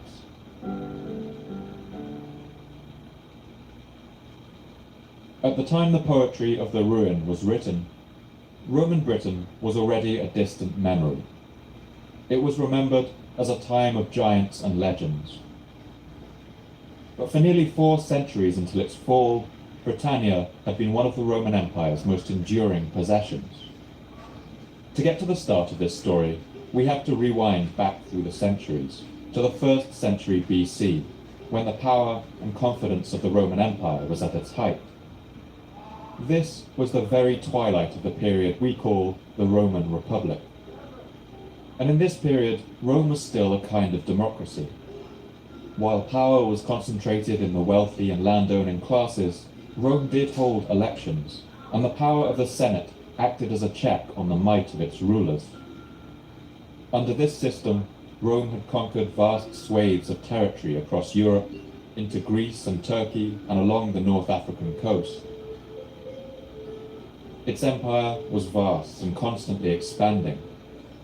But at this point, the ragged chalk coast of the British Isles was still the frontier of what the Romans called the known world. Britain for Rome was a mysterious and frightening place. According to Plutarch, some even believed the island of Britain was a legend. The island furnished much matter of dispute. Some argued that its name and story had been fabricated, that it had never existed. Although the crossing from mainland Europe to the British Isles is only 30 kilometers at its narrowest point, it's a body of water exposed to the harsh weather systems of the North Sea and North Atlantic. The Roman historian Ammianus Marcellinus describes its dangerous and unpredictable nature. A narrow space of sea that swells with dreadful surges and then sinks again to be as flat as a level plain. By the middle of the 1st century BC, this treacherous and unpredictable crossing had already defeated the ambitions of several generals and emperors. Julius Caesar famously invaded the British Isles twice, in 55 and 54 BC, and both of these campaigns did little more than sink Roman life and treasure into the marshy lands of Kent and the Thames Valley. Caesar would go on to gather all of the power of Rome's institutions to himself, and he would pass Rome on to his successor, Caesar Augustus, as a dictatorship. Augustus, who ruled as the first Roman emperor, planned 3 separate invasions of Britain that each fizzled out uselessly. And generations later, the notorious mad Emperor Caligula even amassed a great invasion force of 200,000 men on the Normandy coast, poised to take the island of Britain for Rome. And this attempt might have been successful, had Caligula not been the mad emperor. On a whim, he reportedly ordered his men to give up the invasion of Britain and gather seashells from the Normandy beaches instead. Britain for the Romans was an unobtainable prize. It was a land of mystery, peopled by wild and unpredictable barbarians. After returning from his failed invasions, Julius Caesar wrote with palpable horror about the British inhabitants. Most of the inland inhabitants do not sow corn, but live on milk and flesh, and are clad with skins. All the Britons dye themselves with woad, which gives them a bluish colour, and a terrifying appearance in battle. They wear their hair long, and have every part of their body shaved, except the head and upper lip.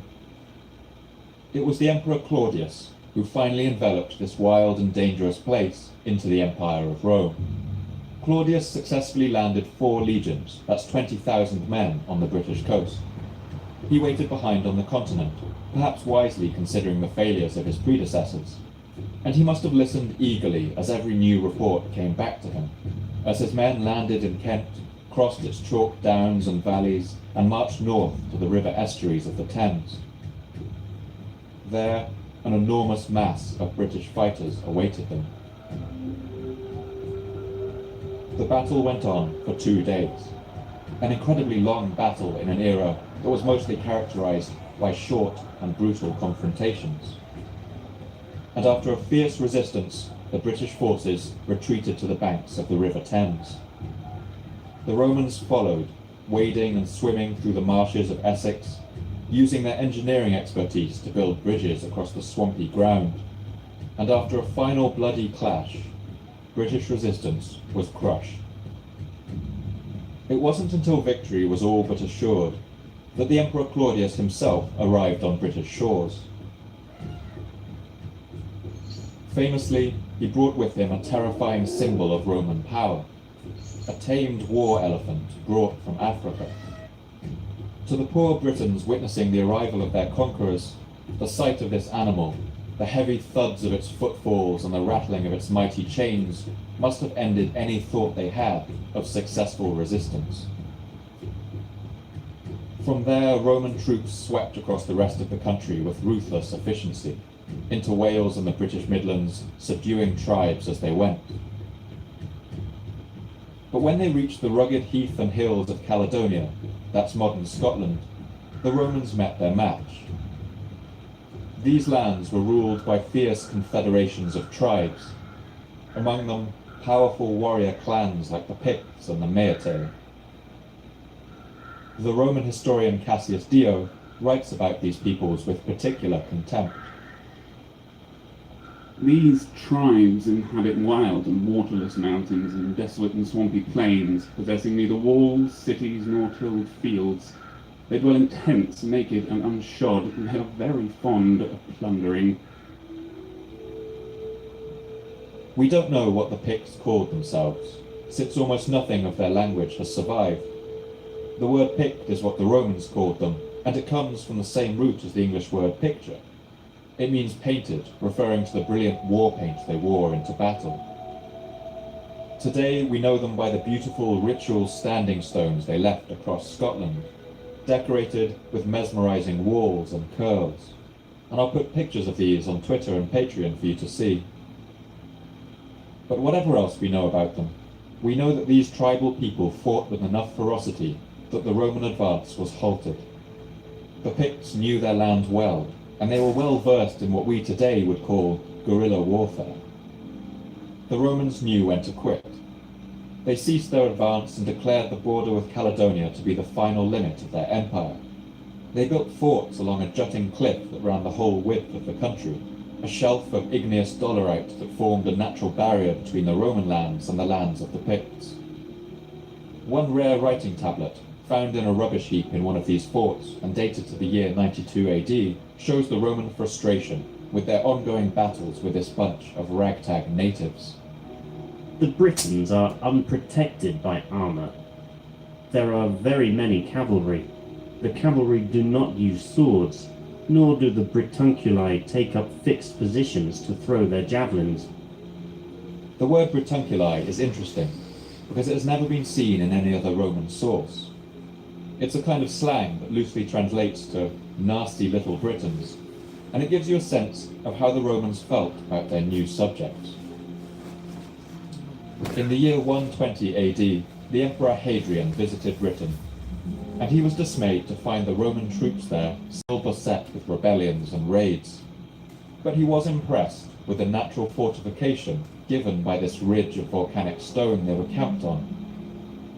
He ordered this barrier to be made more fortified, with the construction of what would become the largest Roman artifact in the world, a mighty wall stretching 135 kilometers from coast to coast. This border wall would be known as Hadrian's Wall, and the Romans defended it with garrisons of infantry and cavalry stationed in a string of forts all the way along its length. And the Romans weren't satisfied with this border. They would make multiple attempts to push it further north into Caledonia, but all of these attempts would fail. At one point, they even built another wall, known as the Antonine Wall, 160 kilometers further to the north, at the narrowest point of the British Isles. It spans 63 kilometers from coast to coast, but it turned out to be useless. The land of Caledonia was ungovernable, and the Antonine Wall was abandoned each time it was tried, its stones left to crumble into the peaty earth of the Scottish moors. But Hadrian's barrier stood.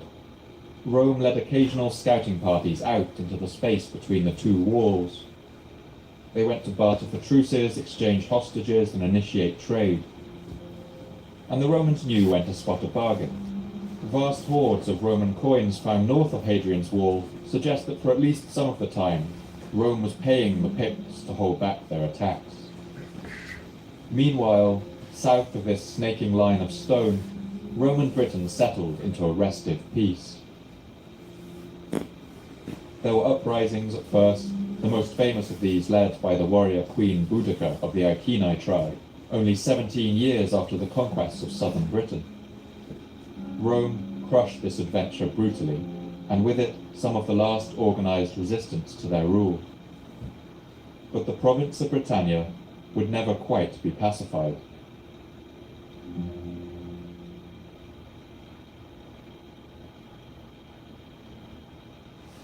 Everyone knows that old saying that Rome wasn't built in a day. But in Roman regional capitals like London and Colchester, these cities really did seem to go up overnight. If you compare Singapore or Dubai to photos of those cities in the 1980s, you might get a sense of how it must have felt to live in London in the decades after the Romans arrived.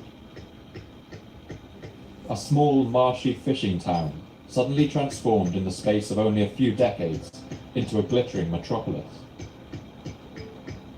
Despite their colourful pantheon of gods, the real religion of the Romans was the religion of urbanism, the cult of the city.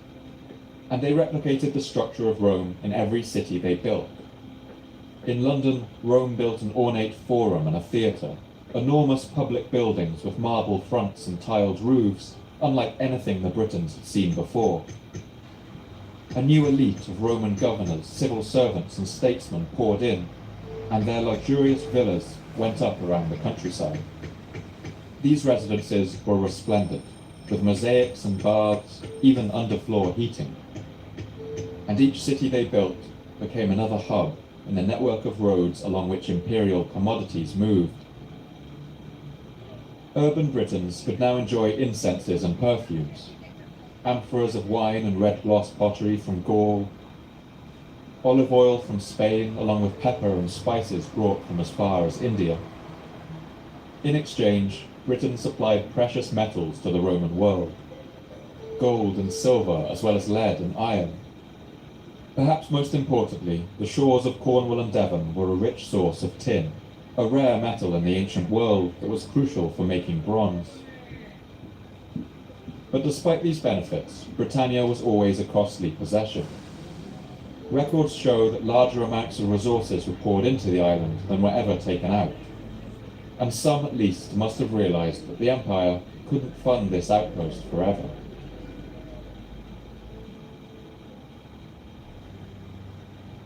Part of the cost of holding Britain as a colony was due to its countryside, a hotbed of rebellion. Native Britons lived in small villages of timber, turf-walled roundhouses that dotted the land. And here, tribal loyalties held greater sway than any loyalty people felt to their Roman governors. A good way to think about the situation is to look at the recent occupation of Iraq by the United States, Britain, and their allies. In Roman times, fortified green zones went up across Britain too, walled compounds where foreign administrators poured in to enforce the new structure of imperial society. Tomb inscriptions from York show imperial officials coming from as far as Africa, France, Sardinia, and Greece. A rotating cast of governors came and went too. These figures often stayed in their post for only 3 years or so, and none of them were native to Britain. And although we don't have complete records, there's also no evidence of native Britons ever rising to the social rank necessary to govern. This is a situation quite different to other Roman colonies like Gaul, where Rome made some effort to bring indigenous people on board with the imperial project. So while some Britons might have felt the material benefits of Roman rule, it seems they never really felt part of the shared destiny that bound the rest of the empire together during its height. Perhaps partly for this reason, it seemed the British countryside was only ever one step from anarchy. This threat of rebellion from within was coupled with raids by the Picts and the Meatae on the walled northern border. And the rich traffic of trade coming to and from Europe also created a booming industry in piracy. Sea-going tribes like the Saxons became increasingly bold, braving the stormy waters of the North Sea to harass shipping, and even make incursions onto the British coast. So even in this first century of Roman rule in Britain, the pressures that would eventually crush it like a tin can began to bear in from every side. One of the key measures that archaeologists use to track the cycle of peace and war in the ancient world is to look at the frequency of buried coin hoards. Put yourself in the position of a person living in the ancient world. When times are good, you feel secure enough to store your silver coins or your gold jewelry in your home or in the family vault, or even in an early form of bank. But when times are bad, you can't risk that. You might bury your silver as an extra precaution, or you do so in a panic when you see the first plumes of black smoke begin to show over the horizon. And in times of mild unrest, people would come back to dig these up again later, once the danger had passed. But if the unrest is serious enough, there might not be anyone left to retrieve it. In that case, the coins remain in the ground with the dates and emperors stamped meticulously on their surface. This is bad news for their owner, of course, but it's good news for archaeologists who want to track a region's history of unrest. I'm going to pick up our story again at a point where people in Roman Britain were once again burying their coins in record numbers, right as the 2nd century draws to a close. Since the end of the Roman Republic, Rome had undergone nearly 2 centuries of constant expansion, and the constant wars on its borders had been matched by a relative peace within its lands, a period known as the Pax Romana, or the Roman peace. But as the year 200 approached, this relative peace in the Roman Empire's interior was beginning to shatter. Plague had ravaged Rome's lands, a devastating disease brought back from the east by soldiers on campaign. It killed 2,000 people a day in Rome at its height, and it decimated the imperial army, leading to as many as 5 million deaths across Europe. And trouble had reigned in the political world as well. Since the time of Julius Caesar and his successor Augustus, the Roman emperor had been a dictator with supreme power. The Senate and judiciary were nothing but agents of his command, rather than representing any kind of popular will. And wherever absolute power exists, there are always men who will risk everything to claim it. Against the backdrop of plague and famine, civil wars began to erupt across Europe over rival claims to the total power of the imperial throne. And in these wars, it was quite often the generals stationed in Britannia, the empire's farthest and bleakest province, who would hear the drums of war beat the loudest. To understand why Britannia was such a source of trouble, you only have to look at the particular paradox that Roman Britain presented. All of the threats facing it from outside and within meant that the land required the constant presence of an enormous army to defend it. As many as 40,000 soldiers at its height. That's about 1/8 of the entire imperial army, just to put that in perspective. And this meant that any one man put in charge of Britannia's defence force was automatically one of the Empire's most powerful men. The paradox might not seem apparent at first, but this was one of the fatal flaws that led to the repeated humbling and the final fall of Roman Britain.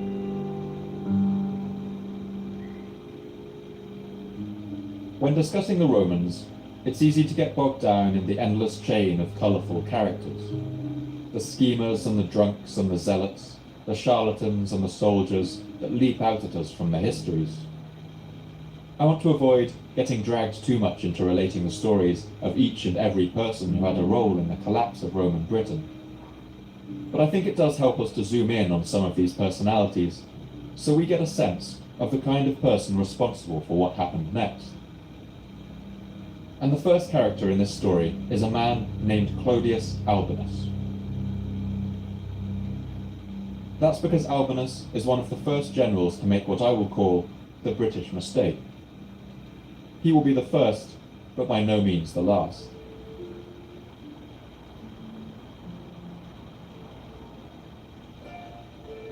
Born in Tunisia to a humble family, Albinus was African. But the name Albinus means white, and he was given this name due to the extraordinary paleness of his complexion. On his birth, his father wrote a letter about this strange phenomenon. A son was born to me on the 7th day before the calends of December, and so white was his body at birth that it was whiter than the linen clothes in which we wrapped him. Albinus's unusual physical appearance doesn't seem to have held him back. He grew up a promising soldier and rose through the ranks of the Roman military on the basis of his skill. When he was appointed governor of Britannia, Albinus stayed for longer than many before him, and we have a good account of his physical appearance in the Historia Augusta. He was tall of stature, with unkempt curly hair and a broad expanse of brow. His skin was wonderfully white. He had a womanish voice, almost as shrill as a eunuch's. The life of governor seemed to suit Albinus, and he might have spent the rest of his life in Britannia governing well and rising through the ranks of Roman society, were it not for the events that were about to unleash blood and chaos across the wide expanse of the Western Roman Empire. The beginning of these events was the death of the tyrannical Emperor Commodus in the year 192 AD. You might remember him if you've ever seen Russell Crowe's Gladiator. And when Commodus died without an heir and left multiple claimants behind, the whole empire descended once again into chaos. This is the period that would cause the historian Cassius Dio to write his famous lament. Our history now descends from a kingdom of gold to one of iron and rust. The name given to this time, the Year of the Five Emperors, might give you some idea of the ensuing pandemonium. These 5 claimants to the imperial throne fought and died.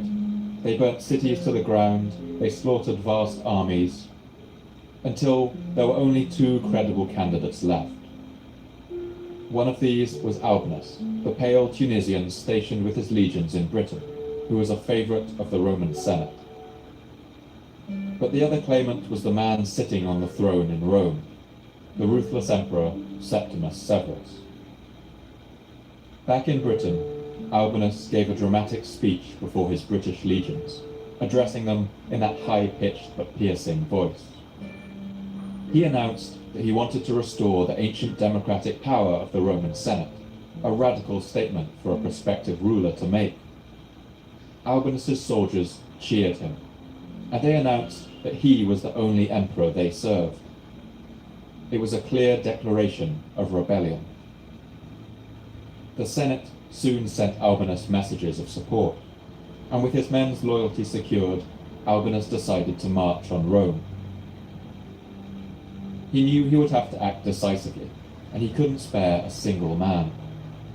He took 3 legions, every last soldier in Britain, and sailed for the mainland in the year 195.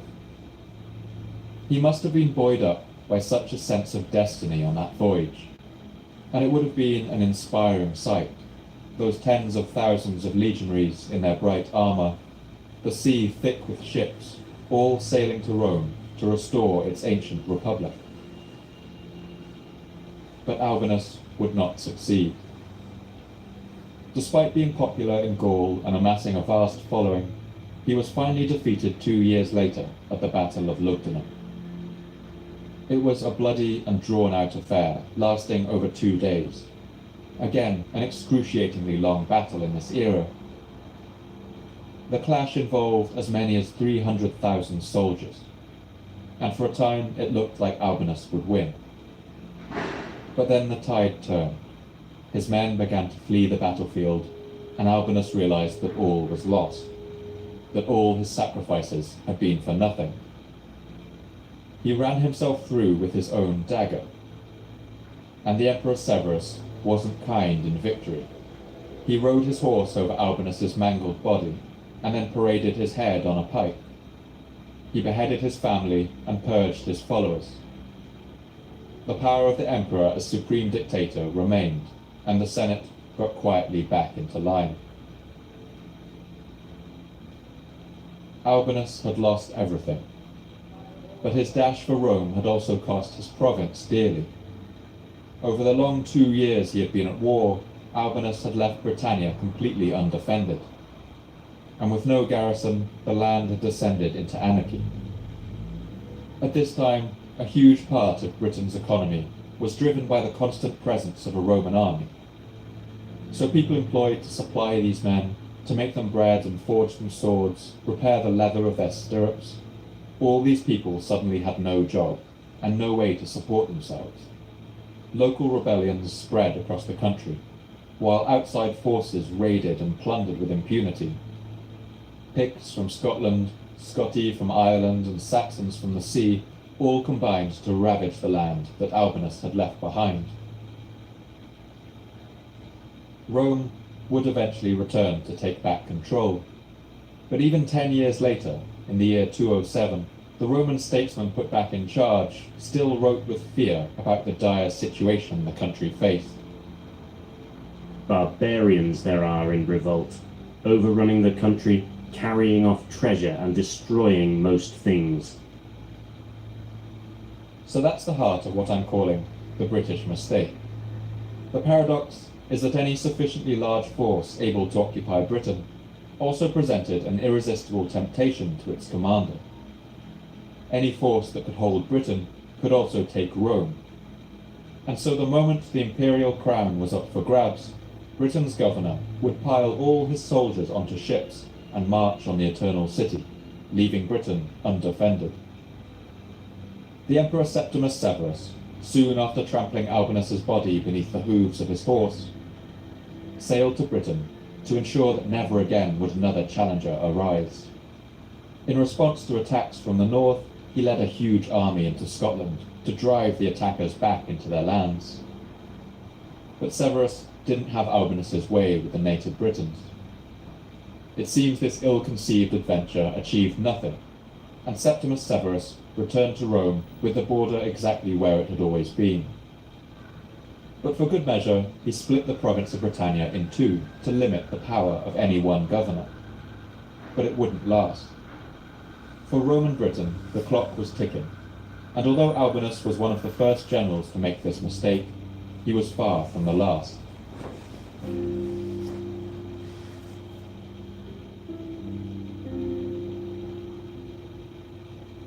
One thing we will learn over the course of this series is that the fall of a civilization is rarely simple. Roman rule ended in different parts of Britain at different times and under different circumstances. It came along with the collapse of Roman authority across Western Europe, and this occurred after the time of Albinus, a 50-year period called the Military Anarchy. This era saw at least 26 claimants contest the imperial throne. Incessant civil wars and rampant inflation crippled the Roman economy, and German tribes made incursions into the empire's territory. It seemed like 1,000 different pressures rained down from all sides. And in all of this, despite the Emperor Severus's measures, Britain would remain a fertile staging ground for rebellion. In the year 260, for instance, a Roman commander called Postumus staged an insurrection that carved Britain and Gaul away from the empire for 10 years before it was retaken by Rome.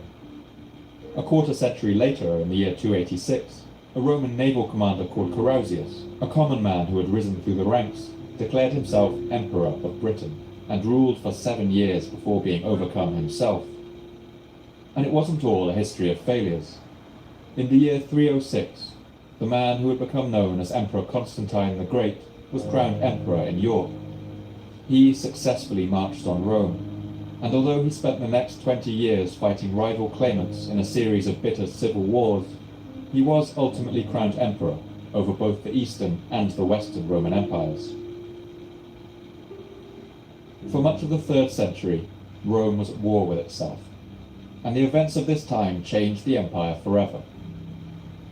Rome's emperors were now military strongmen. Trade across the empire had broken down, impoverishing its people, while at the same time Rome's wealthy were now an ultra-rich elite, far richer than they had ever been in history. Meanwhile, the empire's enemies grew stronger and more organized, learning how to play to Rome's weaknesses, learning how to win. And as the 4th century dawned, Roman Britain's troubles would only increase. One event would soon lay bare just how far the Roman Empire's power had fallen, and it's remembered to history as the Great Barbarian Conspiracy. To set the scene, we have to imagine the winter of 367, on the Roman garrison at Hadrian's Wall. The winters in this part of the world are harsh. Cruel winds and rain would have lashed the men stationed on the wall, probably snow on the ground, their breath visible in the air. This was the last bastion against the wild tribes of the north, and conditions here were harsh. Letters these soldiers wrote at the time include complaints about the cold that bit at their feet every day, the lack of holidays and not enough beer provided in their rations. But it's still hard to imagine exactly what was behind the decision these men took next. Perhaps it was hunger, cold, or fear. Perhaps they were even bribed. There was no shortage of Roman coin north of the wall, let's remember. Whatever the reason, the soldiers tasked with defending the empire's northern border mutinied. They changed sides and allowed a waiting army of Picts from Caledonia to cross the wall. This horde swept down on the towns and villages of Northumbria. Villages burned, men and women were put to the sword. But before the Romans could send the usual reinforcements to quash this invasion, something astonishing happened. Immediately, waves of tribesmen of the fierce Atticoti from the Outer Isles, Scotti from Ireland and Saxons from Germania began to land on Britain's coasts. At the same time, parties of Franks and Saxons landed on the mainland in northern Gaul. And these didn't seem like random attacks. They seemed to be coordinated raids, like nothing else the so-called barbarian tribes had ever attempted before. They completely overwhelmed the Roman defenses. Everywhere, Roman towns burned, cities were sacked, and amid the chaos, slaves escaped, and whole units of soldiers deserted in terror. All of these gathering together into bands that roamed the countryside, resorting to theft and murder to support themselves. The historian Ammianus Marcellinus paints a scene of pure chaos. Nectaridus, the commanding general of the seacoast, was killed, and another general, Philophaudes, was ambushed by the enemy and taken prisoner. The Atticoti, a warlike race of men, and the Scots were ranging wildly and causing great devastation, while the Gallic regions were harassed by the Franks and their neighbours, the Saxons, with cruel robbery, fire, and the murder of all who were taken prisoners. For 2 whole years, anarchy ruled in northern Europe, until Rome sent its best general, Flavius Theodosius, to march on the roaming barbarian bands. Theodosius defeated some in battle, and he offered an amnesty to others. Order slowly returned to the region, but the damage was done. The attack of the Great Conspiracy had come as a complete surprise, and when we think about the effect this might have had on the people of the time, It wouldn't be too far off to think of this as something like the September 11th attacks on the United States. These were coordinated, brutal strikes, calculated to cause maximum fear and damage, and they shook the very core of the empire. Rome's confidence in the face of the barbarian threat would never recover. The empire's reduced ability to protect itself was one factor in the collapse of Roman Britain, but it was only one of many.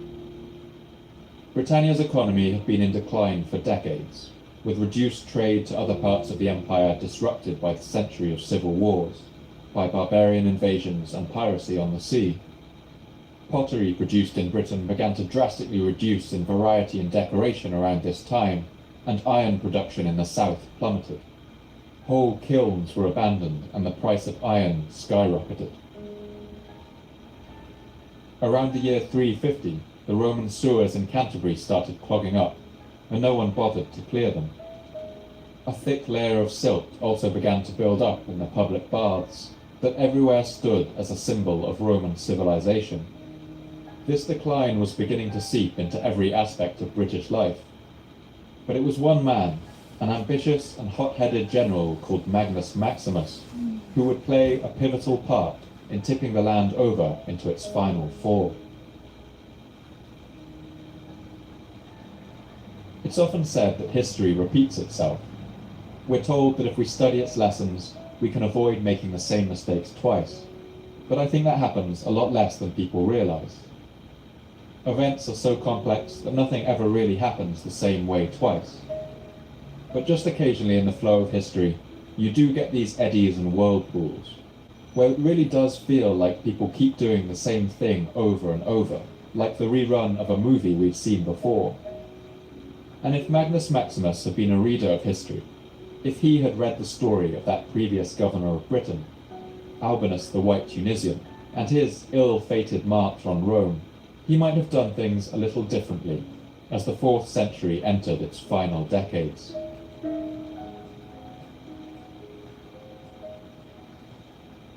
Like Albinus, Maximus was a distinguished general. He was from the Galatian region of northern Spain, and he had served in fearsome campaigns in Africa and against German tribes on the Danube River. He had also been among the army of Flavius Theodosius, which had returned order after the events of the Great Conspiracy. Maximus was also interesting for being a devout Christian, a religion that was outlawed in the Roman Empire only one lifetime before. Maximus was assigned as the governor of Britain in the year 380, and in his first year he faced down an army of Picts and Scots that had overrun Hadrian's Wall, perhaps emboldened by Rome's recent weakness. After crushing this threat, Maximus celebrated by building a huge church on London's Tower Hill. But like other governors of Britannia before him, Maximus had ambitions greater than simply commanding a garrison in the empire's wettest and windiest dominion. For the last decade of his life, Maximus had watched from afar as an incredibly unpopular emperor had sat on the imperial throne. This emperor was a young man named Gratian, and he is one of these particularly colourful characters that leap out of the Roman histories. Gratian loved to hunt, and bizarrely he spent all his time in the company of a band of Scythian archers. These were men from beyond the Danube River, outside the bounds of the Roman Empire. That is, to the Romans, they were barbarians. The young emperor loved the culture of his Scythian friends. He even used to appear at court dressed in the full traditional garb of a Scythian warrior, an ornately patterned overcoat and furs. And the Roman people seemed to tolerate this eccentric emperor for a while. But in the year 378, Rome would suffer a horrifying blow. The Emperor Valens, who ruled over the eastern portion of the empire, had brought a massive army of 30,000 men to crush a rebellion of Goths and Huns barely more than 10,000 strong. Confident in his coming victory, the Emperor Valens attacked them without waiting for reinforcements. These Goth rebels stood and fought, and astonishingly, they won. The Emperor Valens was killed along with 20,000 of his men, and his body was never recovered. This loss shook Rome to the core. Barbarian armies were now causing havoc across Rome's eastern territories, flouting the authority of the empire. And suddenly, the Emperor Gratian dressing up like a barbarian didn't seem quite so acceptable. The people of Rome turned on him, and around the empire, all other claimants to the throne sensed their chance. They began to gather their armies. And once again, the British paradox came into play. The hot-headed zealot Magnus Maximus, just like Albinus before him, commanded a vast army in Britain, and he, like his predecessor, resolved to march on Rome. Just like Albinus, he knew he couldn't spare a single man. He took the entire Roman garrison of Britannia, piled it onto a fleet of ships, and set sail for Gaul in the year 383. With Maximus on his way to Rome, Britain was once again left undefended. We can never know if any of Maximus's advisors told him about the story of Albinus, the pale-skinned Tunisian who had marched on Rome. Did no one on that creaking ship, sailing its way to the continent, not one of them, mention to Maximus what had happened nearly 200 years before, when the last governor of Britain had tried to become emperor? I find this hard to believe, but that's part of history's spell. It teaches us lessons, even as it convinces us that these lessons don't apply to us, that we'll be the ones to break its endless chain. For Maximus at least, nothing mattered to him except reaching Rome and seizing the purple robes of the emperor for himself. And the zealous Maximus did seem to be blessed. Everywhere he went, legions that were sent to fight him instead joined his cause. Enraged, the Emperor Gratian met his army outside Paris, and Maximus's forces won the day. The young emperor fled with his Scythian bodyguards, and he was killed soon after, while Magnus Maximus declared himself emperor. But this is where the luck of Maximus runs out. Before he'd even begun to rule, his support slowly collapsed, and it did so in part because of the anarchy he left behind in Britannia. Just like Albinus, he had left his home province, the heart of his supporters, completely undefended. Just as before, raiders and pirates now devastated the coasts and northern towns. The departure of the land's garrison had caused an economic collapse too, and Maximus had also taxed Britain brutally to pay for his wars. Now rebellions spread like a fire through dry heather. The date of Maximus's departure, 383, is the last date ever to be found on a Roman coin in Wales. It's the last date, too, for any archaeological trace in the northern Pennine Hills. In these places, it marks the end of Roman rule in Britain. The 6th century British cleric St. Gildas put it more bluntly in his searing rant entitled On the Ruin and Conquest of Britain. Britain is left deprived of all her soldiery and armed bands, of her cruel governors, and of the flower of her youth, who went with Maximus but never again returned. The Scots from the northwest and the Picts from the north, like hungry and ravening wolves, rush with greedy jaws upon the fold which is left without a shepherd. From this point, the British economy was in freefall. After this time, British coffins stopped being sealed with nails, and boots lost their hobnails. This shows how expensive iron had become.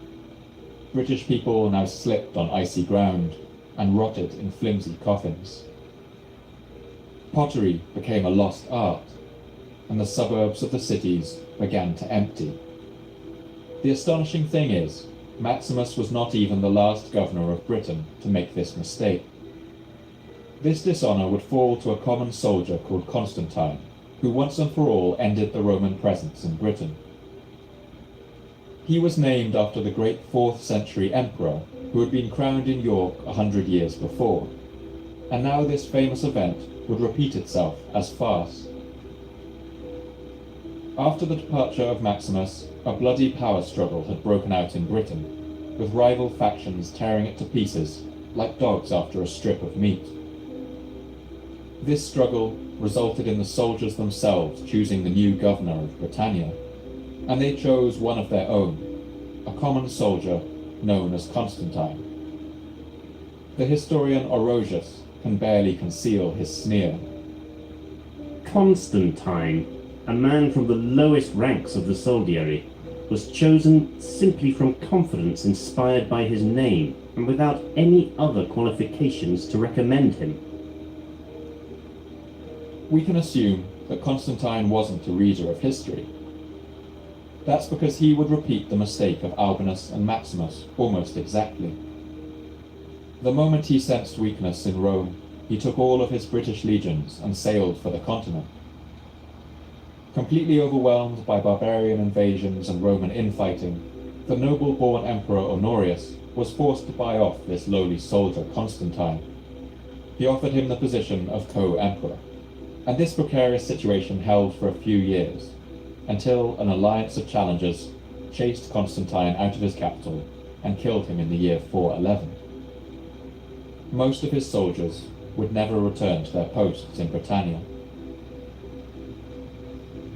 For Rome, enough was enough. The province of Britannia wasn't worth it.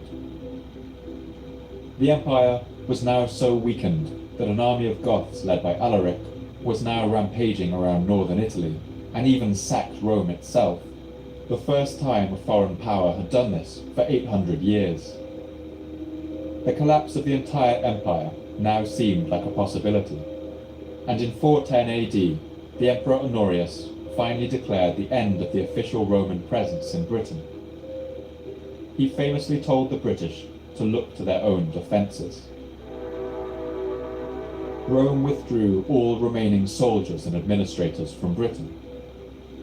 They stopped collecting taxes in the province, and this released some of the burden on its people initially, but they also stopped paying the administrators who ran its cities and managed its trade routes, and they ended the wages and supplies flowing to the local soldiers who had fought as auxiliaries in the garrison. These men didn't go anywhere. Instead, they began to tax the populations themselves, demanding money and supplies in exchange for protection. These groups would ultimately grow into the basis of very early medieval society. These warlords frequently fought their wars using the services of mercenary armies from the continent.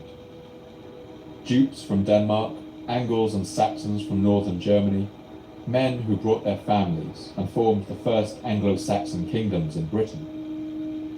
The people forgot Latin as an everyday language, and it survived only in the churches. They stopped writing as far as we can tell, since no texts have survived.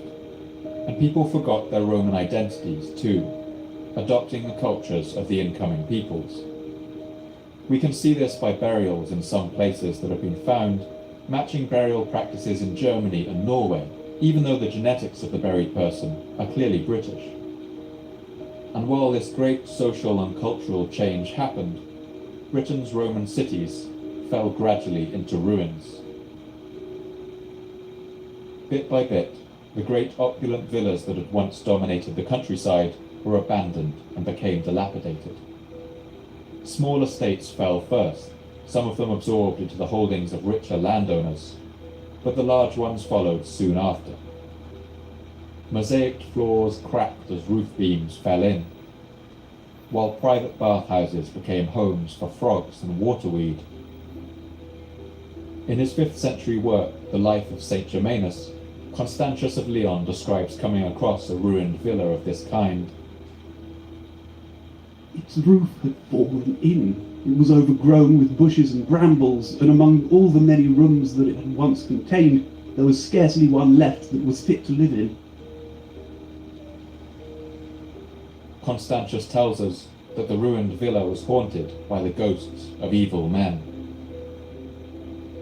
In the north of Britain, Hadrian's Wall was finally abandoned, and it seems the soldiers in its forts left in a hurry. At one of the most well-preserved sites, an auxiliary fort called Vindolanda, archaeologists have found Roman cavalry swords simply abandoned, dropped on the ground and left there. These are very rare finds, since in this time a sword was an expensive and precious object. Their owners would no more throw them away than a modern person might throw away their mobile phone. All kinds of objects pertaining to the daily lives of soldiers have been found left behind too. Bath sandals and writing tablets, pots and buckets and buckles. One day, it seems, everyone at Vindolanda just got up and left. After the Romans departed and the border collapsed, local people began to use Hadrian's Wall as a quarry, taking its high-quality blocks of stone to build their own houses and barns, even churches, so that now the wall is woven into the fabric of countless medieval buildings across the region. Near Carlisle, the medieval priory of Lanercost, for instance, was built using a large amount of material stolen from the wall, which runs just half a kilometre to the north. You can still see Roman inscriptions on some of the priory's stones, boasting about which legions were stationed on the wall. Meanwhile, tribal chieftains and local warlords, some of whom had been officers in the Roman army until recently, moved into the forts along the wall and used them as private castles. In one fort known as Burdeswald, it seems the descendants of the original garrison still live there a century after the departure of Rome, passing down their uniforms, flying regimental insignia, and building timber constructions inside its crumbling ruin. They probably received pay and supplies from people living in the area in exchange for protection, and they maintained a kind of Roman identity in order to increase their legitimacy. To the south, large cities like London fell gradually into disrepair. Trade at London's port had been slowing over the past century, but now it finally stopped altogether. Its suburbs turned into wasteland, or were tilled for farming. The large church built by Magnus Maximus on Tower Hill burned to the ground, and it seems people lacked either the knowledge, the resources, or the will to rebuild it. London's great Roman Forum, too, was dismantled and quarried for stone, and its public bath was torn down. Its great basilica, which was once the largest building in northwest Europe, was also taken apart. People began to be buried inside the city limits, something the Roman authorities would never have allowed. And of these burials, studies show that 4 times more have been found with wounds from stabbing and slicing weapons than in the previous period. London's population of nearly 30,000 people began to drift away, back to a simpler existence in the countryside, to timber longhouses and roundhouses built of thatch and wattle. In some places, the ancient hill forts of the pre-Roman Britons, which had lain empty for centuries, now burst back into life. Excavations in these sites have found objects that seem to have been looted from the abandoned Roman towns and villas that now littered the countryside, dressed stone and glass and pottery. And amid the slow hollowing out of London, archaeological evidence shows that an enclave of the ultra-wealthy continued to live a somewhat Roman existence in a kind of gated community. They enjoyed the same wine and olive oil they always had, presumably imported at great expense. They denied the writing on the wall for as long as they could, but the decline was unstoppable. The rest of the city descended into chaos, and nature crept back to reclaim its streets and alleys. By the end of the 4th century, everything south of the River Thames had been abandoned. Large pockets of London's urban fabric turned into patches of overgrown wasteland, and people began to grow wheat in the middle of the city. By the end of the 5th century, London was deserted. It was now an uninhabited ruin, a city of ghosts, sinking into the marsh and mud of the river. By the end of the 5th century, London was deserted. We can imagine ivy growing over its crumbling walls, and elder too, young trees pushing their roots between the bricks and stones of its buildings. The only people left in London were scavengers, they came to find things like iron nails, which could be recycled. The forests around London would also have been cut down, and so the only source of usable timber would have been that left in the decaying city. So little by little, people tore London apart. One artifact, known as the Billingsgate Brooch, tells the story of these scavengers. It was dropped amid the fallen roof tiles of a building known as the Billingsgate House, perhaps by a scavenger who had looted it and feared being robbed, or by someone exploring the ruins who simply dropped it and couldn't find it afterwards. Either way, it's a fascinating artifact that speaks of the afterlife of the ruined city of London, and I'll post a picture of it on Twitter and Patreon for you to see.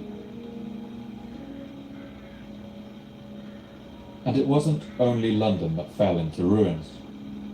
In cities like Bath, which inspired the poetry of the ruin that we opened with, urban life continued in some form after the departure of Rome. While its great temples crumbled and grand public buildings fell into disrepair, its city authorities still managed basic repairs like recobbling the streets. But without their links to the Roman economy, the slow death of Britain's cities was all but assured. By the early 5th century, all of Britain's towns, large and small, simply ceased to exist. The city of York, where once the Emperor Constantine the Great had been crowned, now stood empty and in ruins, slowly reclaimed by the seasonal floods of the River Ouse. We know this because archaeologists have found the remains of water beetles, water voles, shrews and froghoppers inside the city. All animals that live only in flooded and swampy ground, banished by the developments of the Roman era. The incoming Saxon people were obviously impressed by the ruins of Roman cities, but also seem to have feared them as places of ghosts and curses. They rarely came near to the ruins and built their settlements far away from them. At some sites like Caia Columbium, there's some evidence that the wells of the decaying city were filled in to prevent people from returning. Ritual objects were also left behind, perhaps to ward off the curse that was believed to hang over these crumbling stones. It's no coincidence that tales of giants form such a prominent part of British folklore. To see why, you just have to imagine the mighty temples and public buildings that were left behind in the wake of Roman rule. To people who no longer knew how to build these things, these crumbling walls, these awesome constructions of bygone centuries, must have seemed the work of a race of gods who had once walked England's rolling fields and ancient primeval forests. Perhaps to truly understand how it must have felt to live in the time after Roman rule, it's best to end the same way we started, with the Old English poem, The Ruin. As you listen, think about what it must have felt like to live in this time, when the foreign occupiers who had brought so much change finally left. It was a time when it felt that history was no longer moving forwards, that tomorrow would be a darker time than today. A time when all you had left to remember that lost golden age is the landscape strewn with monumental blocks of stone, the cavernous bathing halls, and the overgrown ruins slowly and unstoppably crumbling into the earth. Crungun qualaweda, human holdegas, swilt alta furnam. Far and wide the slain perished, days of pestilence came. Death took all the brave men away. Their places of war became deserted places, the city decayed. The rebuilders perished, armies into the earth. And so these buildings grow desolate, and this red curved roof parts from its tiles of the ceiling vault. The ruin has fallen to the ground, broken into mounds, where at one time shone many a warrior, joyous and ornamented with gold-bright splendor. Las Björtenberg Braden riches. Thank you once again for listening to the Fall of Civilizations podcast. I'd like to give a special thanks to my voice actors, Jake Barrett Mills, Jacob Rowlandson, Shem Jacobs, And a special thank you goes to Dr. Rebecca Pinner at the University of East Anglia for allowing us to hear the poetry of the ruin in its original Old English. I love to hear your thoughts and responses on Twitter, so please come and tell me what you thought. You can follow me at Paul MM Cooper, and if you'd like updates about the podcast, announcements about new episodes, as well as images and maps relevant to the episode, you can follow the podcast at Fall of Civ Pod, with underscores separating the words. This podcast can only keep going with the support of our generous subscribers on Patreon. You keep me running, you help me cover my costs, and you also let me dedicate more time to researching, writing, recording, and editing to get the episodes out to you faster and bring as much life and detail to them as possible. I want to thank all my subscribers for making this happen. If you enjoyed this episode, please consider contributing and help keep the podcast running. For now, goodbye, and thanks for listening.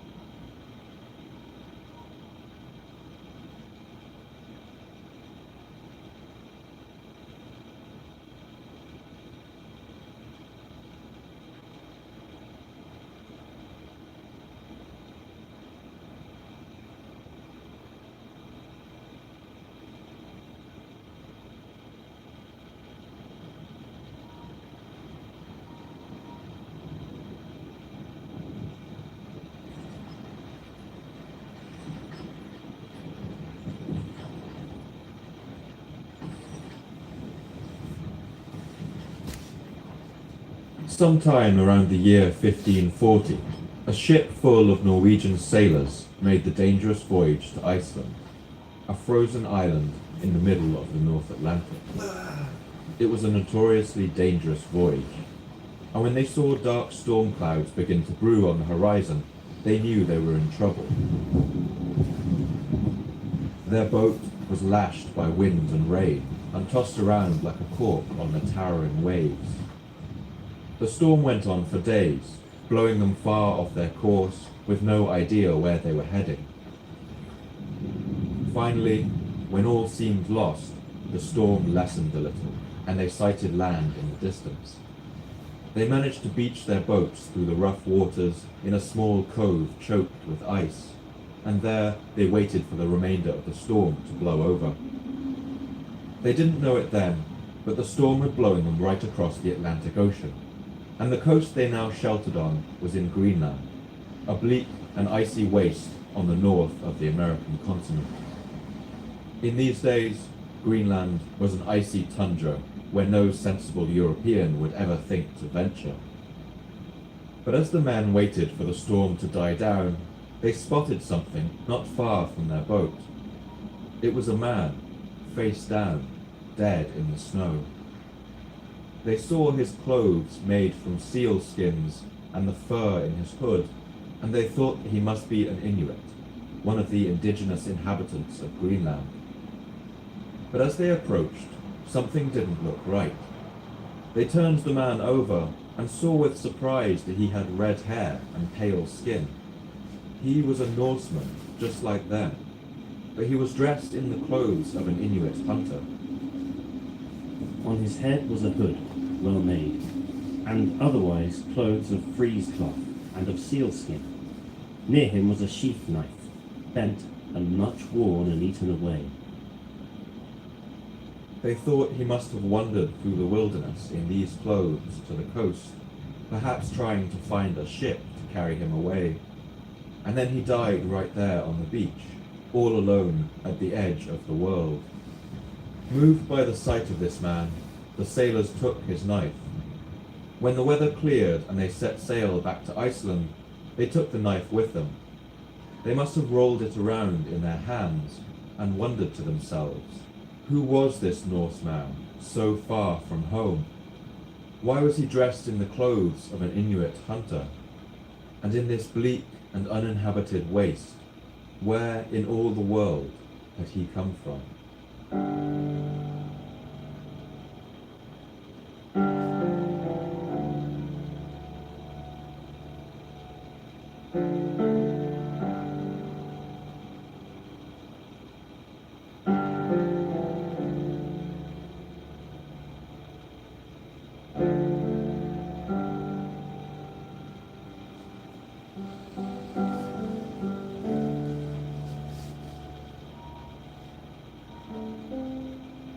My name's Paul Cooper, and you're listening to the Fall of Civilizations podcast.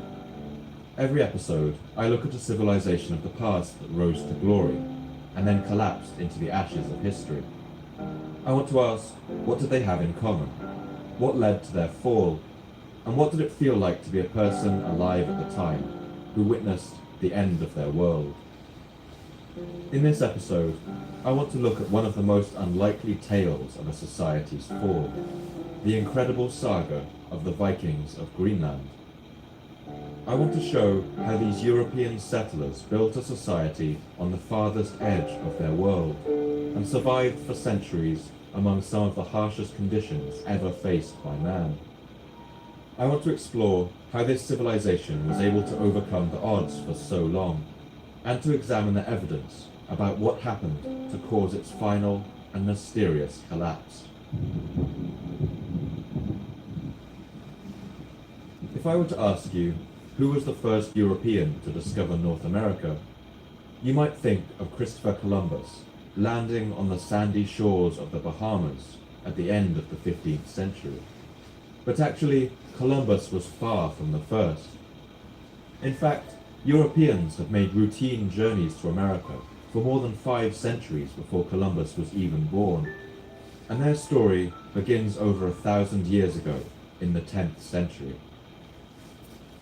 The people who made this dangerous journey were Norsemen, otherwise known in the Middle Ages as Vikings. They were sailors, soldiers and settlers from Norway and Denmark, who had a terrifying reputation in all the lands they encountered. They were known as raiders and pirates to their enemies, but they were also expert sailors and shipbuilders, marvelous writers of epic poetry, and perhaps some of the hardiest explorers in human history. And half a millennium before Columbus, the Vikings crossed the ocean and landed on the icy coast of Greenland. They built a permanent settlement there, and the Norse of Greenland didn't just survive in this far-flung outpost. They built manor houses and hundreds of farms where they grew crops, imported steel, wine, and stained glass. They raised sheep, cattle, and goats. And they made voyages to explore the North American mainland too, making forays into Newfoundland and the coast of Canada. They fought with Native American tribes and returned with furs, ivory, and hardwoods cut from the American forests.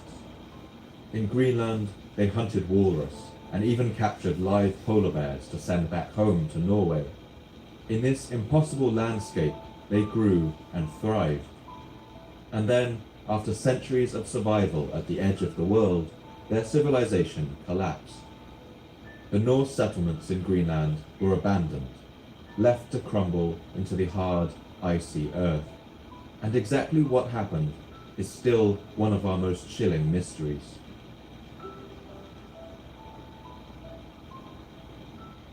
Our 2 main sources of information about the Greenland Norse are 2 of the great Icelandic sagas. These are pieces of epic poetry, passed on by word of mouth, that relate the great deeds of Viking heroes and adventurers. They were designed to be spoken out in mead halls for celebration and feasts.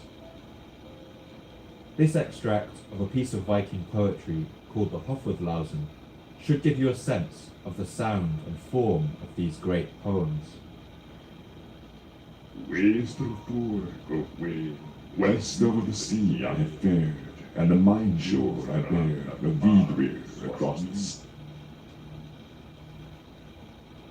so that it might recall great deeds. The wave oak I have drawn with the ice breaking on, and loaded praises part in the mine ship's barn. Later, these sagas were written down, and today they give us an incredible insight into the lives that these men and women lived as they explored the icy lands of the North Atlantic. And our story begins right there, on the snowy slopes and steaming vents of Iceland. Iceland is a volcanic island in the northern Atlantic, about 1/3 of the way between Europe and North America. And until around the year 874, it was completely uninhabited. Only flocks of seabirds and the reclusive Arctic fox roamed its snowy hills. But then the Vikings arrived. From their homeland of Norway, it was a journey of over 1,500 kilometers by sea, through some of the harshest weather on Earth. But the Vikings sailed in slender wooden longships that were the very height of medieval technology. Their ships had perfectly hydrodynamic hulls and strong square sails that were perfectly adapted for plying the freezing, stormy waters of the Northern Ocean. And after the year 874, when the Vikings first landed, the transformation of the land happened quickly.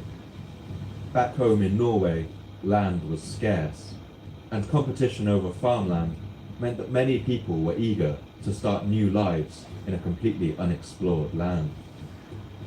Within 60 years of their first landing, the Vikings had already built over 1,500 farms in Iceland, and the population rose to over 3,500 people. But the ambitions of the Vikings wouldn't end here.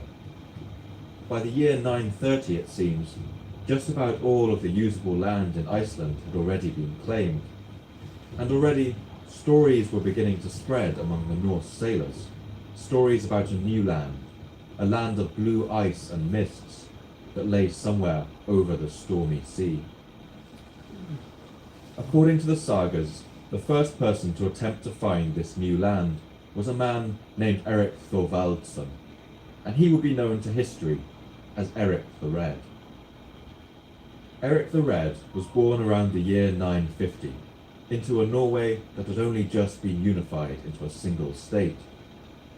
Norway has a ragged, undulating coast, broken by wooded fjords, great mountainous inlets, and dotted with rocky islands out to sea. But Eric was born in the south of the country, where the flat land meant that the sea always stretched out before his eyes, calling to him with its inviting horizon. As a boy, he must have gazed out at the ships sailing off in the direction of the sunset, watched them sink below the horizon, and he must have wondered what lay beyond that tantalizing vanishing point. And Eric was about to find out.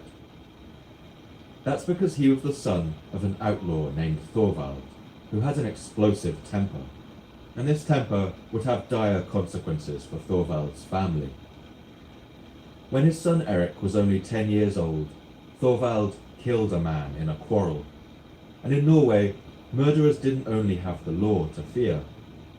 Viking honor meant that the family of the dead man would soon be out for blood in revenge.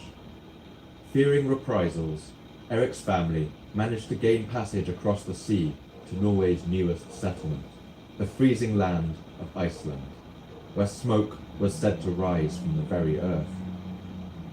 The young Eric must have looked out from the ship on that voyage and seen the sea stretching out in all directions, grey and bleak and forbidding, but it must have been exciting for the young boy too. Here at last was the adventure that he dreamed of. By this time, in the second half of the 10th century, Iceland was already well settled by Norway. The Norse had brought large amounts of thralls or slaves from Ireland and Scotland to help them populate their new colony. They'd introduced horses, cattle and rabbits, and Iceland's snow forests had been cut down to clear farmland for the cultivation of barley. Its people ate cod from the sea, unsalted but dried on wooden racks by the wind and cold. But this success story of a settlement also meant that most of the best land had already been taken. When Eric arrived with his family, all that was left was a plot of uninhabited wasteland in the forbidding tundra of the northwest. But that was all the choice they had, and Thorvald and his family settled down and began to work their farm. We can imagine that as a child in Iceland, the young Eric must have listened to the stories that the sailors told when they passed through, when they stopped on shore to repair their ships. Norsemen of this age navigated the oceans with no compasses, using the sun, moon, and stars to find their way, as well as following natural cues like the paths of seabirds and whales. But although they were expert navigators, it only took a strong storm to sweep them far off course, as we'll learn a few times throughout this episode. The Vikings of Iceland believed that they lived on the edge of the world. But already at this time, stories were beginning to spread of sailors who had been blown off course and seen strange things in the distance.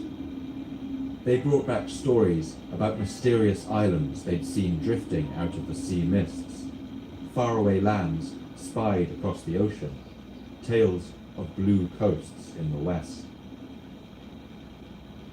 When Eric's father Thorvald died, Eric inhabited their humble farm, and he began a family of his own.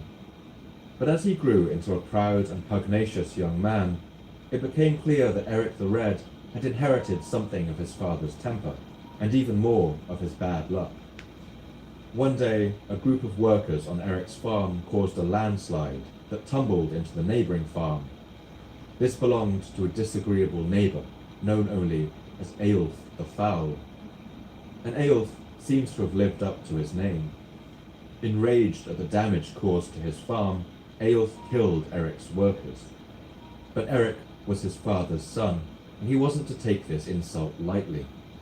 He chased after Eyjolf, and the two of them fought.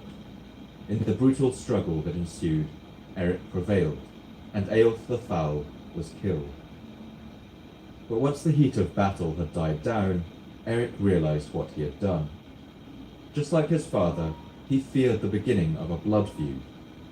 In the society of the medieval Norse, one death could be like a spark in dry heather, setting off a cycle of violence and revenge that could last for generations. So it may have felt like something of a relief for Eric when the law, and not Eyjolf the Foul's family, finally came down on him. For the killing, the lords of Iceland declared that Eric the Red was banished for 3 years. Soon, just like his father, Eric would have to flee the land that he had learned to call home. But Eric didn't have many good options before him. His family had many enemies now. In Norway, the relatives of the man his father had killed might still be looking for blood, and it was clear he couldn't stay in Iceland. For a Norseman in the 10th century, that didn't leave many other options. Eric stayed in hiding while he put together a boat and a crew, and it must have been during this time that those stories came back to him. The stories he'd once heard the sailors tell of the islands in the mist and their blue coasts half seen beyond the horizon. In the year 982, at around the age of 30, Eric set sail once again with only one goal in mind. He was going to reach the mythical land that was said to lie on the other side of the ocean. Many people must have laughed at him. But that year he set sail, and his voyage would change the map of the world forever.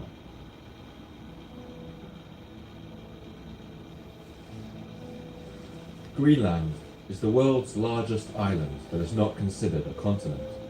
Over 80% of its landmass is covered in the Greenland ice sheet, a plate of ice up to 3 kilometers thick, behind only Antarctica as the second largest body of ice in the world. The ice that makes up the sheet is as ancient as rock, some of it over 1 million years old, and the sheet is so heavy that the land beneath it has been crushed into the Earth's mantle beneath its weight. Although he couldn't know any of this at the time, this is the land that Eric the Red set sail for at the end of the 10th century, and against all the odds, he would reach it. The voyage was nearly 1,500 kilometers, through a deadly gauntlet of floating ice and Atlantic storms. But despite the dangers, Eric rounded the southern coast of Greenland later that year and sailed up its western coast, searching for somewhere to land. For the most part, the land he saw was covered with Arctic tundra and the unending wall of that enormous glacial ice sheet. But after many weeks of sailing, Eric and his men found a small sheltered cove that seemed relatively free of ice, and when they sailed into it, their hearts must have filled with joy.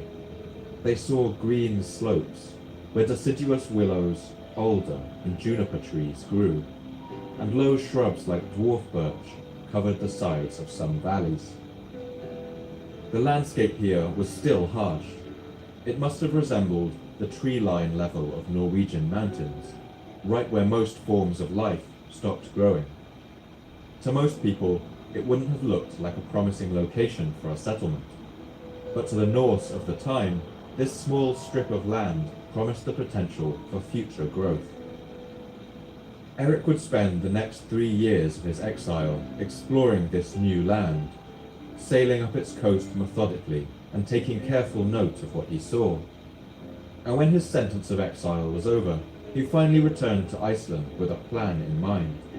He was going to gather as many settlers as he could and travel back to this new land to settle it permanently. But he knew it was going to be a hard sell. How could he convince enough settlers to risk that dangerous crossing, and all for a land that was barely more than a sliver of green on the edge of a barren ice sheet? Well, it seems that Eric the Red had something of a talent for salesmanship, and one of the key ways he tried to encourage people to follow him was with the name that he gave to his newly discovered land. The Icelandic Saga of the Greenlanders recalls this trick with something of an ironic tone. There was a man called Eric the Red who travelled out from here and took land. He gave a name to the land and called it Greenland, and said that people would be more eager to go there because the land had a good name.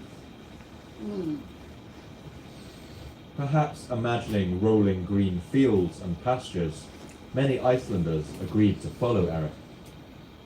And when summer came back around, he set sail once again for the land beyond the ocean. But this time, he wasn't going alone. Eric the Red had amassed a great fleet of 25 ships, full of men, women and children, along with supplies, building materials, wood and nails, as well as livestock, including cattle, chickens and rabbits. It must have been an incredible sight, all of those colourful sails and dragon-headed prows cleaving through the ocean waves. Of these 25 ships, only 14 would reach Greenland. And for those that arrived, the trials had only just begun. For the medieval Norse of Europe, establishing a colony in Greenland was about as difficult as we today might find establishing a colony on the moon. And if that seems like a far-fetched comparison, consider that only 18 astronauts have ever been killed in the history of space exploration. For medieval Vikings crossing the Atlantic, the casualties were enormous, and the reasons for this aren't hard to imagine. Firstly, the journey to Greenland took several weeks by sea, through freezing Arctic conditions. If you want to see a good example of the kind of ship the Norse used, there's no finer example than the so-called Gokstad ship in the Museum of Oslo. I'll put an image of this up on Patreon for you to see. When you see this ship, you're at once impressed by its slender, organic shape, which testifies to the enormous skill of the shipbuilders. But you're also struck by just how small and exposed it is, how the Vikings who huddled on board must have suffered on those weeks-long voyages through storms and waves that must have towered over this tiny ship. Today, it seems incredible that anyone survived these journeys at all. Greenland is about as far from Iceland as Iceland is from Norway, both of them being journeys of about 1,500 kilometers. But although the distances are similar, the voyage from Iceland to Greenland was many times more dangerous. Worse than anything else was the drift ice. Greenland sat Candace right won on the a powerful poll. current